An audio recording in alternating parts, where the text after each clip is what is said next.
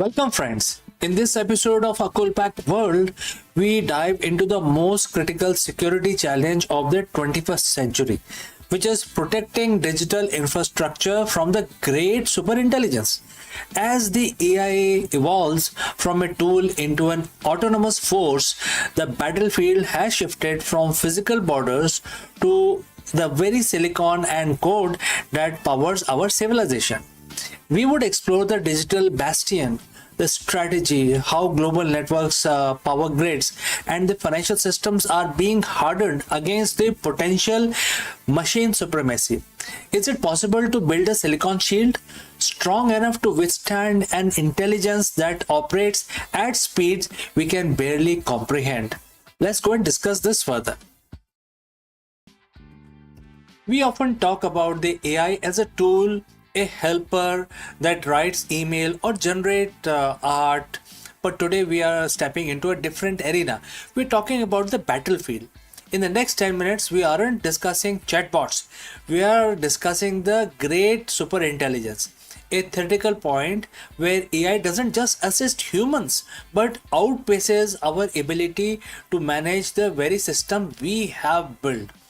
Imagine our global infrastructure, which is the power grid, the financial ledgers, the satellite arrays, and the logistics of every major city. Now imagine an intelligence that can find every vulnerability in those systems in milliseconds. How do we protect the foundation of the civilization when the adversary is faster, smarter, and more persistent than any human mind on earth? Today we will explore the Silicon Shield and the Digital Bastion. This is the manual for protecting our digital infrastructure from the great superintelligence. So friends, if you have reached this far, please inform us from which city you have tuned in and in which language you are watching this video. This will help us determine the reach of our channel. Alright, let's proceed further. Before we talk defense, we must understand the enemy. When we say great superintelligence, we are referring to the artificial general intelligence, which is AGI, or the superintelligence that has reached a recursive self-improvement stage. In traditional cybersecurity, we fight the hackers, humans who sleep, make mistakes, and have limited resources. In AI's battlefield, the threat is an algorithm that never sleeps.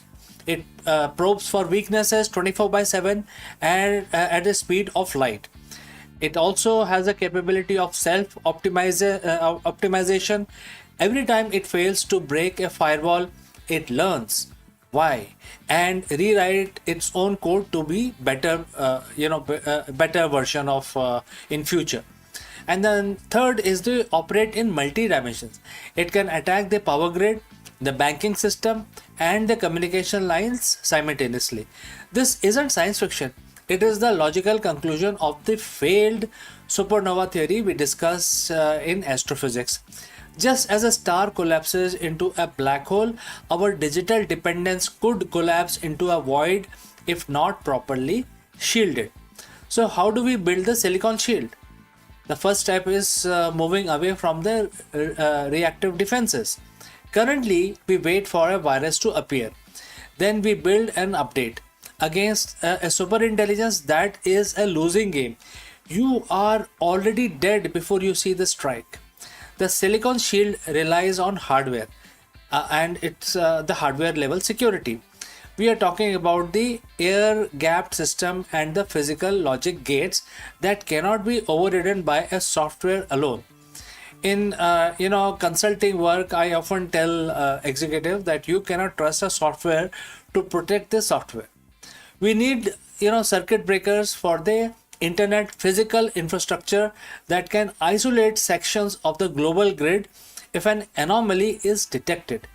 It is the digital equivalent of bulkhead on a ship. If one compartment is breached, you seal it off to save the vessel. Beyond the hardware, we have the digital bastion. This is the strategic layer. Think of Bhagavad Gita in chapter 2. Bhagwan Krishna speaks of importance of an unshakable mind. In the corporate world, we call it this resilience. A digital bastion isn't a wall, It's a system designed to function even when it is being attacked. So we achieve this through decentralization. If our digital infrastructure is a pyramid with a single point of failure at the top, a super intelligence will topple it instantly.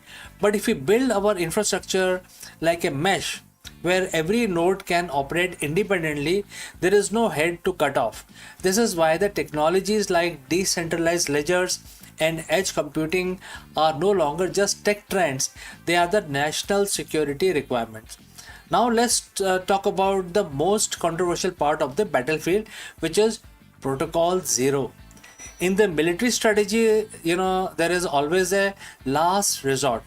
When it comes to the great superintelligence, protocol 0 is the human in the loop override. We are currently seeing a product liability shift in AI laws. We are discussing this on the channel as well. These are algorithmic, illegal, etc., etc. If an AI takes down a power grid, who's liable to protect the infrastructure? We must mandate a hard off switch. This means that no matter how smart the AI gets, the critical yes and no for a system's core function must remain in humans' hand. It is the unshakable CEO approach, having the equanimity to pull off or pull on the plug even when the machine is arguing that it knows better. Why does this matter right now? Because we are in a new space race, but it's not just for the moon south pole, it is for the computational supremacy. The nations or the corporations that develop the great superintelligence first will have the key to everyone else's infrastructure. And this is why we track acquisitions like SpaceX, Mars, AI partnership, etc. and bring it to you so that you know exactly what is going on in this world. The infrastructure of the future isn't just on Earth. It is the satellite network that provides our global data. Protecting the battlefield means protecting the high ground, the orbital assets that keep our GPS, our timing for the stock markets, and our military communications alive. If the AI controls the satellite, it controls the planet. We started this video by calling AI as a battlefield, but every battlefield is also a place of opportunity. Protecting our digital infrastructure isn't about fear, it's about strategic liberation. By building more resilient, decentralized, and human centric systems, we actually create a more stable world for everyone. So, friends, whether the stars directly collapse or digital grid is lost, the lesson remains the same. Knowledge is the only true shield. So friends, if you found this deep dive valuable, hit that subscribe button. And if you have any questions, please do not hesitate to send it across to us in the comment section below. I am CK, and this has been a look into AI battlefield. Stay curious, stay strategic, and I will see you very soon in the next one. Before I go, I will have to speak few words about our affiliate partner. Stop settling for a good enough video. If your built-in laptop camera looks like a grainy mess, it is time for an upgrade. Want to instantly level up your video presence? I like to present the Lenovo Performance FHD webcam. This is a game changer for your desktop setup. Technically, this is packed. It has a very sensitive RGB sensor, very crisp photographs it takes. Also comes with 2 microphones on board, which helps you to record very clear voice in stereophonic format. And these microphones are very sensitive. You can actually move away from the camera up to 2 meters, and these microphones will pick up your voice without any problem. This is a very strong piece. This is very sturdy. Comes with tripod ready. Comes with a very long leash, so it gives you a lot of flexibility to place the webcam wherever you want to keep in your studio.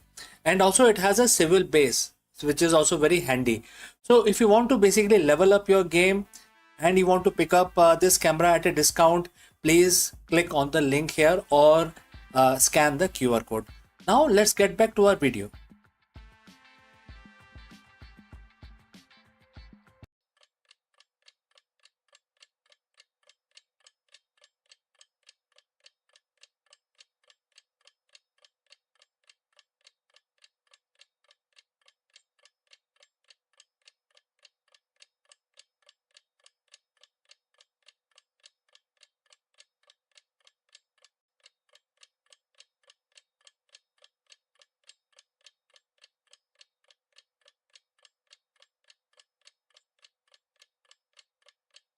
Hello, friends. Namaskaram. You're most welcome. Imagine paying $60,000 for a luxury car only to find that the heated seats that you have already paid for are locked behind a monthly paywall. You own the metal and the leather, but the BMW owns the software that makes it work. Is this the end of the true ownership as we know it? We are witnessing a final erosion of the consumer autonomy as a physical hardware transforms into a perpetual renter service. BMW shift to subscription only features isn't just about extra revenue. It's a strategic move to turn your vehicle into a recurring bill. Your car is no longer an asset but a service. How this works? Let's go and discuss this further. Friends, imagine walking out of your driveway in the morning and you have just paid 60, 70, maybe $80,000 for a luxury vehicle. You get in, press the start button, and look for the heated seats icon. You tap it, but nothing happens. Instead, a notification pops up on your infotainment screen. Feature locked. Subscription required. Would you like to pay $18 this month to activate your heated seats? It sounds like some sort of a nightmare from a science fiction movie, right? But for a while, it was a very real, very controversial strategy being tested by one of the biggest names in the industry, and that is BMW. In recent years, the automated world has been undergoing a massive identity crisis. We have moved from mechanical machines to software defined vehicles, and with that shift, automakers have realized that the real money isn't just in selling your car once, it is in keeping you on the hook long after you have driven it for some time. Today, we are unpacking the feature as a service model. Why did the BMW pull back from their most controversial subscription, and why are they doubling down on others? Is this really the end of the car ownership as we know it, or just a new way to pay for luxury? Let's dive in. To understand where we are in 2026, we have to look back at the heated seats debacle. Few years ago, BMW introduced a subscription model for hardware that was already installed in the car.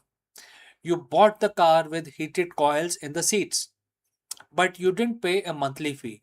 The software would simply refuse to turn them on. The backlash was instant and deafening. It hit a nerve because it felt like a betrayal of the basic concept of the ownership. When you buy a house, you don't pay a subscription to use the lights in the kitchen. When you buy a toaster, you don't pay to have it, heat the bread on a Tuesday morning. BMW eventually heard the message loud and clear.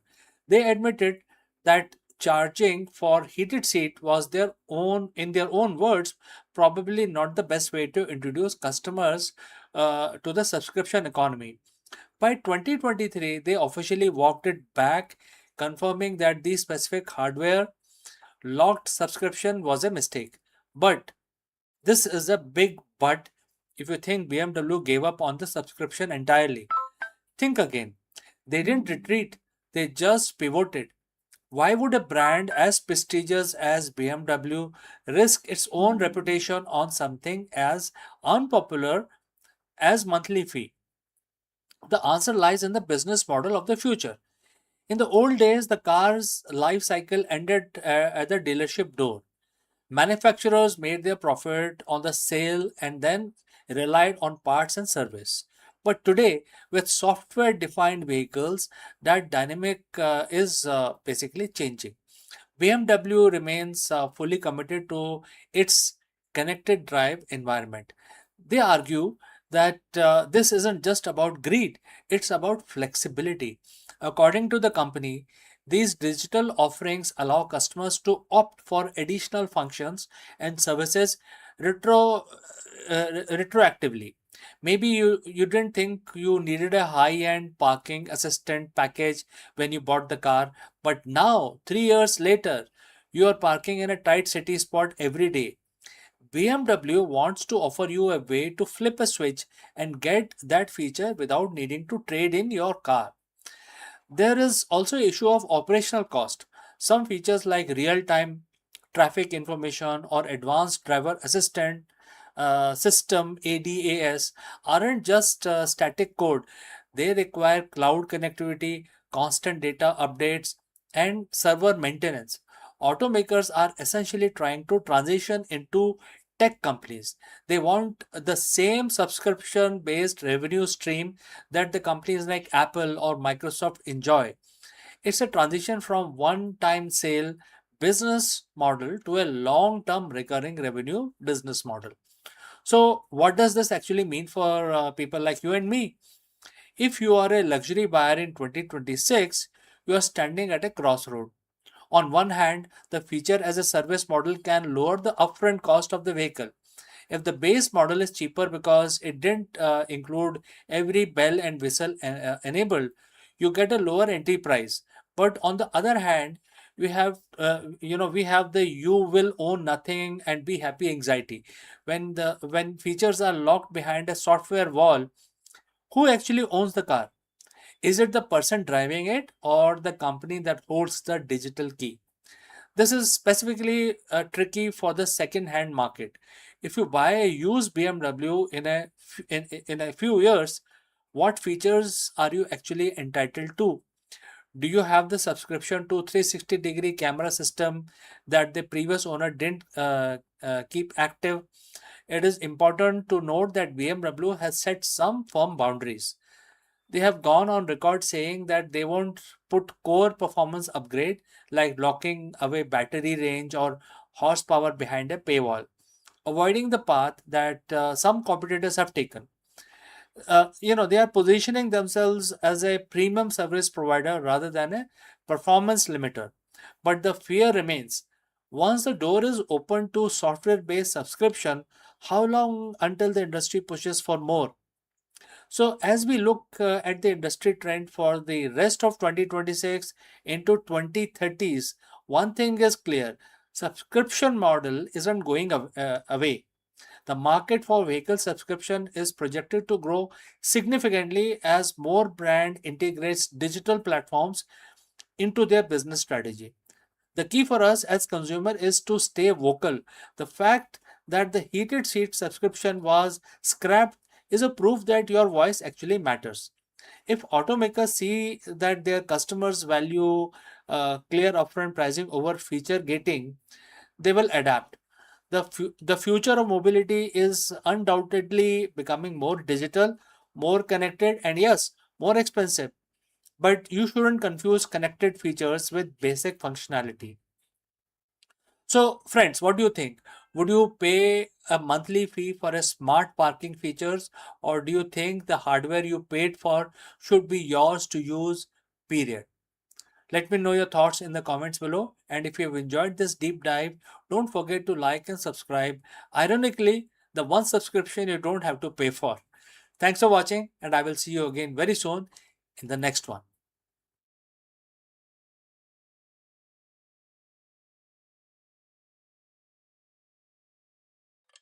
Hello, friends. Namaskaram. You are most welcome. Is your ambition actually clouding your strategic vision? In the modern C suite hustle culture, this is often the default. But true sustainable growth requires a different kind of strength. While this may sound like philosophy, it is the ultimate executive mindset hack for navigating high stake business environment. Today we explore how practicing detached ambition help leaders strip away the noise, ego driven decisions and stress of external validation to find the absolute clarity. Let's go. How many of you had a night where you couldn't sleep because your mind was racing with spreadsheets, potential failures, or the desperate need to make this quarter the biggest one yet? You are a leader, you are a normal leader, you're supposed to be in control. You believe that your grip on the business, every process, every detail, every outcome is the only thing keeping the ship from sinking. But what if I told you that your grip is actually the very thing that is slowing your growth? Welcome to the paradox of leadership. We are told that to succeed, we must possess, we must accumulate, and we must force outcomes. But today, we are looking at a different model of high performance leadership, one rooted in ancient wisdom that is arguably more relevant for today's C suite than any other modern management book or framework. We're diving into chapter 2, verse 55 of Bhagavad Gita, and the quote starts: when one is in a divine consciousness, one gives up all desires arising from the mind and finds satisfaction in the self alone. And the quote close.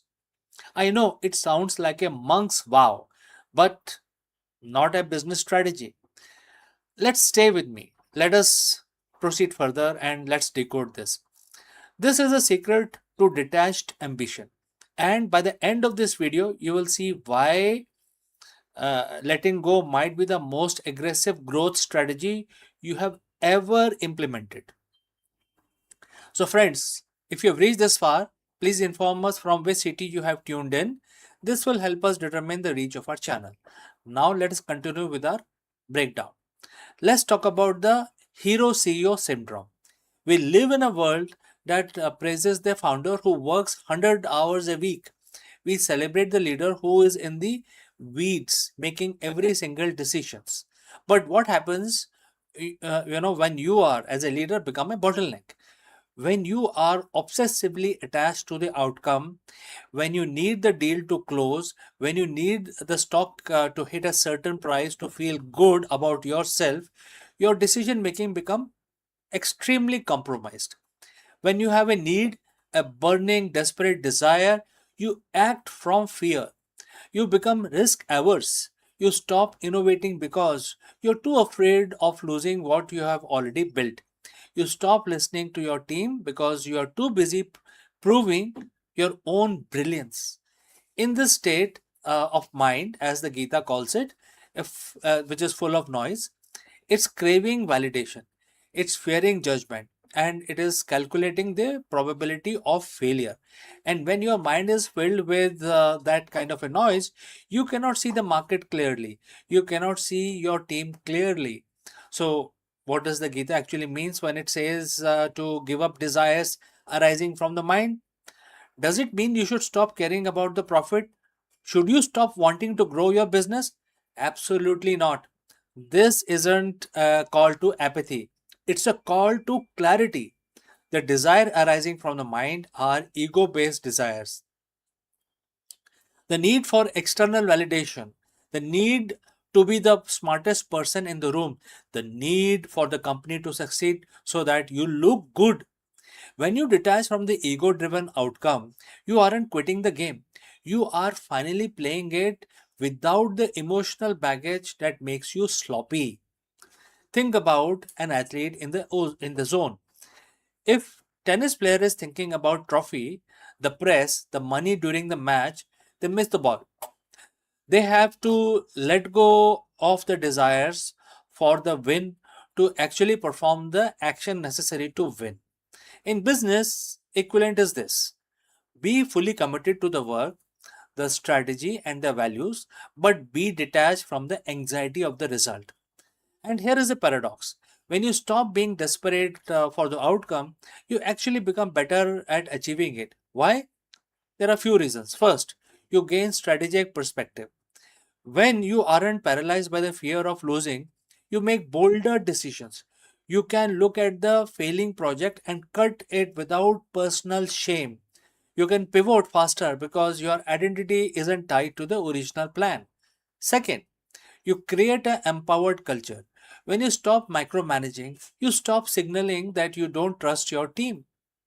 When you lead from a place of inner satisfaction, knowing you are enough regardless of the Q3 numbers, you become a calm leader. And in a chaotic market, a calm leader is the most valuable asset in the company. Third, you find sustainable energy. Burnout comes from chasing some sort of result.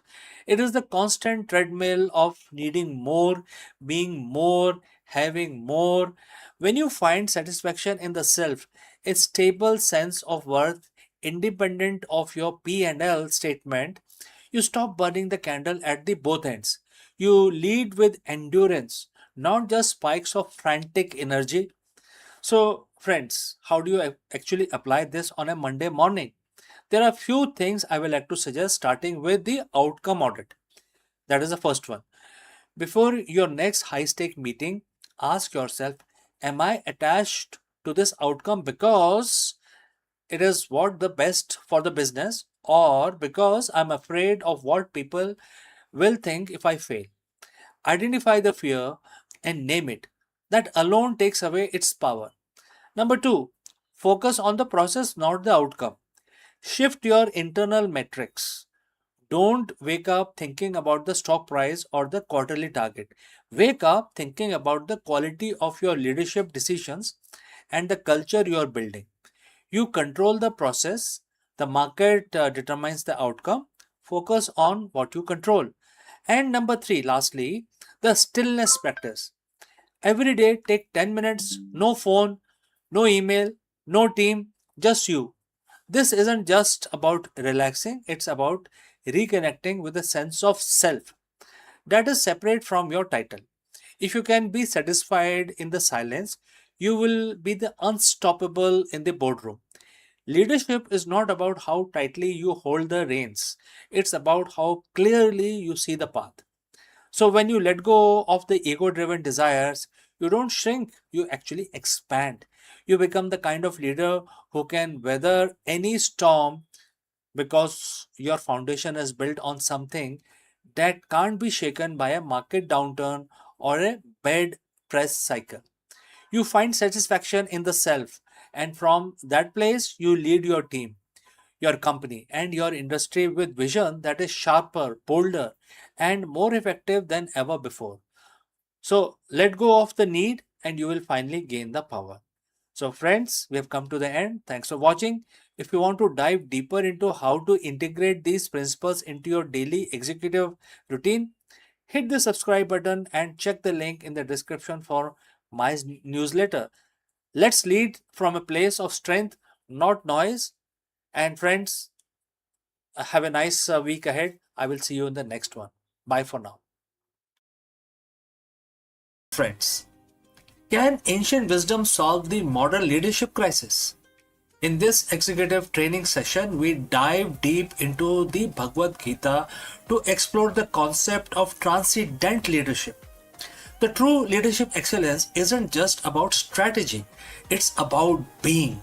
Learn how to cultivate the vision of equality, a state of equanimity where decisions are made free from personal bias, ego, and favoritism. By mastering the divine impartiality, C-suite leaders can conquer the cycle of reactive management and establish a culture of trust, innovation, and sustainable success. Let us explore this further. In the modern C-suite, we are taught to be decisive.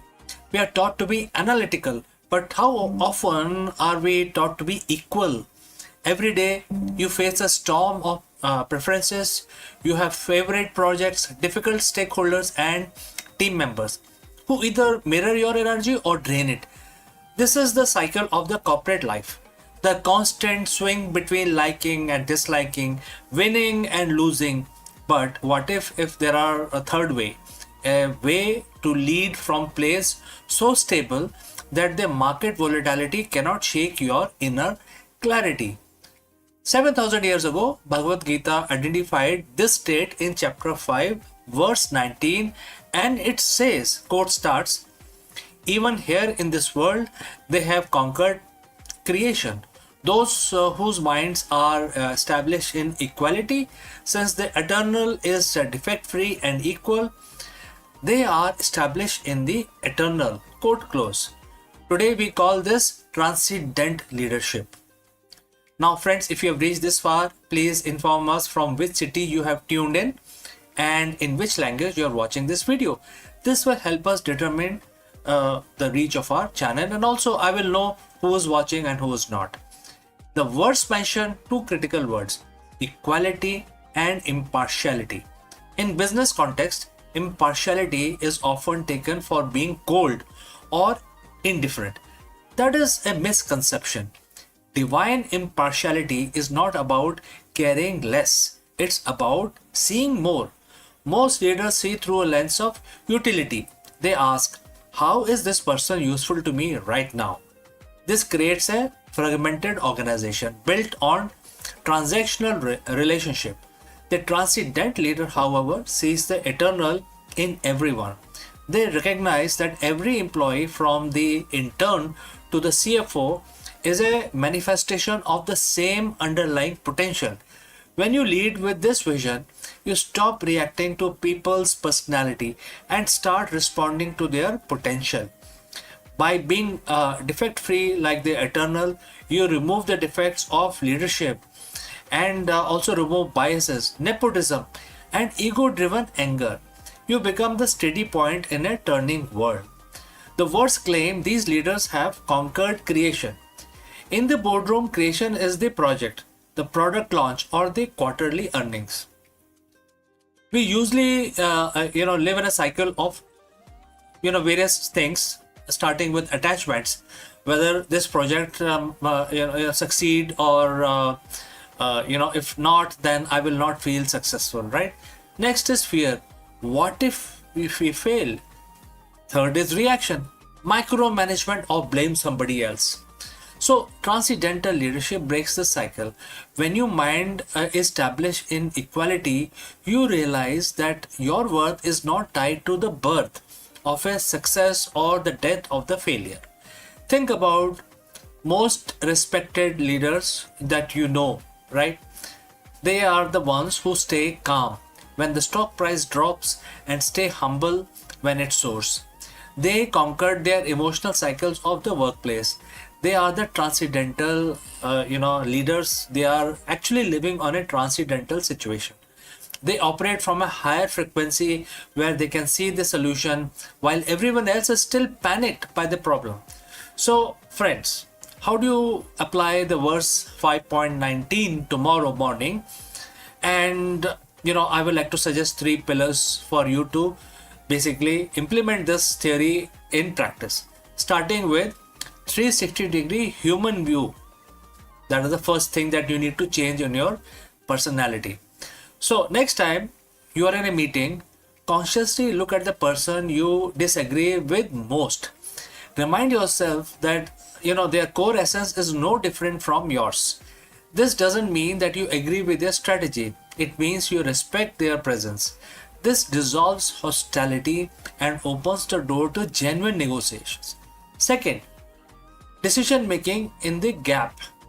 So, that is the second change that you need to bring about. Between a stimulus and your response, there is a gap.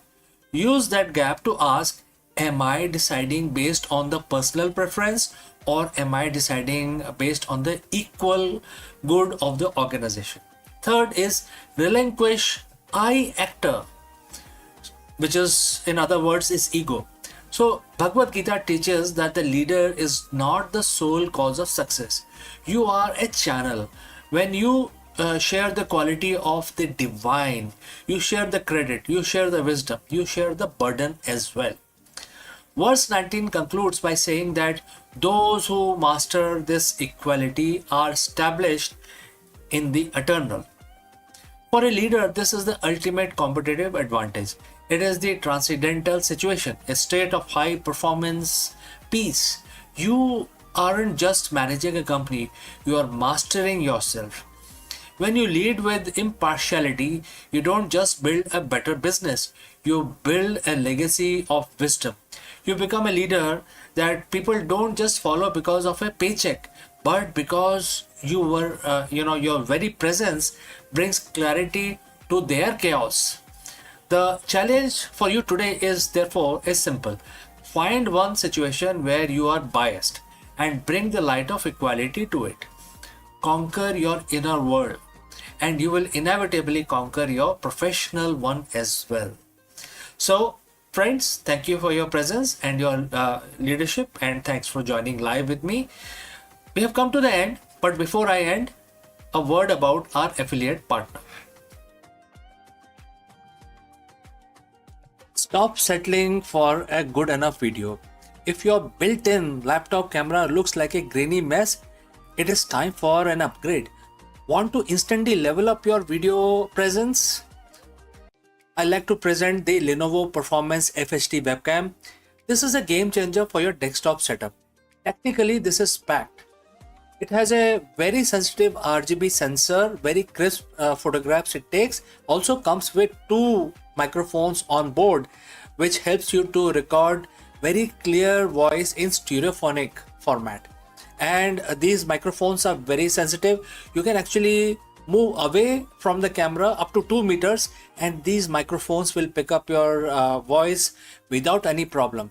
This is a very strong piece. This is very sturdy. Comes with tripod ready. Comes with a very long leash, so it gives you a lot of flexibility to place the webcam wherever you want to keep in your studio. And also it has a swivel base, which is also very handy. So if you want to basically level up your game and you want to pick up this camera at a discount, please click on the link here or scan the QR code. Now let's get back to our video.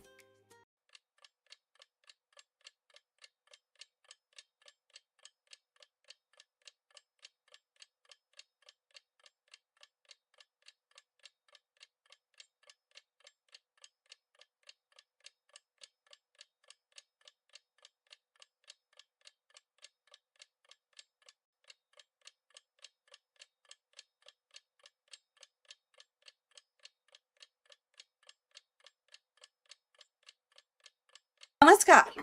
Kashmir की वादियों में जब धार्मिक और सामाजिक उथल पुथल का दौर था, तब एक स्त्री ने अपनी जीवन की पीड़ा को साधना की शक्ति में बदल दिया, और वे थी लल्लेश्वरी। उन्होंने मंदिरों और अनुष्ठानों से परे जाकर ये सिखाया कि सच्चे शिव भगवान हमारे भीतर है और शांति भी हमारे मन में ही जन्म लेती है। उनकी कविताएं केवल कविताएं नहीं थी, बल्कि आत्मा की चिकित्सा थी। उन्होंने टूटे हुए शब्द जो दिल थे उनको जोड़ने का काम किया और अशांत हृदय को संतुलन भी प्रोवाइड किया। लल्लेश्वरी ने कश्मीर के लोगों को ध्यान, मौन और आत्म स्वीकृति का मार्ग दिखाया। उनके संवाद ने ये विश्वास जगाया कि मानसिक संतुलन बाहरी साधनों से नहीं, बल्कि भीतर की जागरूकता से आता है। आज 700 साल बाद भी उनकी वाणी उतनी ही प्रासंगिक है। चलिए जानते हैं उनके बारे में और कुछ। 14वीं शताब्दी का कश्मीर सामाजिक और धार्मिक उथल पुथल का दौर था, और इसी समय जन्मी लल्लेश्वरी, एक ऐसी संत कवित्री और आध्यात्मिक चिकित्सक कि जिन्होंने अपने अनुभवों और वचनों से लोगों को आत्मिक शांति और मानसिक संतुलन का मार्ग दिखाया। वे न केवल एक कवित्री थी, बल्कि एक हीलर भी थी, जो मन के घावों को शब्दों और ध्यान से ही भरती थी। लल्लेश्वरी का जीवन साधारण नहीं था। विवाह में असमानता और कठोर सामाजिक बंधनों ने उनको भीतर से झकझोर दिया था, लेकिन उन्होंने उन पीड़ाओं को आत्मविश्लेषण का साधन बनाया। घर छोड़कर उन्होंने कश्मीर में अपनी साधना के मार्ग को अपनाया। अपने अनुभवों को जो कविताओं में छोटी छोटी जो कविताएं हैं उनमें उनको रूपांतर किया, और उसी द्वारा अपने जो भी माइंड हीलर या जो भी हीलर की बात थी वो लोगों तक पहुंचाई। इन कविताओं ने उन्होंने आत्मा को स्वतंत्र और ईश्वर से सीधा संवाद और मन की शांति का संदेश देने वाला बताया। उन्होंने मानसिक शिक्षाएं स्वास्थ्य के लिए आज तक भी प्रासंगिक है। लल्लेश्वरी कहती थी कि मनुष्य को बाहरी दिखावे और कठोर नियमों से मुक्त होकर भीतर की सच्चाई को पहचानना चाहिए। उन्होंने संवाद में आत्म स्वीकृति और ध्यान को शक्ति झलकती है इस तरह से दर्शाया। वे कहती थी कि शिव मेरे भीतर है, मंदिर भी हमारे भीतर है, बाहर नहीं है। तो ये केवल धार्मिक उद्घोष नहीं, बल्कि मानसिक स्वास्थ्य का सूत्र है। अपने भीतर की शक्ति को पहचानना और बाहरी दबावों से मुक्त रहना, और या मुक्त अपने आप को करना। लल्लूश्वरी की व्याख्या लोगों को आत्म अनुशासन, करुणा और सरलता की ओर ले जाती थी। वह मानती थी कि मानसिक शांति तभी संभव है जब हम अपने भीतर के भय या लालसा को छोड़ दें। उनके शब्दों आज जो है वो आज के टाइम में भी माइंडफुलनेस और मानसिक स्वास्थ्य थेरेपी की तरह काम करते हैं, और उनकी वैलिडिटी आज भी है। और इसीलिए जब 2026 में हम अगर उनकी जो टीचिंग है उनकी वैधता जाने, तो सबसे ज्यादा अभी ही उसकी रिक्वायरमेंट है। जब सारी दुनिया चिंता, तनाव और मानसिक असंतुलन से जूझ रही है, तो लल्लेश्वरी की शिक्षाएं और भी प्रासंगिक हो जाती है आज के समय में। उनका संदेश सत्य भीतर है, शांति भीतर है, और आधुनिक मानसिक स्वास्थ्य विज्ञान के साथ बिल्कुल मेल खाती हैं। ध्यान और आत्म स्वीकृति और करुणा, जिन पर वह बल देती थी और आज भी मनोवैज्ञानिक उपचार और वेलनेस प्रोग्राम का आधार बनी हुई है। लैलेश्वरी का जीवन हमें यह सिखाता है कि पीड़ा को शक्ति से बदला जा सकता है। उनकी व्याख्याएं, उनकी कविताएं केवल कश्मीर की सांस्कृतिक धरोहर नहीं है, बल्कि मानसिक स्वास्थ्य को वैधता देती हैं और पूरे संसार की धरोहर बन जाती हैं। 2026 में भी उनका संदेश उतना ही जीवंत है जितना कि 700 साल पहले था। मन शांत रखो, आत्मा को पहचानो और जीवन को करुणा से भर दो। तो अगर अभी आप यहाँ तक पहुंचे हैं तो कृपा करके बताइए कि आप किस शहर से हमसे जुड़े हैं और किस भाषा में ये वीडियो देख रहे हैं। इससे हमारे चैनल की पहुंच को समझने में हमें मदद मिलती है। चलिए आगे चर्चा बढ़ाते हैं। लल्लेश्वरी का जीवन हमें ये भी सिखाता है कि पीड़ा और संघर्ष को साधना और आत्म विश्लेषण या अन्वेषण में बदला जा सकता है। उनकी कविताएं और उनकी व्याख्याएं कविता नहीं है, सिर्फ मनोरंजन की कविता नहीं है, बल्कि मन की चिकित्सा थी। ऐसे शब्द जो कश्मीर के लोगों को मानसिक संतुलन और आत्मिक शांति प्रदान करते थे। उनके ध्यान, मौन और आत्म स्वीकृति का जो माध्यम है, ये हमें बताता है, ये सिखाता है कि सच्चा मंदिर हमारे भीतर है, सच्चे शिव भगवान भी हमारे भीतर निवास करते हैं। आज 700 साल बाद भी उनकी शिक्षाएं उतनी ही जीवंत है। 2026 की दुनिया जहां तनाव, चिंता बढ़ रही है, वहीं लल्लेश्वरी का संदेश सत्य भीतर है, शांति भीतर है, माइंडफुलनेस और मानसिक स्वास्थ्य की आधुनिक अवधारणाओं से गहराई से मेल खाती हैं। उनकी वाणी हमें याद दिलाती है कि आत्मा की ज्योति कभी बुझती नहीं है, जो इसे पहचान लेता है वही मुक्त हो जाता है। तो अब हम अपनी चर्चा के अंत तक पहुंच चुके हैं। कृपा करके अपनी सोच और जो भी आपकी टिप्पणी है इस विषय पे जरूर साझा कीजिए, अपने विचार हम तक पहुंचाइए। कृपा करके हमारे चैनल को लाइक और सब्सक्राइब करना मत भूलिए। चलिए अभी विदा लेती हूँ, आपसे फिर बहुत ही जल्दी मिलते हैं। Bye bye.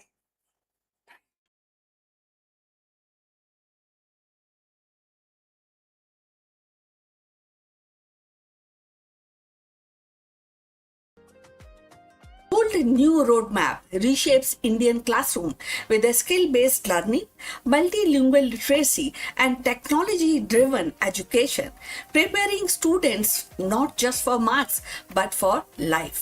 Education in India is entering a new chapter. The Central Board of Secondary Education has announced a sweeping curriculum revamp that will take effect from 2026. And it promises to reshape the way millions of students experience learning. For decades, Indian school system had been criticized for its heavy reliance on rote memorizations, exam pressures, and limited focus on skills. This roadmap is CBSE's attempt to break away from the mold and align classroom with the vision of National Education Policy 2020.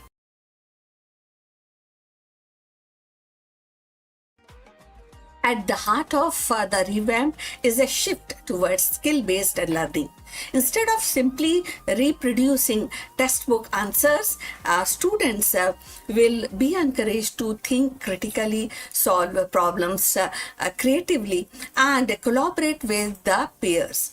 The idea is to prepare them not just for exam, but for the life beyond school, whether in higher education, the workplace, or society at large.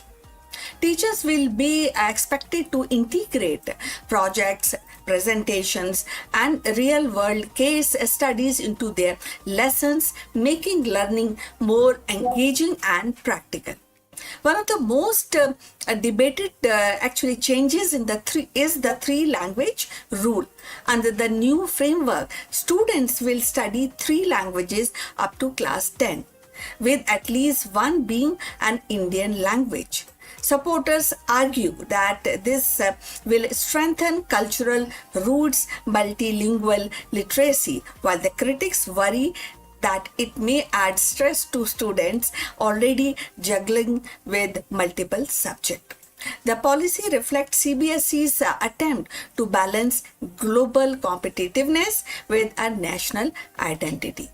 So if you have reached this far, please inform us from which city you have tuned in and in which language you are watching this video. This will determine the reach of our channel.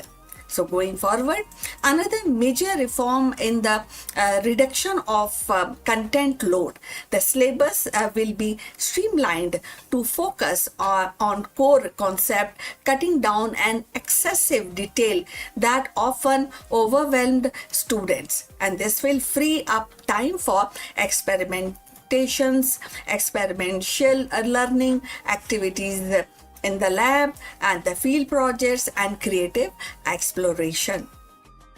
So alongside this CBSE plan to integrate technology and digital tools into classroom. So adapted learning platform, AI assist resources, and online practical module will become the part of everyday teaching, ensuring students are comfortable with the digital world they will inherit. Assessment will also undergo a transformation.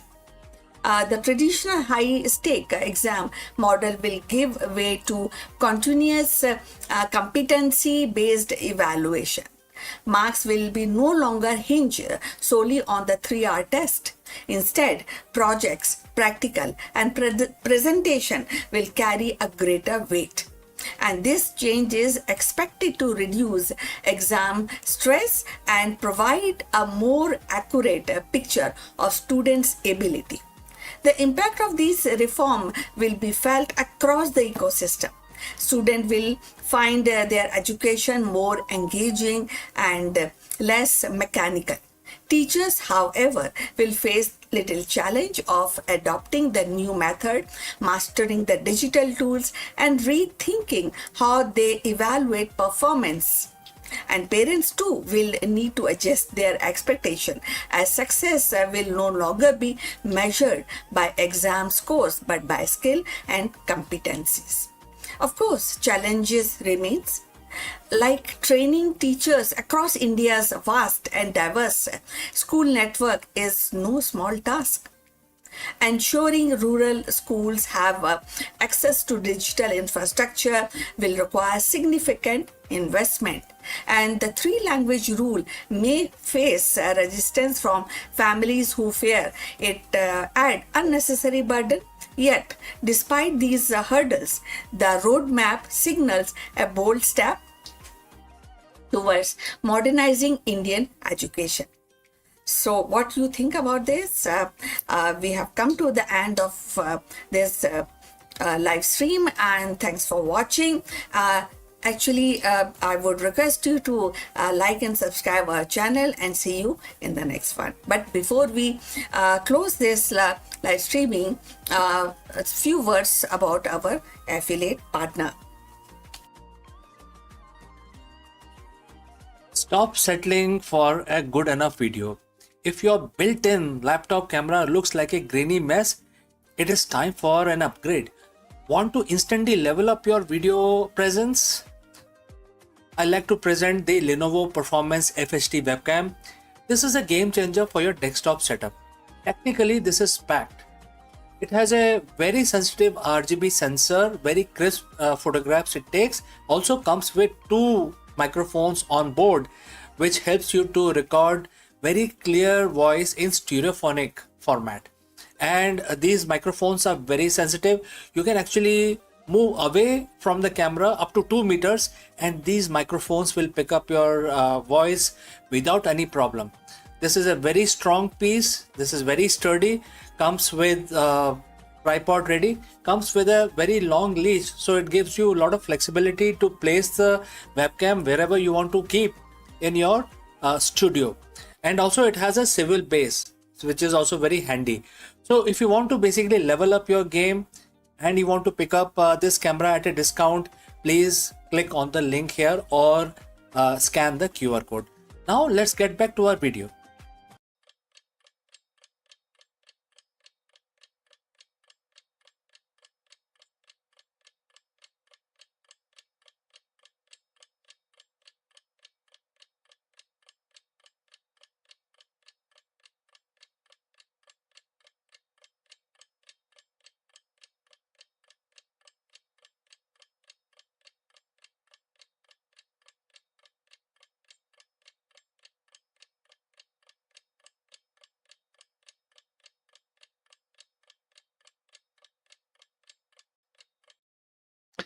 In today's hyper-competitive corporate world, modern CEO often fall into the trap of constant hustle, chronic stress, and executive burnout, becoming prisoners of their own ambition. But what if the ancient wisdom held the exact blueprint for the true executive freedom? Today, in this video, we are exploring how shifting from a mindset of binding ambition to purpose-driven, detached action can transform your leadership style. We will discover how to lead with clarity, make high-stake decisions without emotional baggage, and practice conscious capitalism. Let's go. Namaskaram friends, you're most welcome. Now, picture this. It's late at night, the office lights are off, and save for the cool pale glow of a monitor reflecting off the from the glass, you are staring at a spreadsheet, a strategic deck, or a blank page. You are exhausted, your eye burns, yet a familiar voice whisper in your head, just one more hour, just one more milestones. We aren't there yet. We live in a culture that worship ambition. We wear our hustle like a badge of honor, treating exhaustion as the currency and constant expansion as the ultimate virtue. Ambition builds empires, launch rockets, and reshape industries. But there is a dark, unspoken paradox to that drive. At what point does the architect of the vision becomes a captive of it? At what point does striving stop being choice and start serving as a life sentence? So, friends, today we are going to confront a profound and uncomfortable question. That is, are you the CEO of your ambition or are you a prisoner of it? Just give me a minute.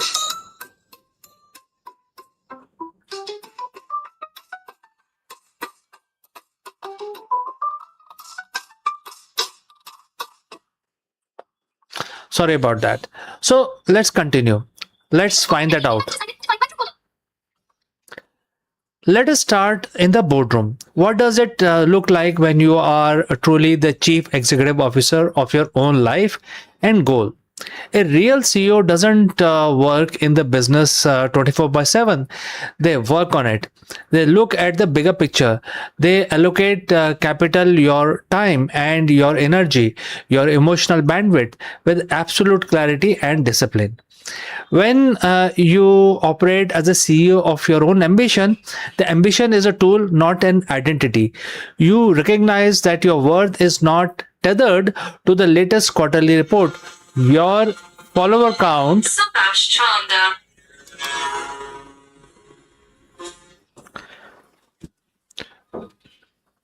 and the boundaries are non-negotiable. A CEO knows that the burnout is a bad business. They understand that sustainable growth requires reset, reflection, and white space. The scheduled downtime with the same ruthless priority they give to the high stakes meeting. Vision drives action, not anxiety.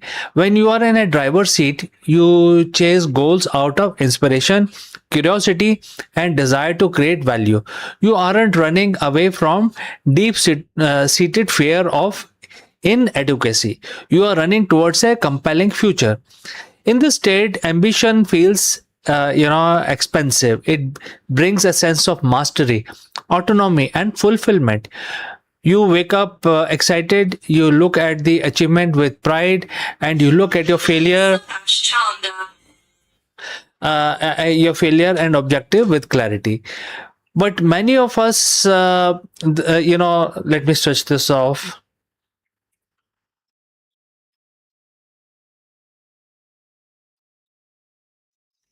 But many of us, that CEO seat gets hostile. The boardroom gets locked from the outside, and the very drive that was supposed to liberate us end up putting us behind the bar. Let's walk down to the holding cell. What happens when ambition turns into a prison? It rarely happens overnight. It creeps in through the back door disguised as dedication or excellence. It starts with a simple compromise, and I will skip the gym today to finish this deck. Then it becomes, I will miss dinner with my family this week to close the deal. Eventually, it becomes into a reality where you cannot rest because resting feels like failure or waste of time. If you are prisoner of your own ambition, you will notice distinct symptoms. One, moving goalpost syndrome. You achieve the exact milestones you swore would make you happy: the promotions, the revenue target, the rewards, the recognition. For about 48 years, you worked for 8 hours, and then the goalpost moved. Suddenly, the achievement feels hollow, and you are immediately consumed by the next mountain to climb. You are running on a treadmill that only speeds up, never slowing down. Number two, the trap of external validation. When you are a prisoner, your self-esteem is entirely outsourced. Your internal weather is dictated by external metrics. A good quarter makes you feel worthy. A stalled project makes you feel worthless. You can no longer enjoy the present moment because your mind is constantly hijacked by future anxiety. Number three is the paralysis of the rest, which is taking full weekend off without checking your email, opening your laptop, or thinking about work. So what happens here? Does a wave of deep relaxation wash over you, or do you feel a knot of intense guilt in your stomach? If stillness feels dangerous, if leisure feels like laziness, you aren't enjoying success, you are serving a sentence. Think about the psychological weight of that. You build the cage yourself, you forge the bar out of your own high expectations, polish them with society's applause, and lock the door. And the worst part of being a prisoner of your own ambition, the warden looks identical to you. So how do we break out? How do we tear down the prison walls without losing our drive, our passion, or our desire to make an impact? It requires a hostile corporate takeover of your own life. It requires an ambition audit. Right now, I want you to ask yourself three brutal, honest questions. Question one: who are you trying to improve something to? So trace your deepest, most consuming professional desires back to their origin. Are you building this empire out of genuine creativity, joy, or are you trying to heal an old wound, silence a childhood critic, or prove to people from your past that you matter? If your ambition is fueled by trauma or insecurity, it will never be satisfied. No amount of success can fill the bucket with hole in the bottom. Question number two: what is the true cost of your current trajectory? We love to talk about ROI, and we also talk about ROE, which is return on energy, or ROT, return on time. Look at the collateral damage around you. Look at your health, your relationship, your inner peace. If your business or career is thriving while your soul and your personal life are flattening, that is not success. That is the hostile liquidation of your life. Question number three: if you achieved absolute success tomorrow, every goal checked off, and you had to live the exact same day to your day routine forever, would you want it? This is the ultimate trap test. If the daily grind of your ambition is something you wouldn't wish to repeat indefinitely, then you are sacrificing your actual life for an imaginary destination that may never bring peace. Reclaiming your status as CEO means introducing a revolutionary concept into your professional life: strategic sufficiency. Knowing when enough is enough. It means realizing that a powerful leader knows when to scale down to protect what matters most. It means redefining success not by how much you can squeeze out of every waking hour, but by the depth of your presence, the quality of your relationship, and the peace of your mind. Let's return to the late night office scene. The monitor is glowing, the spreadsheet is waiting, the voice inside your head is starting up again, telling you that you aren't doing enough, that you are falling behind, that your worth depends on finishing just one more task. In that exact moment, you have a choice. You can bow your head, pick up the pen, accept another shift in the cell of your own making. Or you can stand up, close the laptop, look at the city skyline outside, and remember who is actually in charge. Ambition is magnificent servant, but it is tyrannical master as well. Don't let it run your life.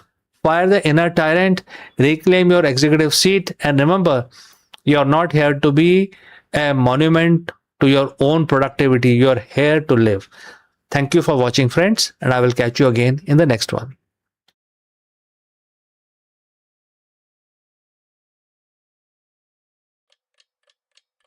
Hello, friends. Namaskaram. Let me ask you, is India becoming the world's next great tech superpower? In this video, we dive deep into the Amazon's monumental $48 billion investment, which is announced recently for India alone. Following a landmark meeting between Amazon CEO Andy Jassy and Prime Minister Narendra Modi, the tech giant has officially committed to massive capital injection between 2026 and 2030. We will actually break down where this money is actually going and how much is going to be used for expanding the AWS services in India. Let's go. $48 billion. Let that number sink in for a second. It's not just a budget, it's a massive tectonic shift in the global tech landscape. Amazon has officially laid out a staggering $48 billion investment plan for India, focused squarely on the future of AI and cloud infrastructure. But why India and why now? Is this just about expanding data centers, or is there a bigger, deeper strategy at play? Today, we are pulling back the curtain on Amazon's massive roadmap to transform India into the world's next great AI powerhouse. We are going to break down where the money is going, what it means for the Indian economy, and most importantly, what it means for people like you and me. To understand the why, we have to look at the where. Over the last decade, India has evolved from being the back office of the world to becoming a global innovation hub. We are seeing a surge in startups, a massive pool of engineering talent, and digital first population that is hungry for AI solutions. Friends, if you have reached so far, please let me know the name of the city or country from where you are watching this video. Alright, now let's proceed further on our breakdown. Amazon, through its cloud arm AWS, already has footprint here, but this 48 billion commitment is a signal. It's Amazon saying that they aren't just here to do business, they are here to build the underlying architecture of India's digital future. This investment isn't just about throwing money at a problem, it's about infrastructure. It's about fiber optics, massive data centers, and the compute power required to run the next generation of generative AI models. If the AI is the engine of the 21st century, Amazon wants it to be the company building the fuel station all across Indian subcontinent. So let's get into the technicals here. Where does $48 billion go? A huge chunk of this is destined for the AWS infrastructure. We're talking about scaling up existing data centers in Mumbai and Hyderabad. If you have been following the tech space, you know that Hyderabad has quickly become a data center capital due to its affordable climate, power, power availability, and government support. But beyond the steel and concrete, it is about the AI stack. Amazon is deploying advanced hardware, custom chips, high speed networking gear to ensure that Indian startup can train LLM, large language models locally. This is crucial. By keeping data sovereignty within the country, Amazon is making it easier for Indian fintechs, healthcare providers, and retail platforms to build AI applications that are compliant, fast, and secure. This isn't just about cloud storage anymore. It's about giving developers the tools to build the next unicorn company right here in India. Critics often ask, what does this mean for the average person? Well, the projections are massive. We are looking at a roadmap that aims to support millions of jobs, everything from direct employment at data centers to indirect roles in logistics, software development, and AI research. Let's talk about the small business angle. Amazon is integrating AI tools to help the Kirana stores, the local mom and pop shops, digitize their operations. Imagine an AI powered supply chain that predicts exactly what a small shop in a remote village need to stock and when. That is the kind of efficiency 48 billion dollars can buy today, and that is what they're aiming to do. This aligns perfectly with India's goal of becoming a developed nation, which is, in other words, Viksit Bharat.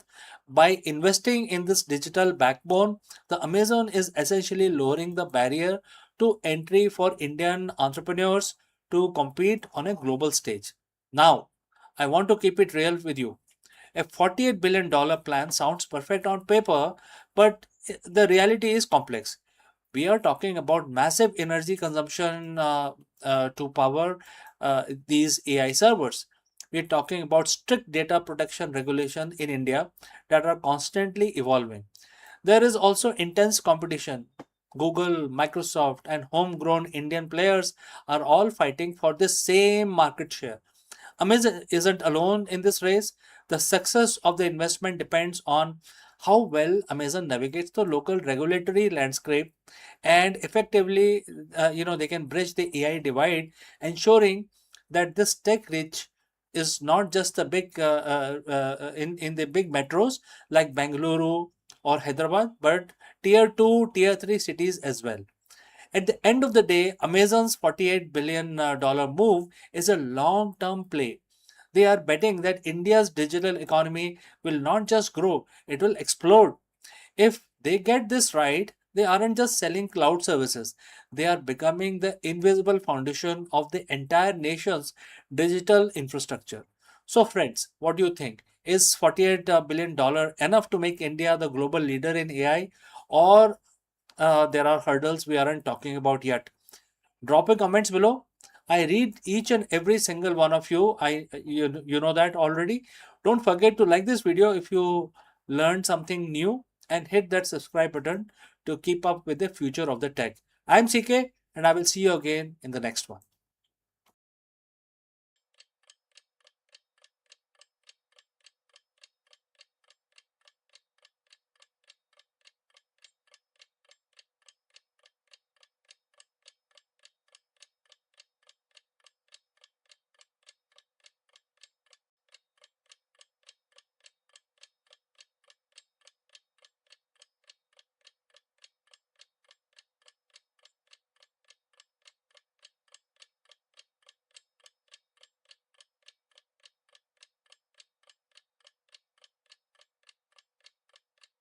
Hello friends, namaskar, you are most welcome. What if the universe we live in isn't a sealed container but a leaking bucket? Scientists have spent decades hunting for the dark matter particle, but the truth might be far more terrifying. Our cosmos appears to be hemorrhaging energy into higher dimensions, leaving behind the gravitational shadows that we have mistaken for the invisible mass. Let us discuss this further. Imagine for a moment that the universe, our entire reality, every star, planet, and the galaxy is, inside a bucket. For most of the human history, we have assumed that the bucket is sealed tight. Nothing gets out, nothing gets in. The total amount of stuff in the bucket is constant. But what if we are wrong? What if the universe isn't a sealed container? What if it is leaking bucket? Scientists have spent decades hunting for the source of the missing mass, a mysterious invisible substance we call dark matter.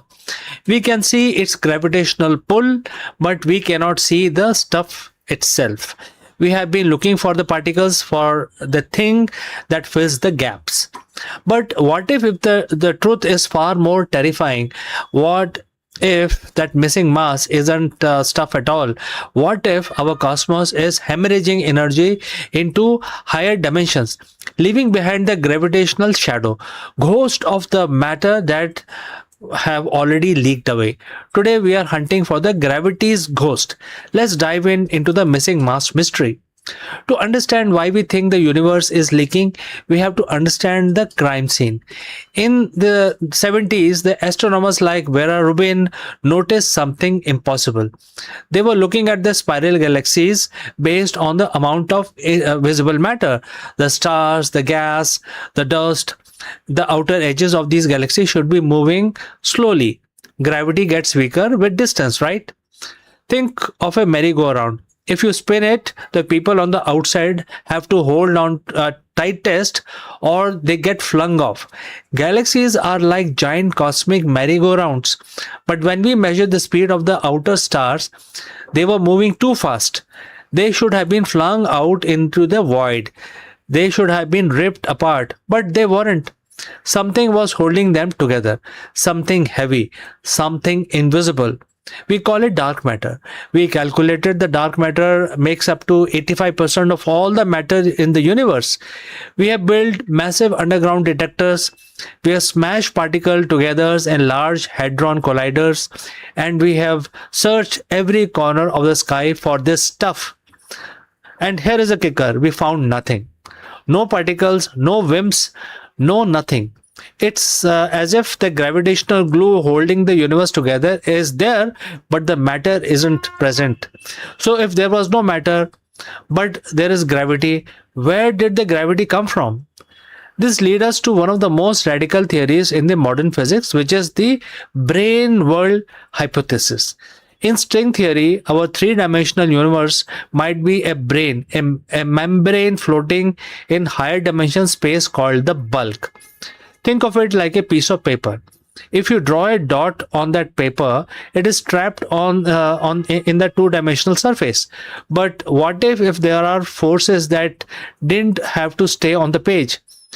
In this theory, all the fundamental force, things like electromagnetism, the strong force, the weak force, are trapped on our brain. They can't leave. But the gravity is different. Gravity might be the only force that can travel through the bulk.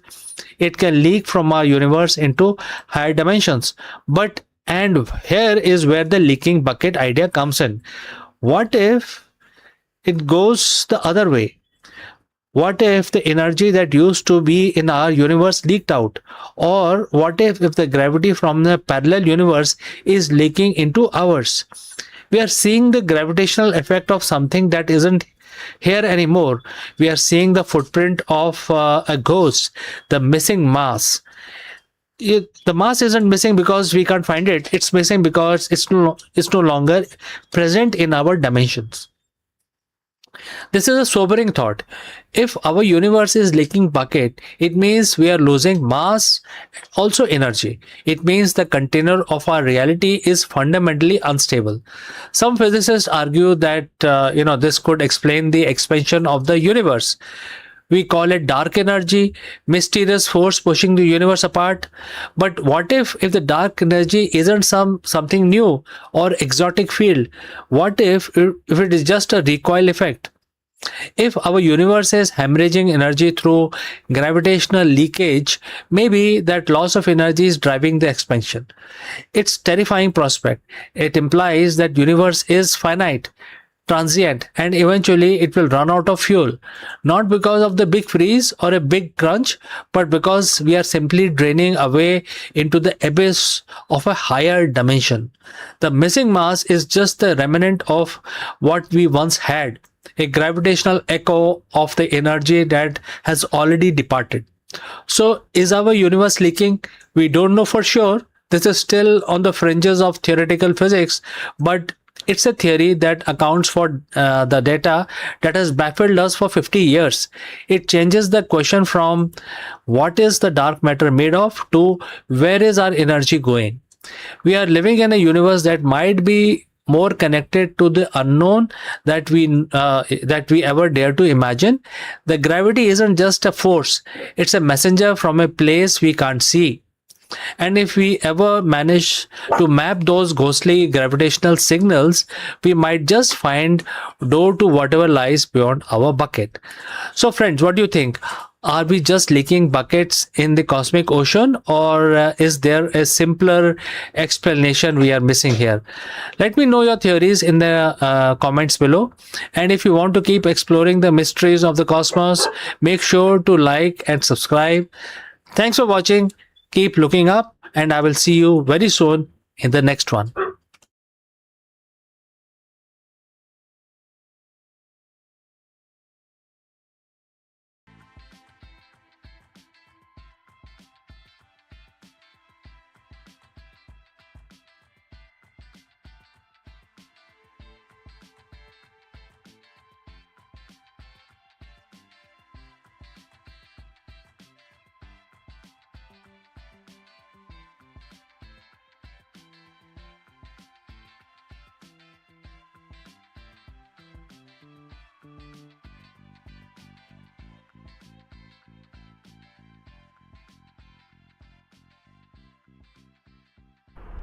Hello friends, welcome to this executive lesson, and the big question that we have on our mind today, which we want to address, is can detachment actually lead to better result in business?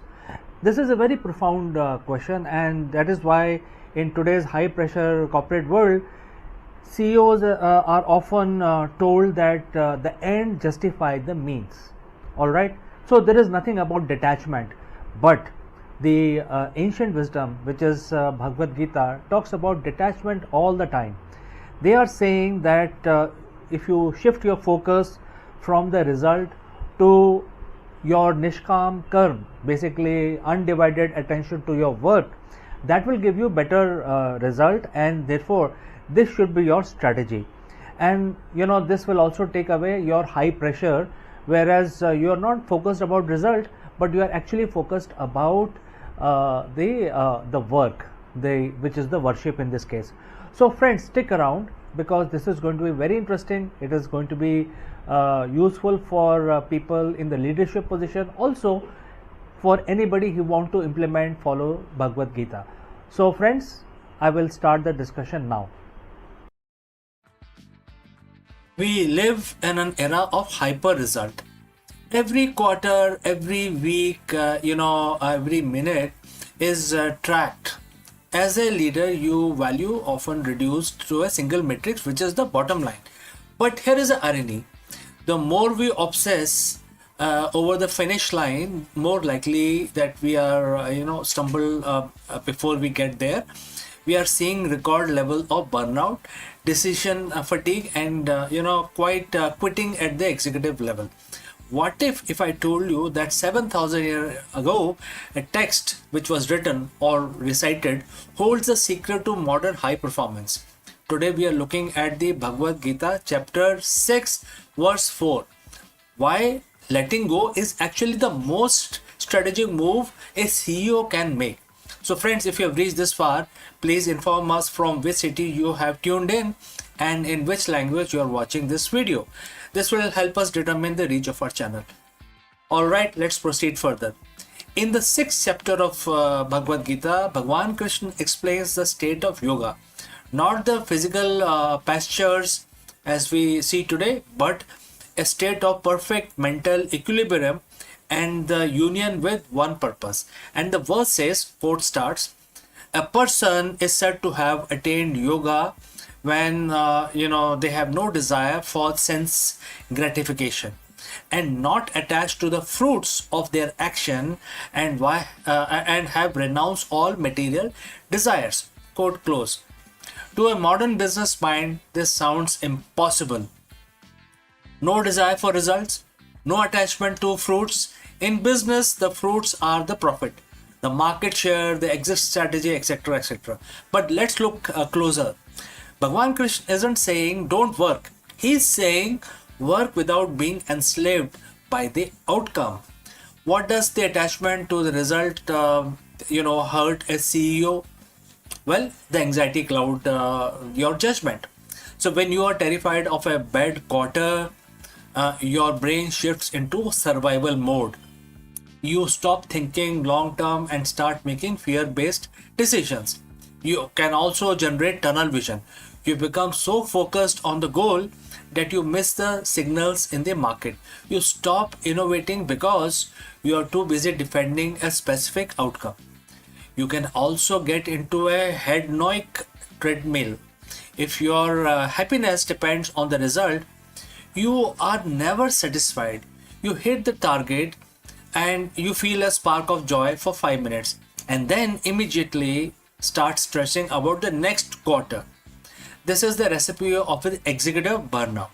So what does the attaining yoga looks like in a boardroom?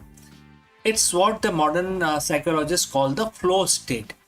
When you renounce the desire for the fruits, you redirect all that wasted worry energy into a process. Imagine a CEO who walks into a merger negotiations, and if they are attached to the result, they are needy, nervous, and easily manipulated. But if they are focused only on performing their duty perfectly, presenting the facts, staying ethical, and listening deeply, they will remain untouchable. This is the result paradox. By not obsessing over the outcome, you actually increase the quality of your work, which mathematically makes a positive outcome more likely. So, how do you apply Bhagavad Gita chapter 6, verse 4 tomorrow morning?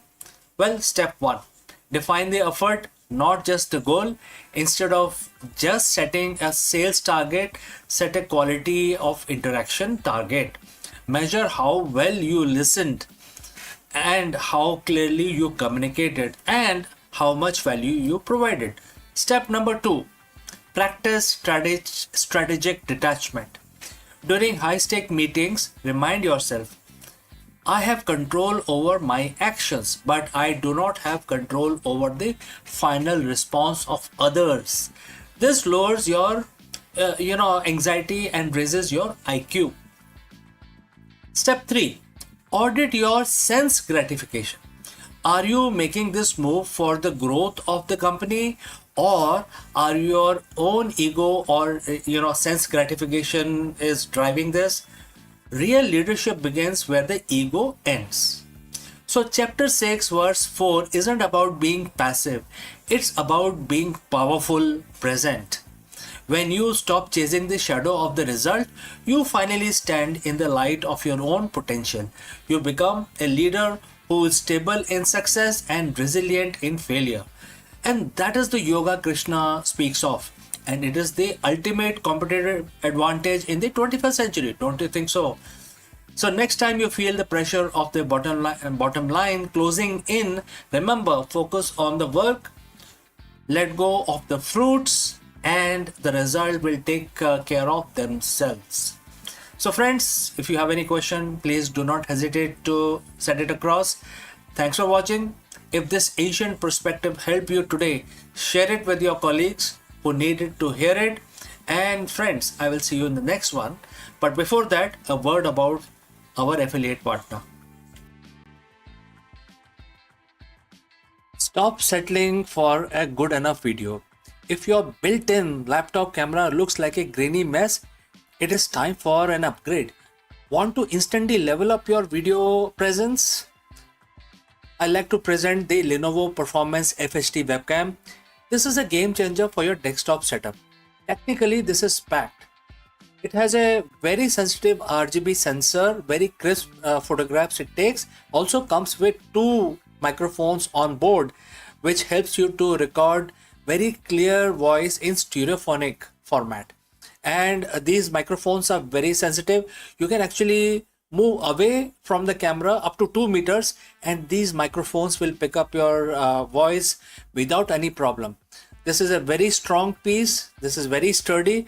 Comes with tripod ready. Comes with a very long leash, so it gives you a lot of flexibility to place the webcam wherever you want to keep in your studio. And also it has a swivel base, which is also very handy.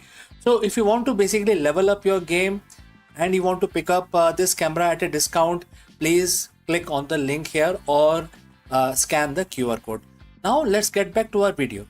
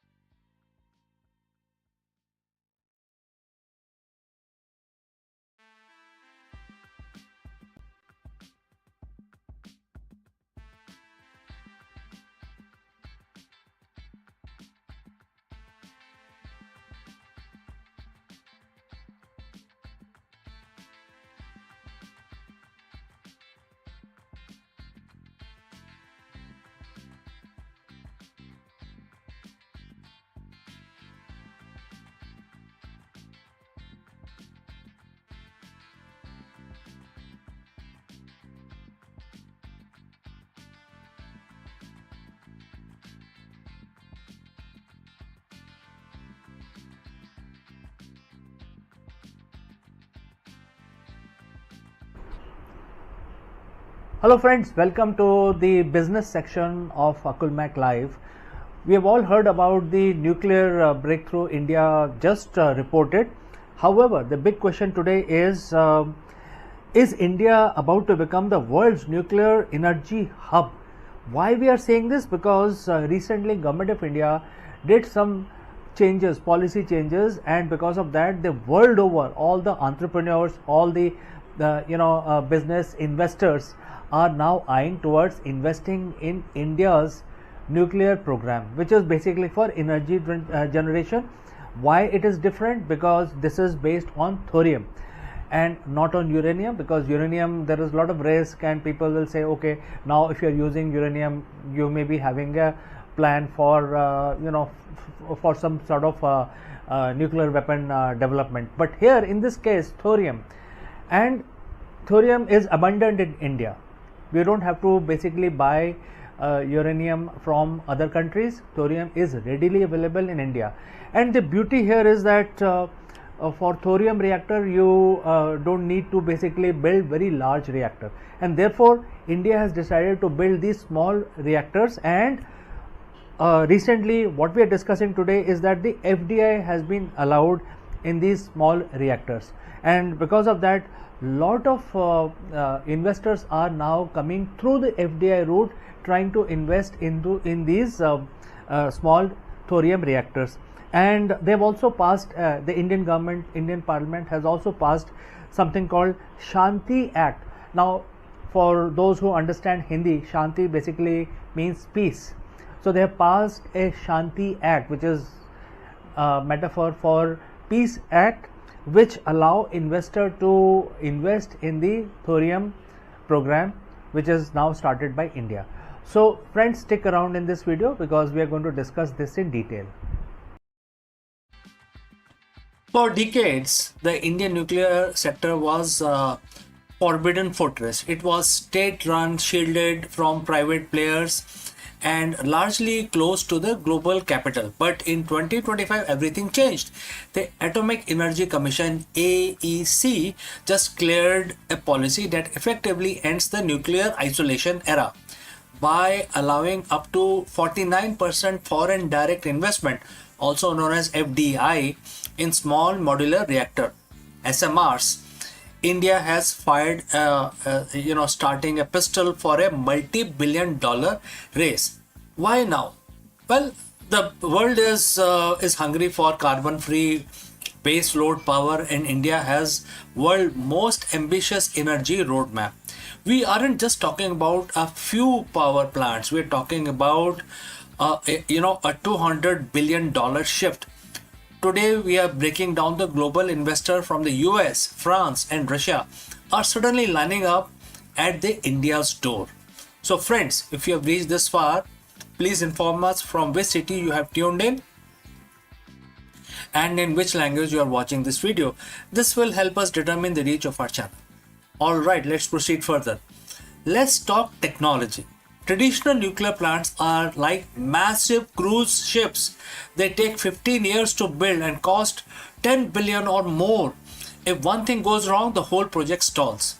Small modular reactors, or the SMRs, are the speedboats and speedboats of the nuclear world. These are the reactors that produce between 77 megawatts and 300 megawatts of power.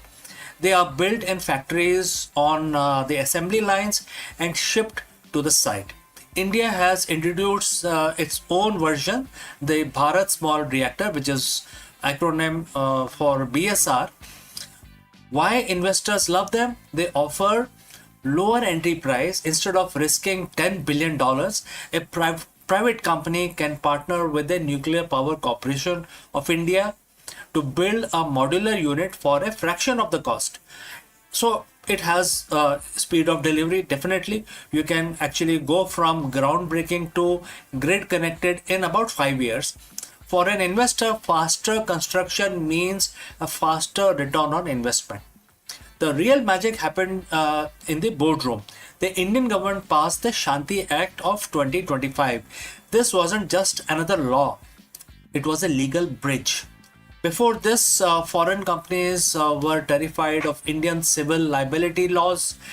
If there was an accident, the supplier could be sued into bankruptcy.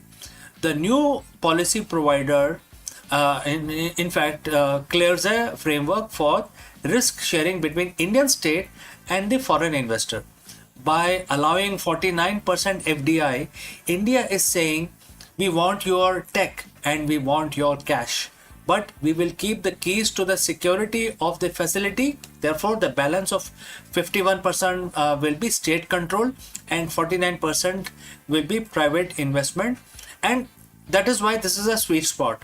And that has a global giant like Holtec International, GE, Hitachi dusting off their blueprints for Indian soil. The investment isn't just about technology, it's about demand. Indian economy is booming, and definitely it's also growing by leaps and bounds. And the rest of the world can only dream of at that kind of speed India is moving forward. We are building gigafactories for EVs, massive data centers for AI, and huge green hydrogen hubs. All these things have one thing in common. India needs 24 by 7 power. Solar and wind are great, but they don't work when the sun goes down and the wind stops, right? So SMRs are being pitched as the captive power sources. Imagine massive steel plants in Odisha or a tech park in Bengaluru having its own dedicated SMR right next door. Investors see this industrial demand as the guaranteed revenue stream. It is not just selling power to the grid, it is powering the future of the global manufacturing. Now let's talk about the long game. India has the world's largest reserve of thorium, believe it or not. The traditional reactors runs on uranium, which India has to import. But thorium, we have enough of it in our beaches to power the country for centuries. And what is the catch here? There's always a catch, right? You cannot just put thorium in a standard reactor. You need a breeder process. So SMRs are perfect test bed for this. By inviting FDIs into SMRs, India is accelerating its three-stage nuclear program. The global investors provide capital today for uranium-based SMRs are essentially helping build the infrastructure that will eventually run on thorium. It's a transition that could make India the OPEC of the 22nd century. So why are the global investors eyeing India at this point in time? It is a perfect storm of the clear policy, which is based on FDI, proven demand, which is the industrial growth, and the futuristic tech, which is based on thorium. India's goal is to hit 100 gigawatt of nuclear power by 2047. It's a massive mountain to climb, but for the first time, India isn't climbing it alone. With global capital and private innovation now in the mix, the atomic age of India hasn't just arrived. It is actually going to get onto overdrive. So friends, what do you think? Is opening nuclear power to foreign investment is a master stroke for energy independence or a risky move? Let me know in the comments below. Don't forget to like this video and subscribe for more deep dives into the tech and policy that is shaping India's future. Thanks for watching, and I will catch you again in the next one. Before I leave, a word about our affiliate partner. Stop settling for a good enough video. If your built-in laptop camera looks like a grainy mess, it is time for an upgrade. Want to instantly level up your video presence? I like to present the Lenovo Performance FHD webcam. This is a game changer for your desktop setup. Technically, this is packed. It has a very sensitive RGB sensor, very crisp photographs it takes. Also comes with 2 microphones on board, which helps you to record very clear voice in stereophonic format. And these microphones are very sensitive. You can actually move away from the camera up to 2 meters, and these microphones will pick up your voice without any problem. This is a very strong piece. This is very sturdy. Comes with tripod ready. Comes with a very long leash, so it gives you a lot of flexibility to place the webcam wherever you want to keep in your studio. And also it has a swivel base, which is also very handy. So if you want to basically level up your game and you want to pick up this camera at a discount, please click on the link here or scan the QR code. Now let's get back to our video.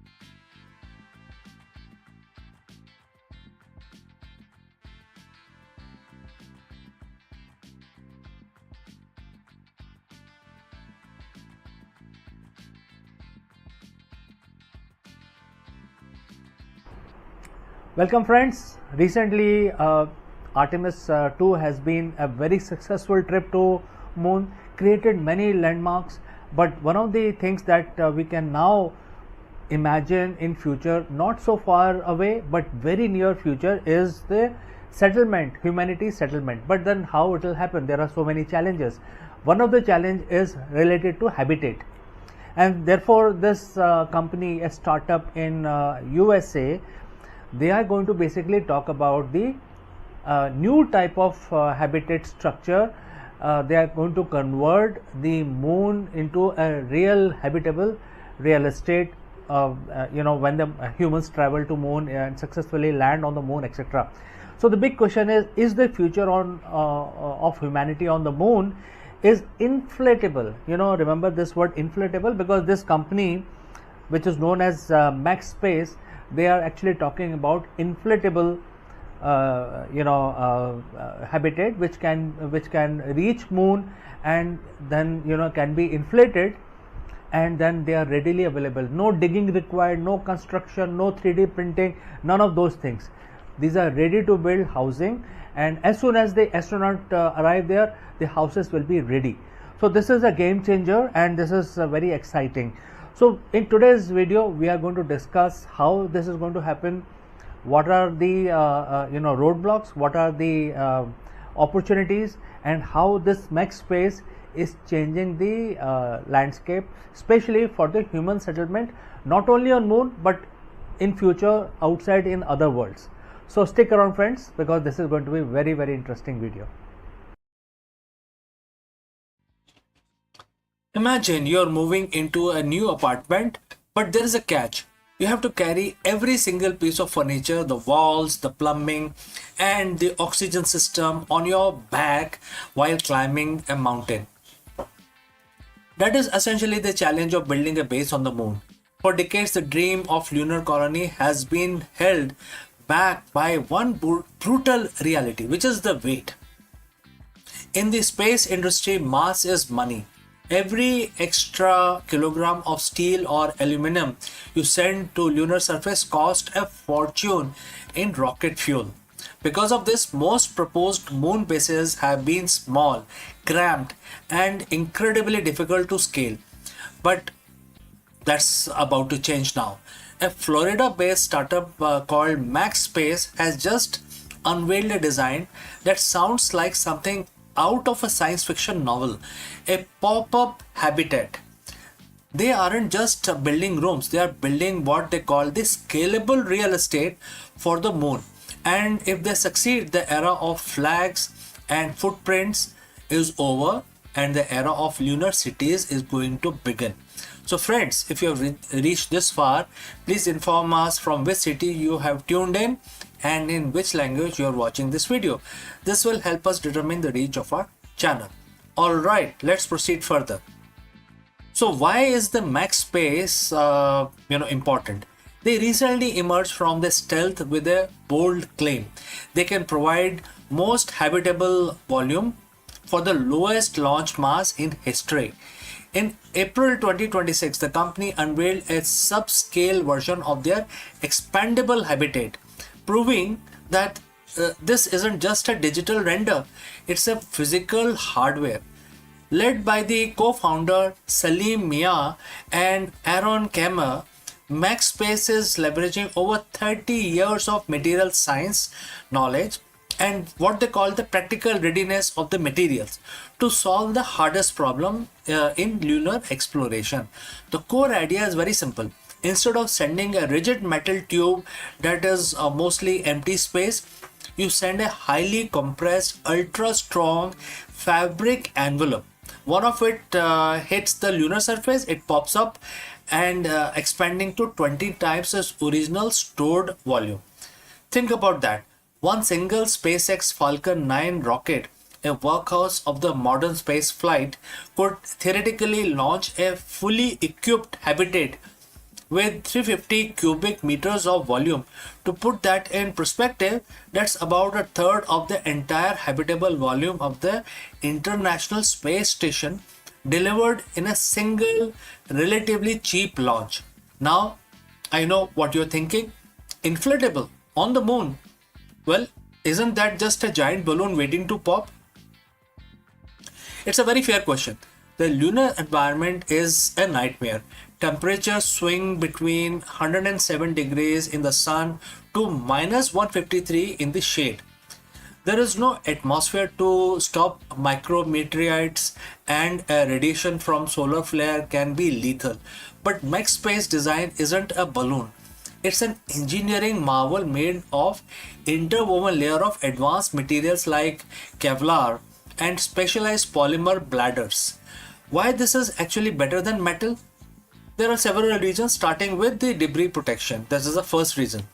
Rigid metal hull can actually shatter or spall when hit by high speed space dust. Expandable layer absorbs the disperse the impact energy much like a bulletproof vest. Second is the radiation shielding. Because these habitats are so large, once expanded, they can be outfitted with internal shieldings or even covered with lunar regolith, which is the moon soil or moon dirt, whatever you want to call it, and that will create a massive radiation proof bunker. Number 3 is the mass to volume ratio.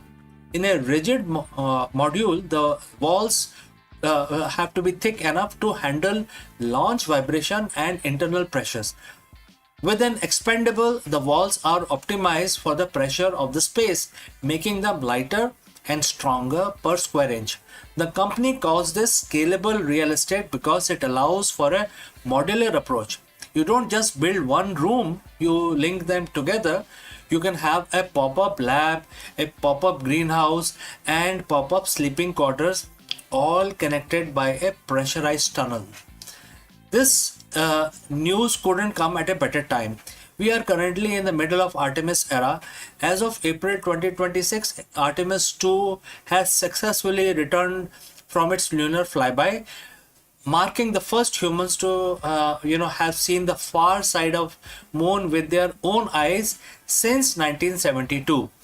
NASA is now laser focused on Artemis 4 and Artemis 5, which are targeted for 2028.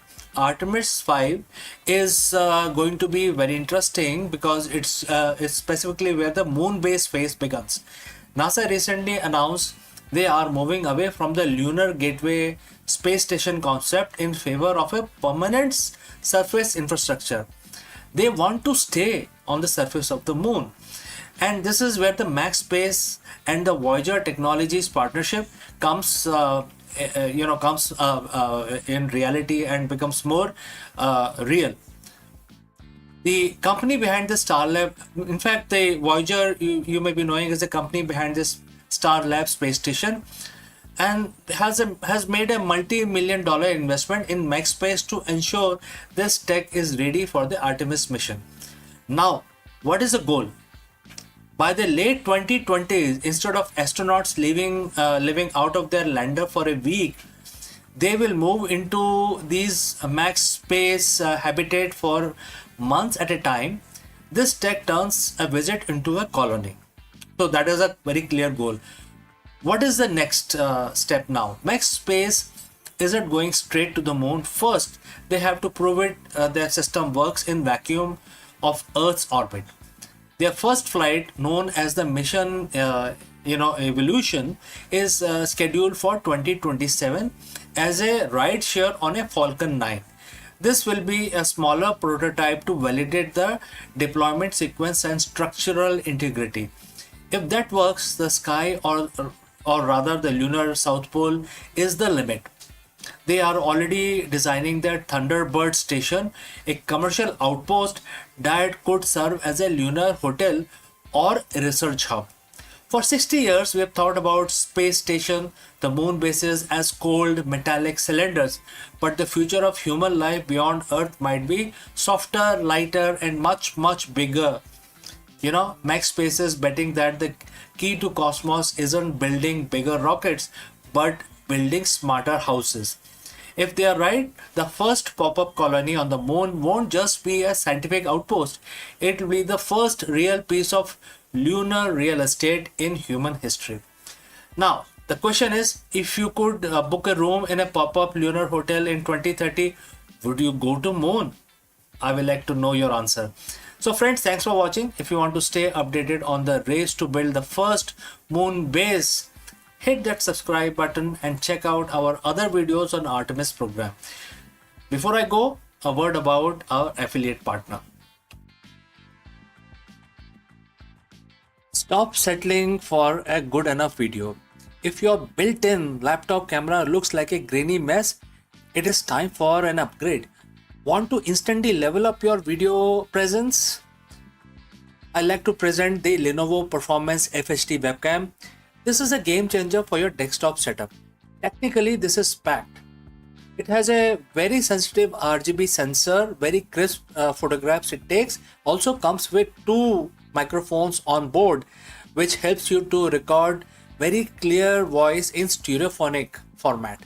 And these microphones are very sensitive. You can actually move away from the camera up to 2 meters and these microphones will pick up your voice without any problem. This is a very strong piece. This is very sturdy. Comes with tripod ready. Comes with a very long leash, so it gives you a lot of flexibility to place the webcam wherever you want to keep in your studio. And also it has a swivel base, which is also very handy. So if you want to basically level up your game and you want to pick up this camera at a discount, please click on the link here or scan the QR code. Now let's get back to our video.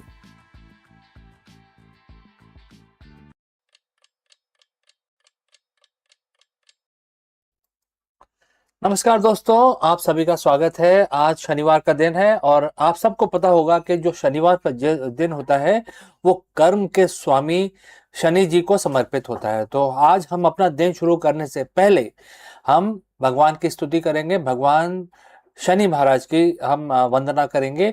और आप जैसे जानते हैं कि एक छोटा सा मंत्र हम पढ़ेंगे, इसको 11 दफ़ा करेंगे और 11 दफ़ा करने के लिए आप हमारे साथ जुड़ें। और हम इस काउंटर का इस्तेमाल करते हैं हमेशा की तरह।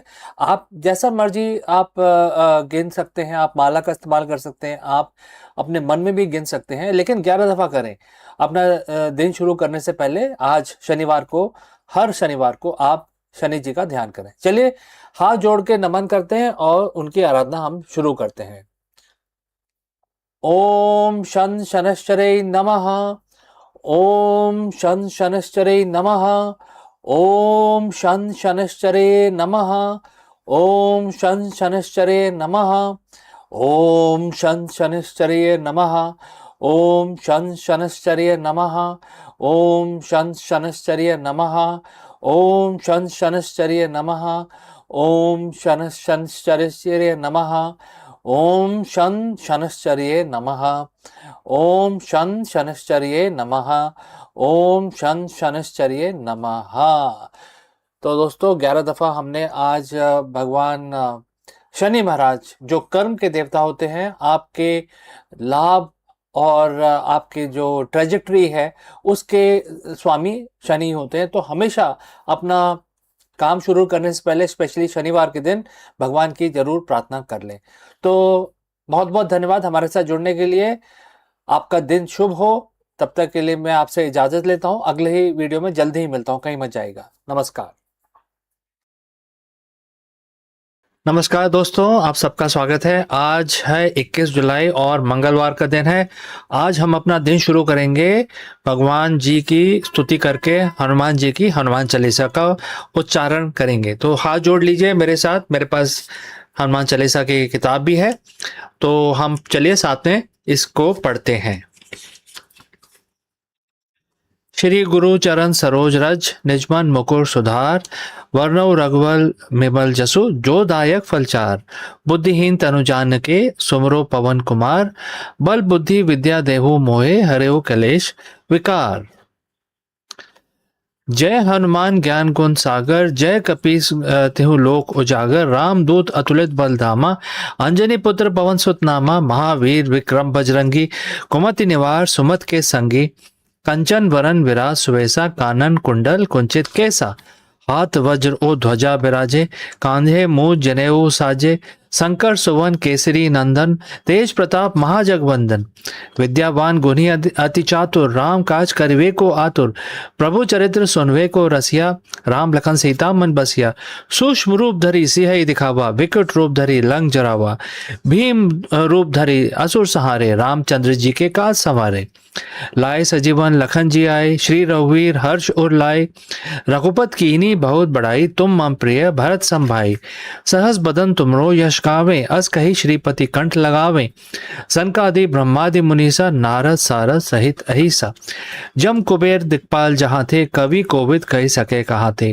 तुम उपकार सुग्रीव ही कीना, राम मिलाए राजपद दीना।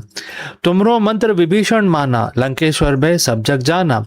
जुग सहस्त्र जोजन पर भानु, लीलियो ताही मधुर फल जानो। प्रभु मुद्रिका मेल मुख माही, जलधि लांग गए अचरज नाही। दुर्गम काज जगत के जेते, सुगम अनुग्रह तुमरे तेते।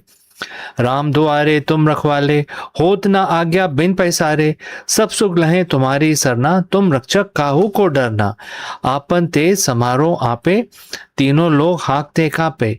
भूत पिशाच निकट नहीं आवे, महावीर जब नाम सुनावे। नासे रोग हरे सब पीरा, जपत निरंतर हनुमत बीरा। संकट ते हनुमान छुड़ावे, मन क्रम वचन ध्यान जो लावे। सब पर राम तपस्वी राजा, तिनके काज सकल तुम साजा। और मनोरथ जो कोई लाए, सोई अमित जीवन फल पाए। चारों जोग प्रताप तुम्हारा, है प्रसिद्ध जगत उजियारा। साधु संत के तुम रखवाले, असुर निकंदन राम दुआरे। अष्ट सिद्धि नौ निधि के दाता, असवर दीन जानकी माता।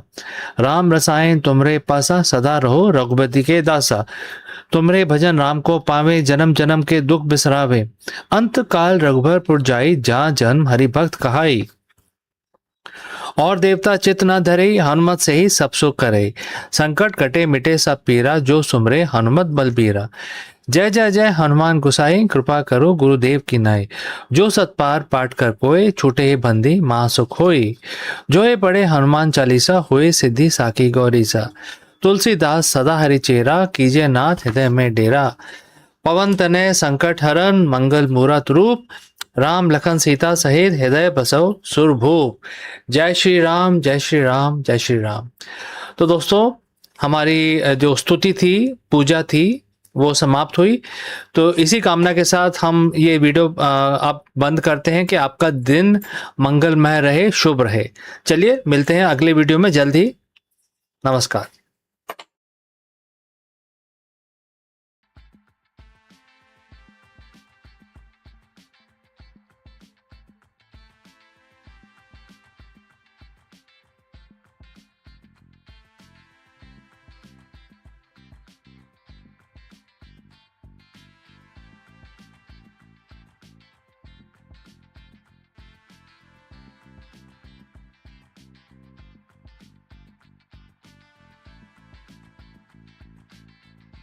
From counting steps to coaching lives, Google's health coach isn't just tracking your fitness, it is rewriting the future of wellness. With Gemini Premium as its stage, the Fitbit legacy bows out, and the new AI powered mentor steps in to guide every heartbeat, every habit, and every choice. So, let's find out more about this.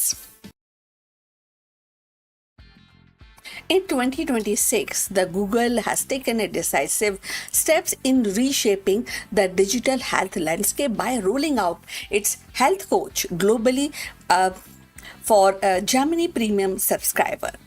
This move marks the quiet sunset of Fitbit's standalone app and signaling a consolidation of Google's health ecosystem under Gemini AI umbrella. What was once a fitness tracker companion has now evolved into a full-fledged AI-driven health advisor designed not merely to log steps or monitor sleep, but to actively guide user towards healthier lifestyles with personalized context, awareness, and recommendation. So the health coach integrates seamlessly with Gemini's broader AI capabilities, offering a holistic view of wellness and its draw from the wearable data, nutrition log, and even the environmental cues to craft a tailored action plan. So unlike Fitbit's app, which largely focus on metrics, and progress tracking, health coach positioning itself as a proactive partner and anticipating needs, suggesting the interventions and nudging the user towards sustainable habits. For example, the quality, it might recommend adjusting a evening routine or highlight dietary factors or even suggest mindful exercises, all backed by AI driven insight. So if you have reached this far, please inform us from which city you have tuned in and in which language you are watching this video. That will help us to determine the reach of our channel. So moving forward, The rollout effect, Google's ambition to merge health and AI into a single premium experience. By embedding Health Coach into Gemini Premium, Google is not only monetizing advanced health feature but also reinforcing the value proposition of its AI subscription model. So the shift underscores a broader industry trend. Health applications are no longer standalone and utilities, but integrated service within a larger AI ecosystem. Fitbit's application, once a pioneer in consumer health tracking, now becomes a legacy product and absorbing into the more expensive vision. So the implications are profound. On one hand, the user gain access to smarter, more adaptive health platform that can evolve with their needs. On the other hand, the question arises about the data privacy, the accessibilities, and the inclusivity. So, health coach reliance on AI means a sensitive personal data, a sleep cycle, maybe a nutrition, stress level are processed at a scale. While the Google promises robust safeguard, the consolidation of health data under a single corporate AI raising the inevitable concern about the transparency and control. Moreover, by tying a health coach to Gemini Premier, Google risk creating a two-tier health two tiers health system where the advanced AI driven wellness tools are available only to those who can afford subscription fee.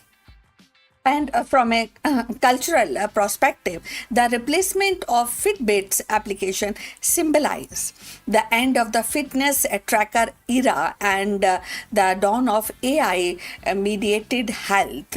Fitbit once represented the democratization of health tracking and simple device empowering everyday users to monitor their activity. But when we talk about the health coach, so health coach by contrast embodies the AI first philosophy of 2026, where the wellness is no longer just measured but actively managed by the intelligent system. And this shift mirrored the broader societal changes as AI became the embedded in daily life. Even the personal health is reframed through predictive algorithm and digital coaching. So critics definitely arguing that the more risk alienated a long-time fitness user who valued the simplicity of the application. So the health coach AI, which is a heavy interface, may feel overwhelming or intrusive to those who are accustomed to straightforward tracking. Yet, the Google's bet is clear. The future of health lies not in a passive measurement but in active AI driven guidance. So, if the successful health coach could redefine as how individuals emerged with their wellness and transforming health application from passive record keepers into a dynamic partner in everyday life. So that is a change. And ultimately, the Google Health Coach globally rollout, it is more than a product update. It is a strategic orientation of digital health. So by folding Fitbit into Gemini Premium, Google signals the health is no longer a kind of a very different or very alone ecosystem. The move consolidates the Google position in competitive health tech market, challenges rivals like Apple Health and Samsung Health, and set the stage for future AI is not just a tool but a trusted companion in the personal well-being. So Fitbit era of simple tracking closes and the new chapter begins, where the every choice is guided by intelligence that learn with you. And the Google Health Coach is not just an application, it is a whisper of tomorrow. So, wellness as digital mentor shaping the rhythm of human health in the age of AI. So, what do you think about this? So, I look forward for your comments, and we have come to the end. Thanks for watching, and please like and subscribe our channel. See you in the next one. But before we end, few words from our affiliate partner. Stop settling for a good enough video. If your built-in laptop camera looks like a grainy mess, it is time for an upgrade. Want to instantly level up your video presence? I like to present the Lenovo Performance FHD webcam. This is a game changer for your desktop setup. Technically, this is packed. It has a very sensitive RGB sensor, very crisp photographs it takes. Also comes with 2 microphones on board, which helps you to record very clear voice in stereophonic format. And these microphones are very sensitive. You can actually move away from the camera up to 2 meters, and these microphones will pick up your voice without any problem. This is a very strong piece. This is very sturdy. Comes with tripod ready. Comes with a very long leash, so it gives you a lot of flexibility to place the webcam wherever you want to keep in your studio. And also it has a swivel base, which is also very handy.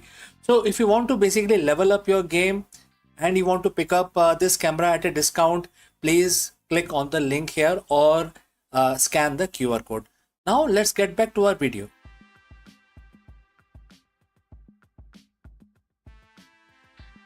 Twilight chambers of bat caves. Science listens to the whispers carried on wings. Each flutter is more than a movement. It is a messenger of hidden viral world evolving in silence yet capable of reshaping human history. These caves are ecological crossroads where bats, viruses and environment is intertwined in a delicate balance. Deep inside the humid darkness of Bat Cave, science finds a living lab where the ecology, virology, and human destiny intersects.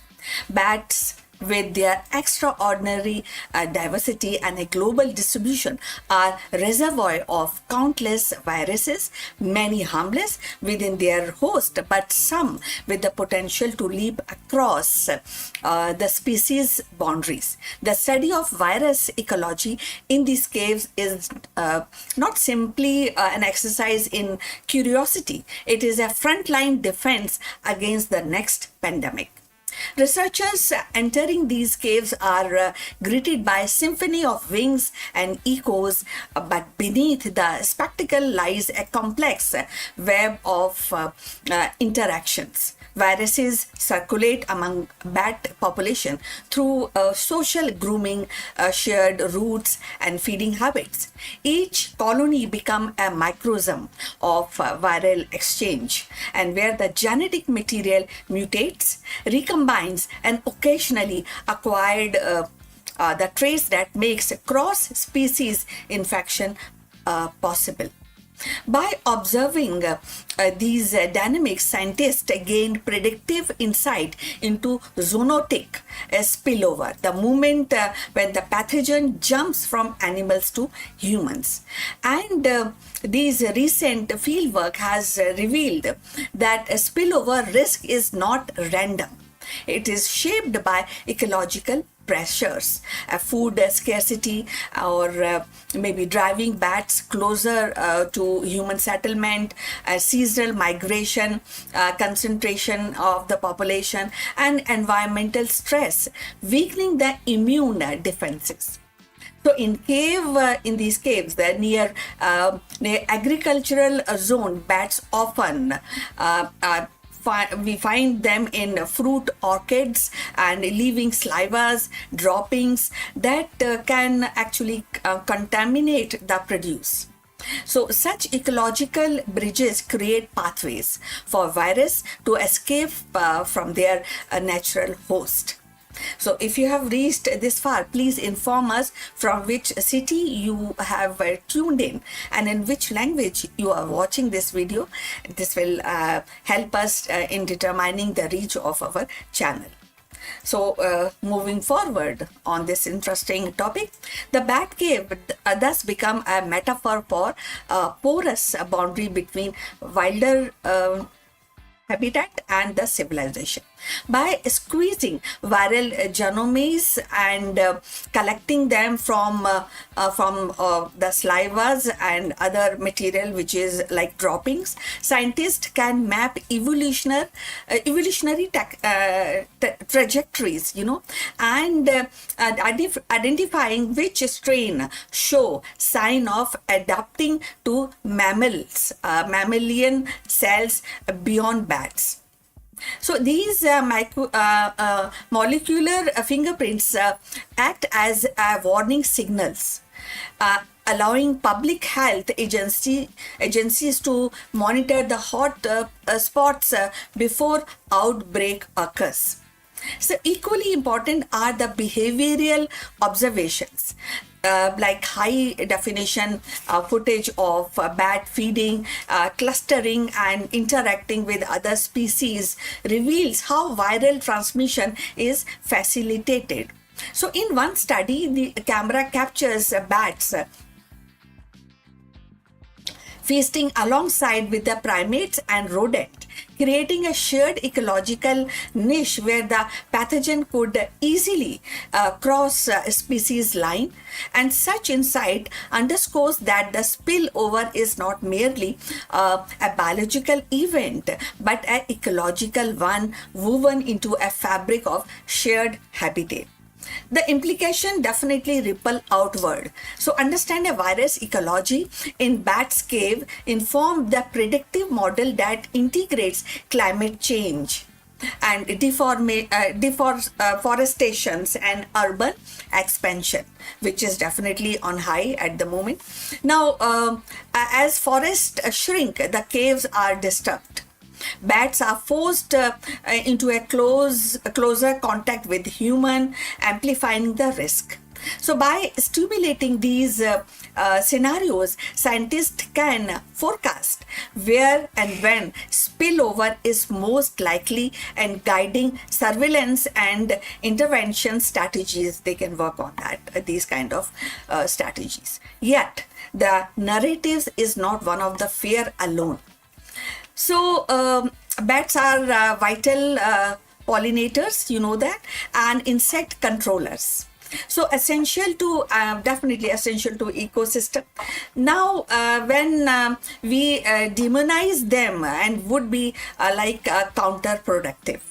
So instead, the lesson from the virus ecology is balance, protecting bat habitats, reduce stress on population, thereby lowering the viral shedding and minimizing the human exposure.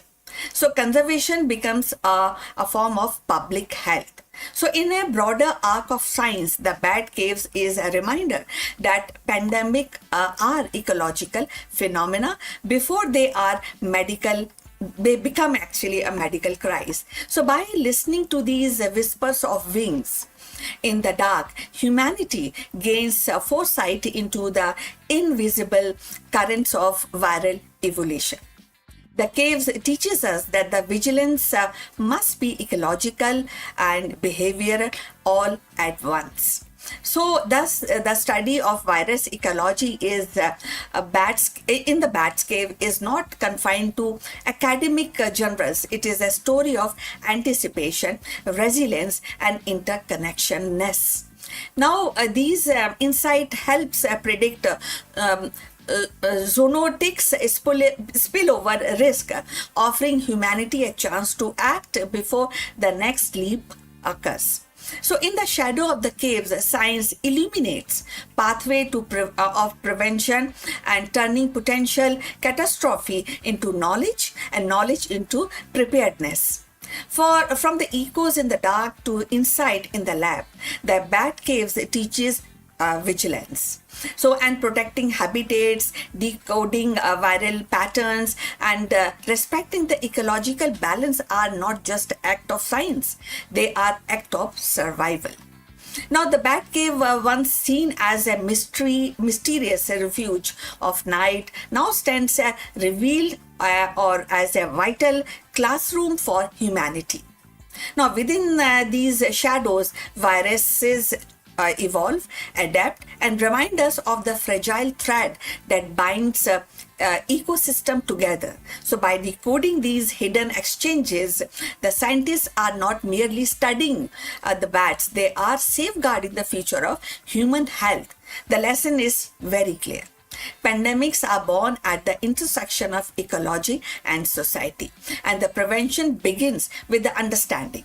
Protecting habitats, respecting biodiversity, and listening to the signals of nature are the act of foresight. So, in the quiet echoes of caves, we find both warning and wisdom.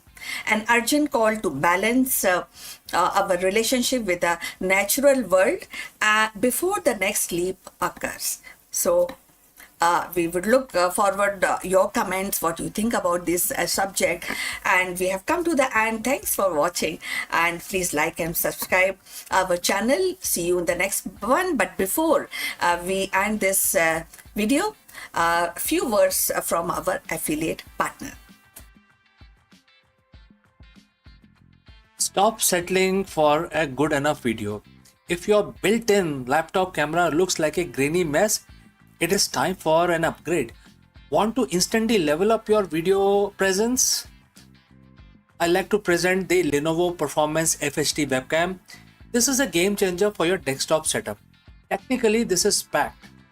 It has a very sensitive RGB sensor, very crisp photographs it takes. Also comes with 2 microphones on board, which helps you to record very clear voice in stereophonic format. And these microphones are very sensitive. You can actually move away from the camera up to 2 meters, and these microphones will pick up your voice without any problem. This is a very strong piece. This is very sturdy. Comes with tripod ready, comes with a very long leash, so it gives you a lot of flexibility to place the webcam wherever you want to keep in your studio. And also it has a swivel base, which is also very handy. So if you want to basically level up your game and you want to pick up this camera at a discount, please click on the link here or scan the QR code. Now let's get back to our video.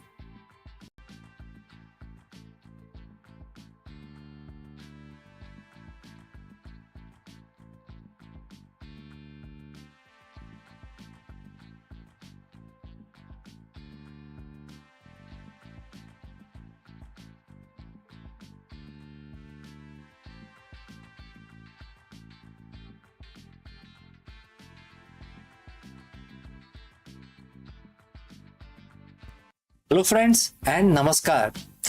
Is your business strategy built on a foundation of sand? Like a sand castle? I'm sure everybody gets this kind of a feeling, and there are no straightforward answers. Therefore, in this video, we dive into a powerful and sobering lessons from Bhagavad Gita and apply its ancient wisdom to the high-stake world of modern leadership.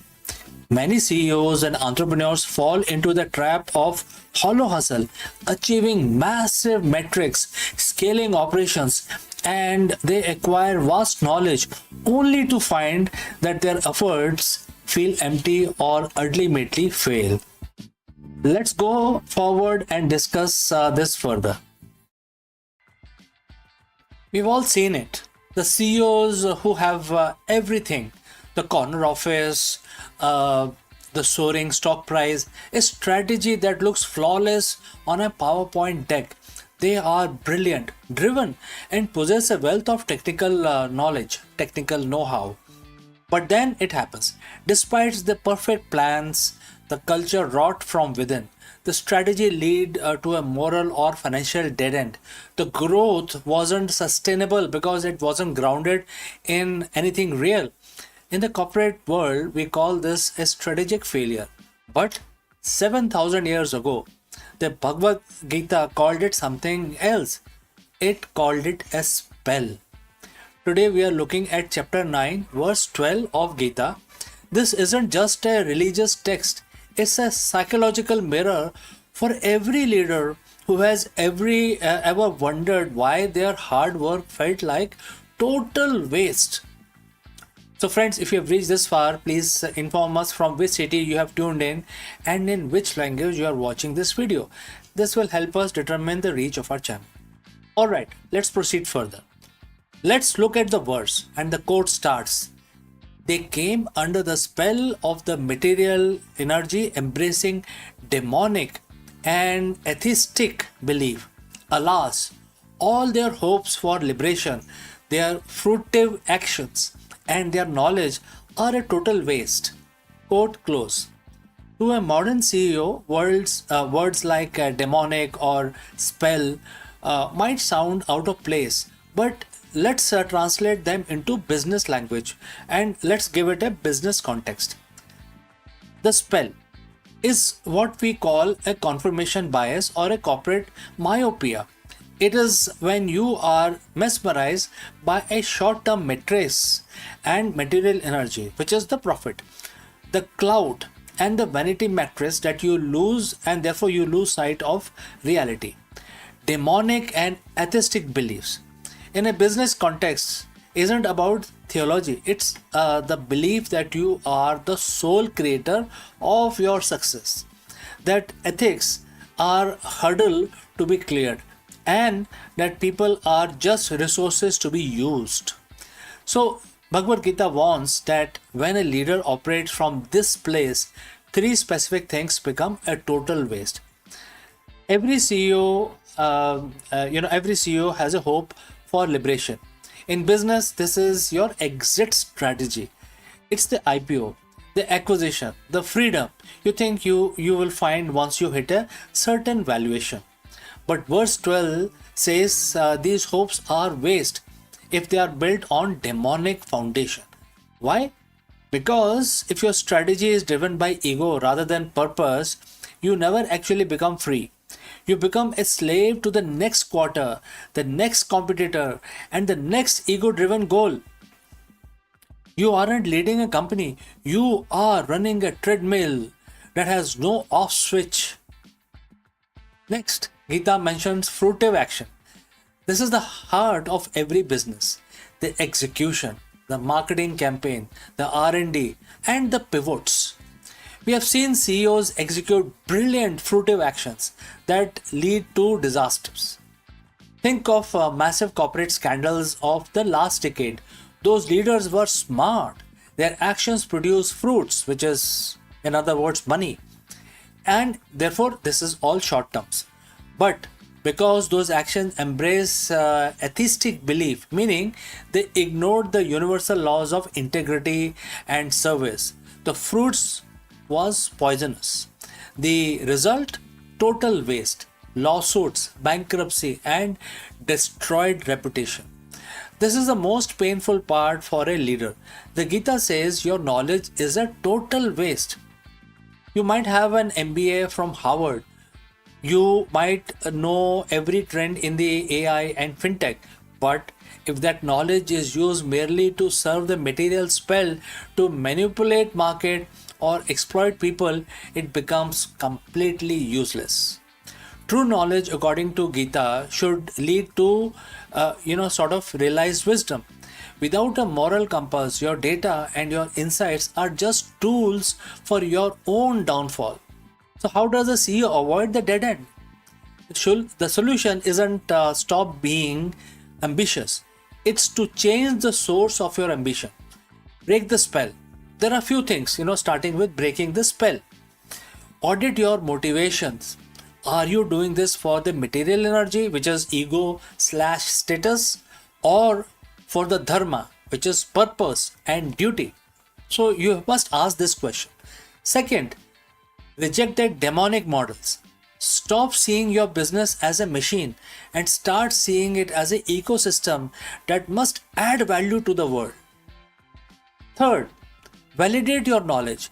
You must ensure your strategy passes the integrity test. If your plan requires you to abandon your value to succeed, the Gita tells you right now it will be a total waste. Lead with purpose and your actions will finally bear fruit that lasts longer. So friends, what do you think about this? Thanks for watching. If this ancient perspective or on the modern leadership resonate with you, hit the subscribe button, share this video with leaders who need to hear this. And I will take your leave today, only to catch you again in the next one. Before I go, a word about our affiliate partner. Stop settling for a good enough video. If your built-in laptop camera looks like a grainy mess, it is time for an upgrade. Want to instantly level up your video presence? I like to present the Lenovo Performance FHD webcam. This is a game changer for your desktop setup. Technically, this is packed. It has a very sensitive RGB sensor, very crisp photographs it takes. Also comes with 2 microphones on board, which helps you to record very clear voice in stereophonic format. And these microphones are very sensitive. You can actually move away from the camera up to 2 meters and these microphones will pick up your voice without any problem. This is a very strong piece. This is very sturdy. Comes with tripod ready. Comes with a very long leash, so it gives you a lot of flexibility to place the webcam wherever you want to keep in your studio. And also it has a swivel base, which is also very handy. So if you want to basically level up your game and you want to pick up this camera at a discount, please click on the link here or scan the QR code. Now let's get back to our video.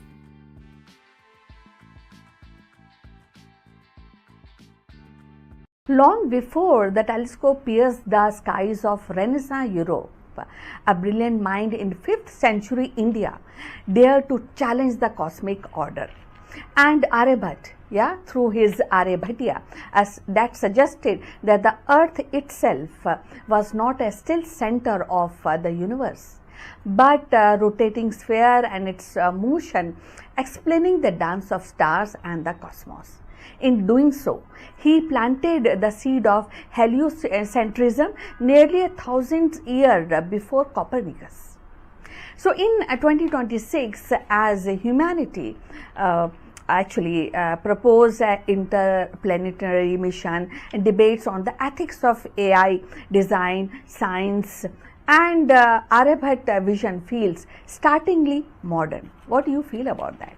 Now, going forward, his courage to question orthodoxy mirror our own struggles to redefine boundaries, whether in space exploration or in digital knowledge or in global collaboration. What he offered was not just astronomy, but a philosophical revolution. A reminder that Earth is but one participant in the vast cosmic symphony. So, in the year 499 CE, a young mathematician and astronomer from India named Aryabhat composed Aryabhatiya, a text that would ripple across the centuries. And within its verses lay a daring proposition. The earth was not the immovable center of the universe, but a rotating sphere where where it also actually it's explained the rotating sphere which explains the rising and settling the star. This insight subtle but yet it was really profound at that point of time, and it also hinted at a heliocentric order, placing the sun at the center of the planetary motion, and nearly thousands years before Copernicus formalized the idea in Renaissance Europe. So Aryabhat's vision was revolutionary because it challenged the prevailing geocentric worldwide. And in both Greece and Roman, and even in Indian traditions, Earth was thought to be fixed with celestial bodies revolving around it. Aryabhat broke from this orthodoxy, suggesting that the apparent daily movement of heavens was due to Earth's own rotation. Though his heliocentric leanings were not expressed in the same systematic way as Copernicus, but definitely the seeds of the ideas were unmistakable. So if you have reached this far, please inform us about your city and from where you are tuned in, and in which language you are watching this video, and this will definitely determine the reach of our channel. So look forward. And in 2026, the Aryabhat's heliocentric vision resonates in a striking way. Humanity is once again at a crossroad of knowledge, driven not only by handwritten actually, manuscript, but also about artificial intelligence, global collaboration. And just as Aryabhat challenged the obvious questions, Earth's immobility, today scientists and technologists challenges assumptions about the creativity, about ethics, and the boundaries of machine intelligence. His legacy also speaks to the decolonization of science. For centuries, the narrative of heliocentrism was framed as a European breakthrough. Yet, Aryabhat reminds us that scientific progress has always been global, with the contributors flowing across the cultures and continents. In an era where the India's ISRO launches a mission to Mars and to the moon, reclaiming Aryabhat's place in history is not just about, and it is definitely not just about the pride. It is also about recognizing the shared heritage of human curiosity. So Aryabhat's genius lay not only in his astronomical imagination, but in his mathematical rigor.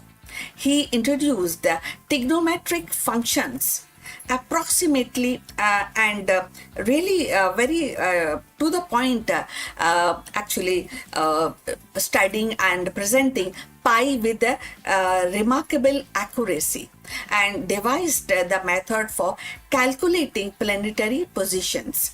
His equation implied a solar-centric system where the planetary motion could be explained more elegantly than by Earth-centric models. So these ideas traveled far beyond India, translated into Arabic into Arabic language. It was taken by Arabs, and Aryabhat's work into an Islamic world. So this is how these ideas generate a worldwide. So where the scholars they expanded upon his insights, and centuries later, fragments to its knowledge influenced by some of the fragments also influenced European thought and forming part of intellectual soil from which picked up by Copernicus heliocentric model that would grow later, and we know all this all of us know about this. So Aryabhat's heliocentric model also feels the prophetic in the age of space exploration.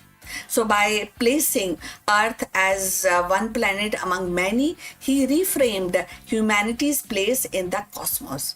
Today, as astronaut prepares for Mars mission and telescopes peer into distinct galaxies, his insight remind us that Earth is not the center of existence, but a part of a vast interconnected universe. So in 2026, this perspective is more urgent than ever.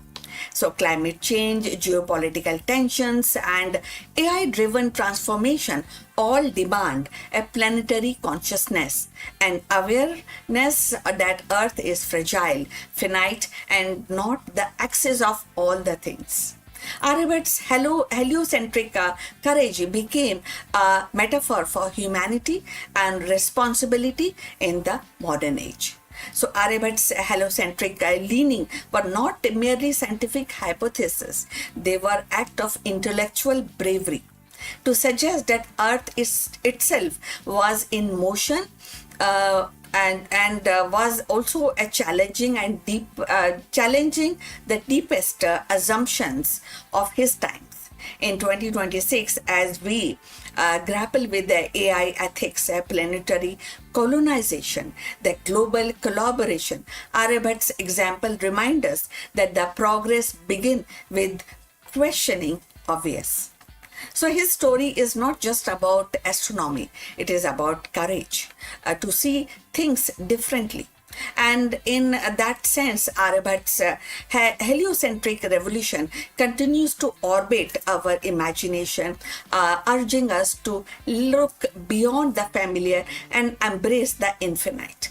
So we have come to the end of this video. Please like and subscribe our channel. And we look forward for your comment on this topic. But before we end this video, a few words from our affiliate partner. Stop settling for a good enough video.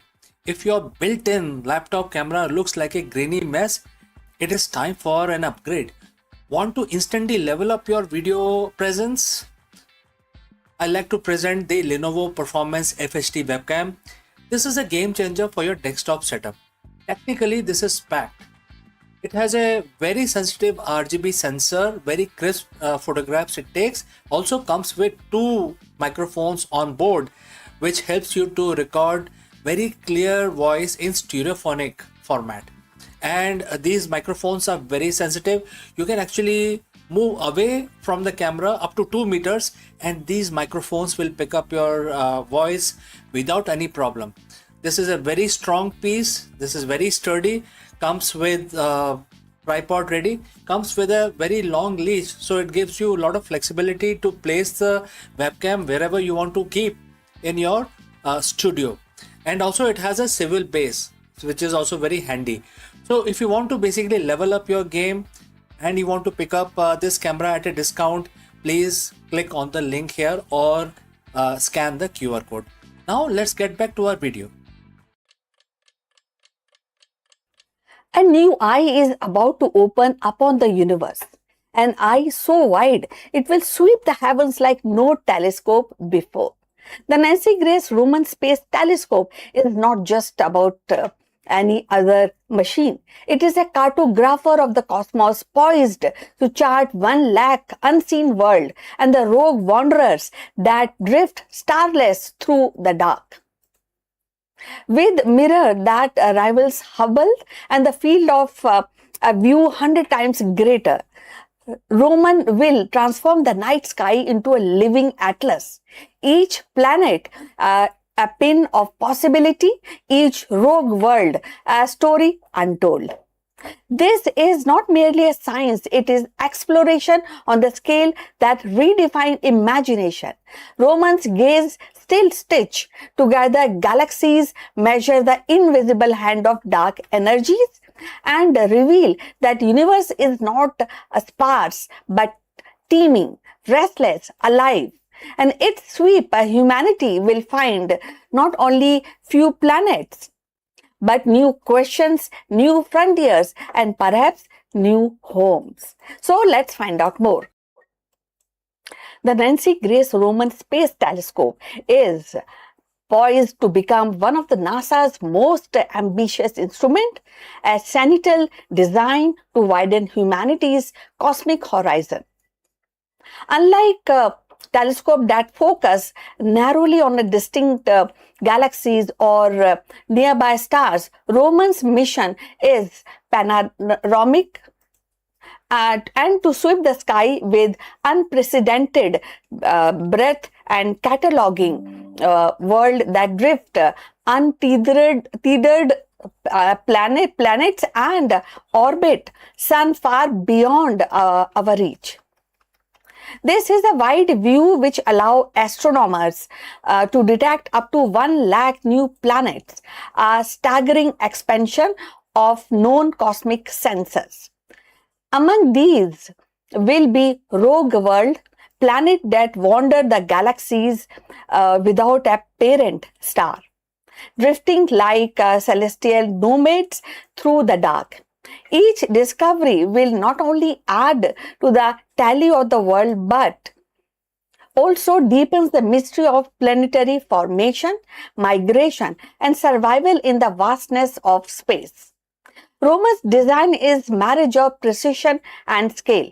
Equipped with a 2.4-meter mirror comparable to Hubble's, but paired with the advanced detector, it can capture image covering areas of sky 100 times larger than Hubble's field of view.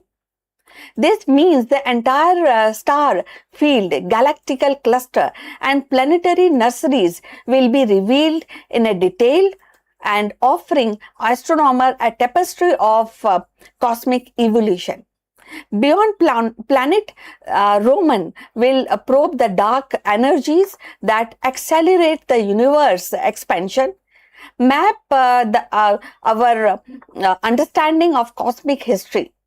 Yet its planetary catalogue may prove the most transformative, a reminder that the universe is not sparse but teeming with the world, each potential stage of chemistry, climate, and perhaps even life. So if you have reached this far, please inform us from which city you have tuned in and in which language you are watching this video. That will help us to determine the reach of our channel. Now let's continue with our discussion. In essence, the Nancy Grace Roman telescope is not just a machine. It is a promise that night sky hold far more than we have yet imagined, and that with each sweep of its gaze, humanity will step closer to answering the timeless question. What is that? Are we alone? Or are we one among countless travelers in universe of the world? So Roman is more than a machine. It is a storyteller of cosmos. Each discovery will be verse in the grand narratives of creation, migration, and survival, that again reminding us that the universe is not a silent void but a living expanse teeming with the world. So its mission is both scientific and poetic. To measure the invisible force of dark energy, to map galaxies like constellations of history, and to show us that the night sky is richer than our imagination dares. As Roman prepare to open its gaze, it carries with it the hope that somewhere among these countless worlds lies the answer of our most enduring question. So, in a sweep of Roman's vision, the universe will no longer be a distant mystery, but a vast, untold atlas of world, each one a reminder that the cosmos is alive, infinite, and waiting to be known. So we have come to the end of this live streaming on this interesting topic. Thanks for watching, and please like and subscribe our channel, and I'll see you in the next one.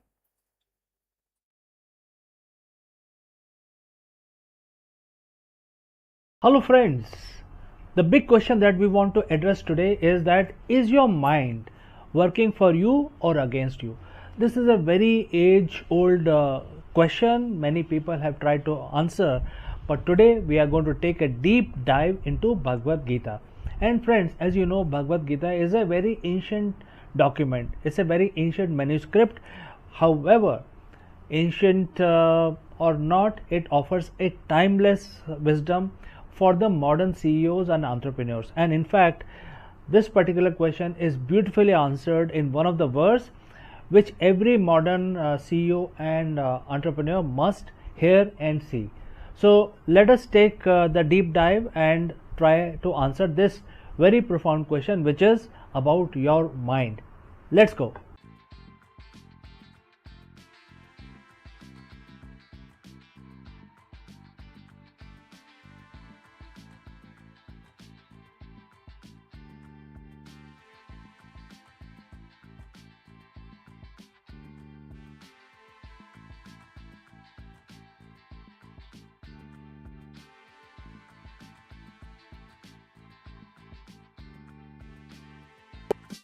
Is India finally ready to break its dependence on the expensive energy import?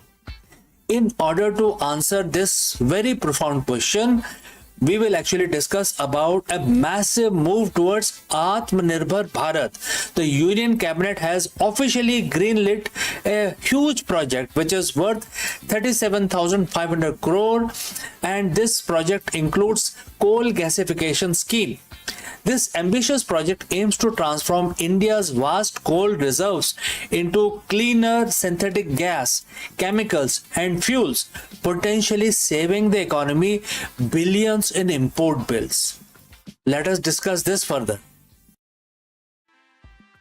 India is at the crossroads. We are one of the world's fastest growing economies, but there has been a massive hole in our pocket. Every year we spend billions, literally trillions of rupees to import energy. We were talking about LNG, urea, methanol, etc. But what if I told you that the solution isn't coming from overseas? It's already here, buried right under our feet. On May 13th, 2026, Union Cabinet chaired by Prime Minister Narendra Modi dropped a bombshell. A 37,500 crore incentive scheme for coal gasification. This isn't just a subsidy, it's a high stake bet to turn our black gold into clean usable gas. Is this the masterstroke that finally end our reliance on foreign fuels? Or is it a billion-dollar gamble on a controversial technology? Today we are going to break down the 37,500 crore deal, which is about coal gasification. All right, so friends, if you have reached this far, please inform us from which city you have tuned in and in which language you are watching this video. This will help us determine the reach of our channel. Now let's continue. Let's look at the numbers. India holds one of the world's largest coal reserves, roughly 401 billion tons. Yet we are the world's biggest importers of energy. We import over 50% of our liquefied natural gas. We import nearly 90% of methanol and ammonia. We are 100% dependent on import for that today. This makes us vulnerable. When global prices spikes because of a war in the Middle East or supply chain issue in Europe, India pays the price at the petrol pump and at the grocery stores. The government message is very clear. We have the coal. Why are we buying the gas? To understand the bet, you have to understand the tech. The coal gasification is not burning coal. It is traditional power plant. You burn coal to create heat. In gasification, you heat coal in a controlled low oxygen environment with steam. Instead of smoke, this chemical reaction creates something called syngas, which is short of synthetic gas, a mixture of hydrogen and carbon monoxide. Why is syngas better? Because it is versatile. You can turn it into electricity. You can, also chemicals like methanol and ammonia for fertilizers. Synthetic natural gas, can replace LNG. Hydrogen for the future of clean transport. So, what does this new scheme actually do? The government is putting its money where its mouth is. This 37,500 crore fund is designed to de-risk these massive projects. And here is a deal. The government will provide financial incentive to up to 20% of the cost of the plant and machinery. It is capped at 5,000 crore for a single project to ensure no one company hawks the whole fund. And what is the goal here? To gasify 100 million tons of coal by 2030. The government expects this scheme to trigger a massive rupees 2.5 to rupees 3 lakh crore in total investment from the private and public sector. Companies like Coal India, BHEL and GAIL are already lining up. This isn't just about energy, it's about food security and forex saving. Think about urea. India's agriculture depends on the urea. Urea requires ammonia, which we currently import. By making ammonia from domestic coal, we insulate our farmers from the global price shocks and the forex factor. In 2025 alone, our import bill for these products was a staggering 2.77 lakh crores. If you can cut even a quarter of that, it is a massive win for the Indian rupee. Plus, this scheme is technology agnostic, meaning it encourages indigenous Indian technology, reducing our reliance on foreign contractors. Now, let's address the elephant in the room: the environment. Is coal, ever truly clean? Technically, coal gasification is cleaner than burning coal. It allows for easier capture of CO2 and removes pollutant like sulfur before the gas is used. However, it is still a fossil fuel. Critics argue that the overall carbon footprint is still significant unless we add carbon capture and storage (CCS) technology. But for India, this is a bridge technology. It's like for some temporary measures. We can switch to 100% solar overnight without risking blackouts. Gasification allows us to use our existing coal more efficiently while we build our renewable grid. The 37,500 crore is a massive bet. If it works, India could save billions, create thousands of jobs, and finally stop being at the mercy of the global oil and gas market. The target is 2030, 100 million tons. One giant leap for Indian energy, and therefore, friends, this is very, very significant. And I like to know what you think. Is coal gasification right? A bridge to a cleaner future, or should we have put this 37,000 crore directly into solar and wind? Do let me know your thoughts in the comments below, and don't forget to like this video if you found this helpful, and subscribe for more deep dives into Indian economy, India's future. And friends, if you have any further questions, please do not hesitate to send your questions as well. I will see you in the next one. Before I leave, a word about our affiliate partner. Stop settling for a good enough video. If your built-in laptop camera looks like a grainy mess, it is time for an upgrade. Want to instantly level up your video presence? I like to present the Lenovo Performance FHD webcam. This is a game changer for your desktop setup. Technically, this is packed. It has a very sensitive RGB sensor, very crisp photographs it takes. Also comes with 2 microphones on board, which helps you to record very clear voice in stereophonic format. And these microphones are very sensitive. You can actually move away from the camera up to 2 meters, and these microphones will pick up your voice without any problem. This is a very strong piece. This is very sturdy. Comes with tripod ready. Comes with a very long leash, so it gives you a lot of flexibility to place the webcam wherever you want to keep in your studio. And also it has a swivel base, which is also very handy. So if you want to basically level up your game and you want to pick up this camera at a discount, please click on the link here or scan the QR code. Now let's get back to our video.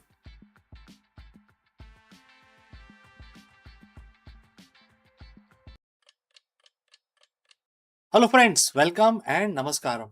By now, you know that the UK is facing its 7th Prime Minister in just 10 years. In a shocking move that has sent tremors through the Westminster, Prime Minister Keir Starmer has officially announced his resignation as the leader of the Labour Party and the Prime Minister of United Kingdom.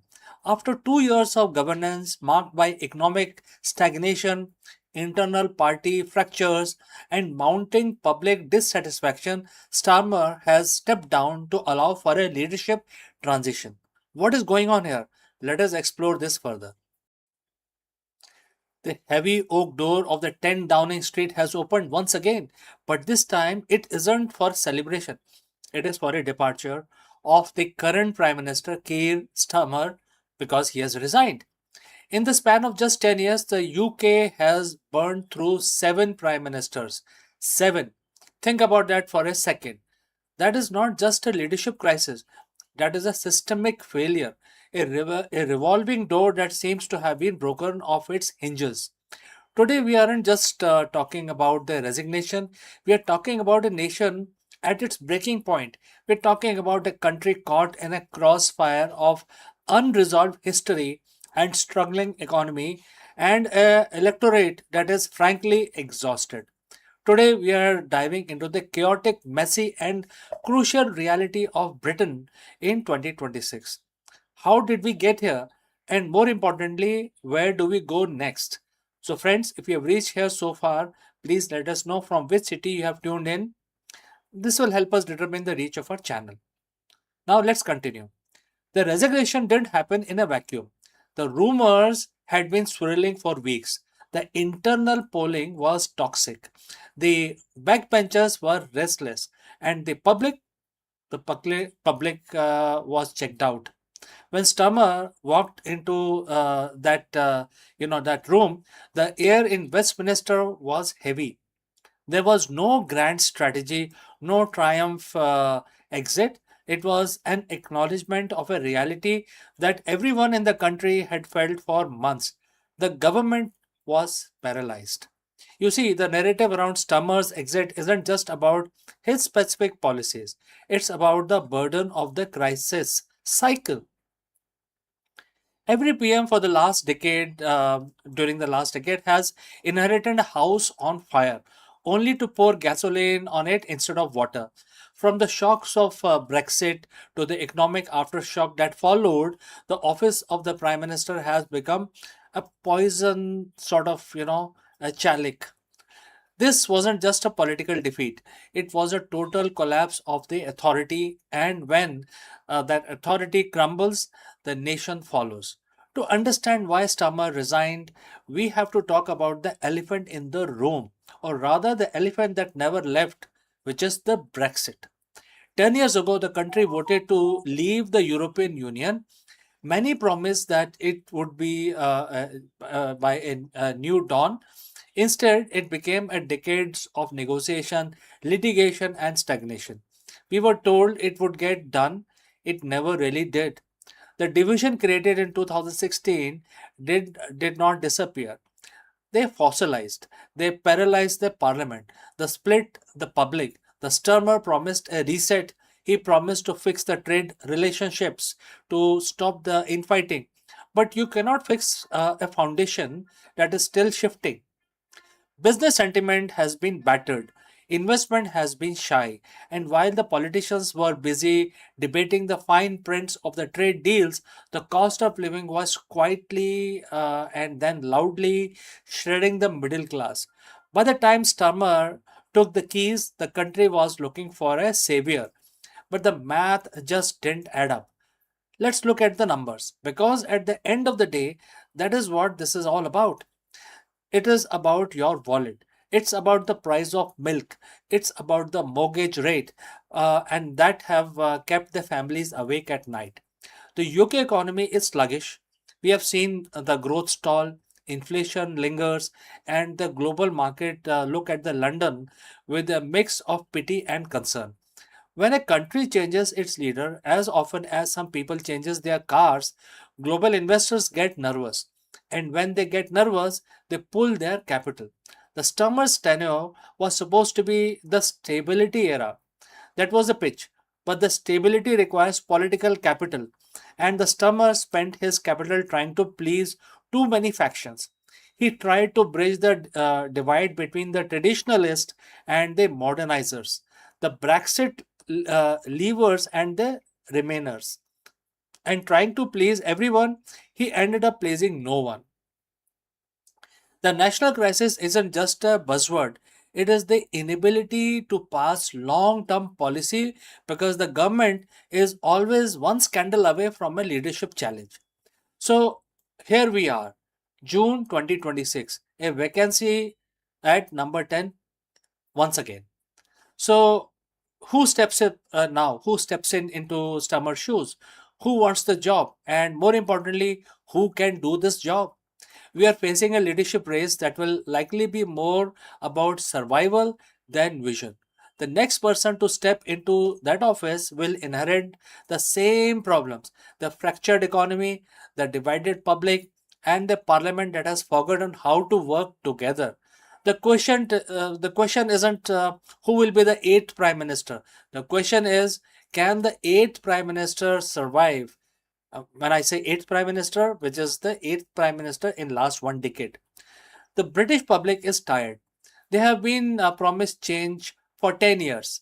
They have been promised getting Brexit done, leveling up, resetting the economy, and stability. They are tired of slogans. They just want results. Britain is at the breaking point, but every breaking point is also a turning point.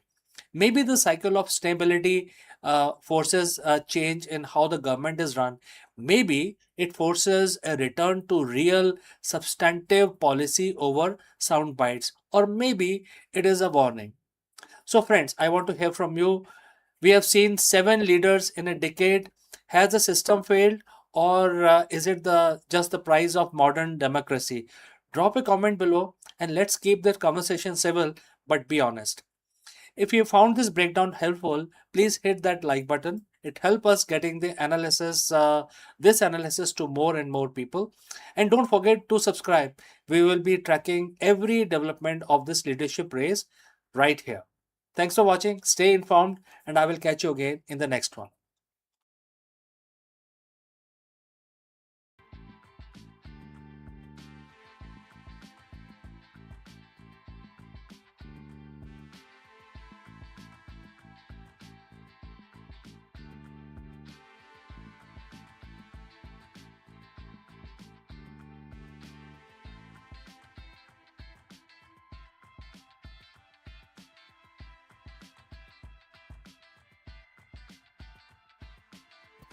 Hello friends! In order to unlock the ancient source code of the elite leadership, in this video we dive deep into Bhagavad Gita to uncover a framework that modern CEOs and executives often overlook, which is the dual engine of success.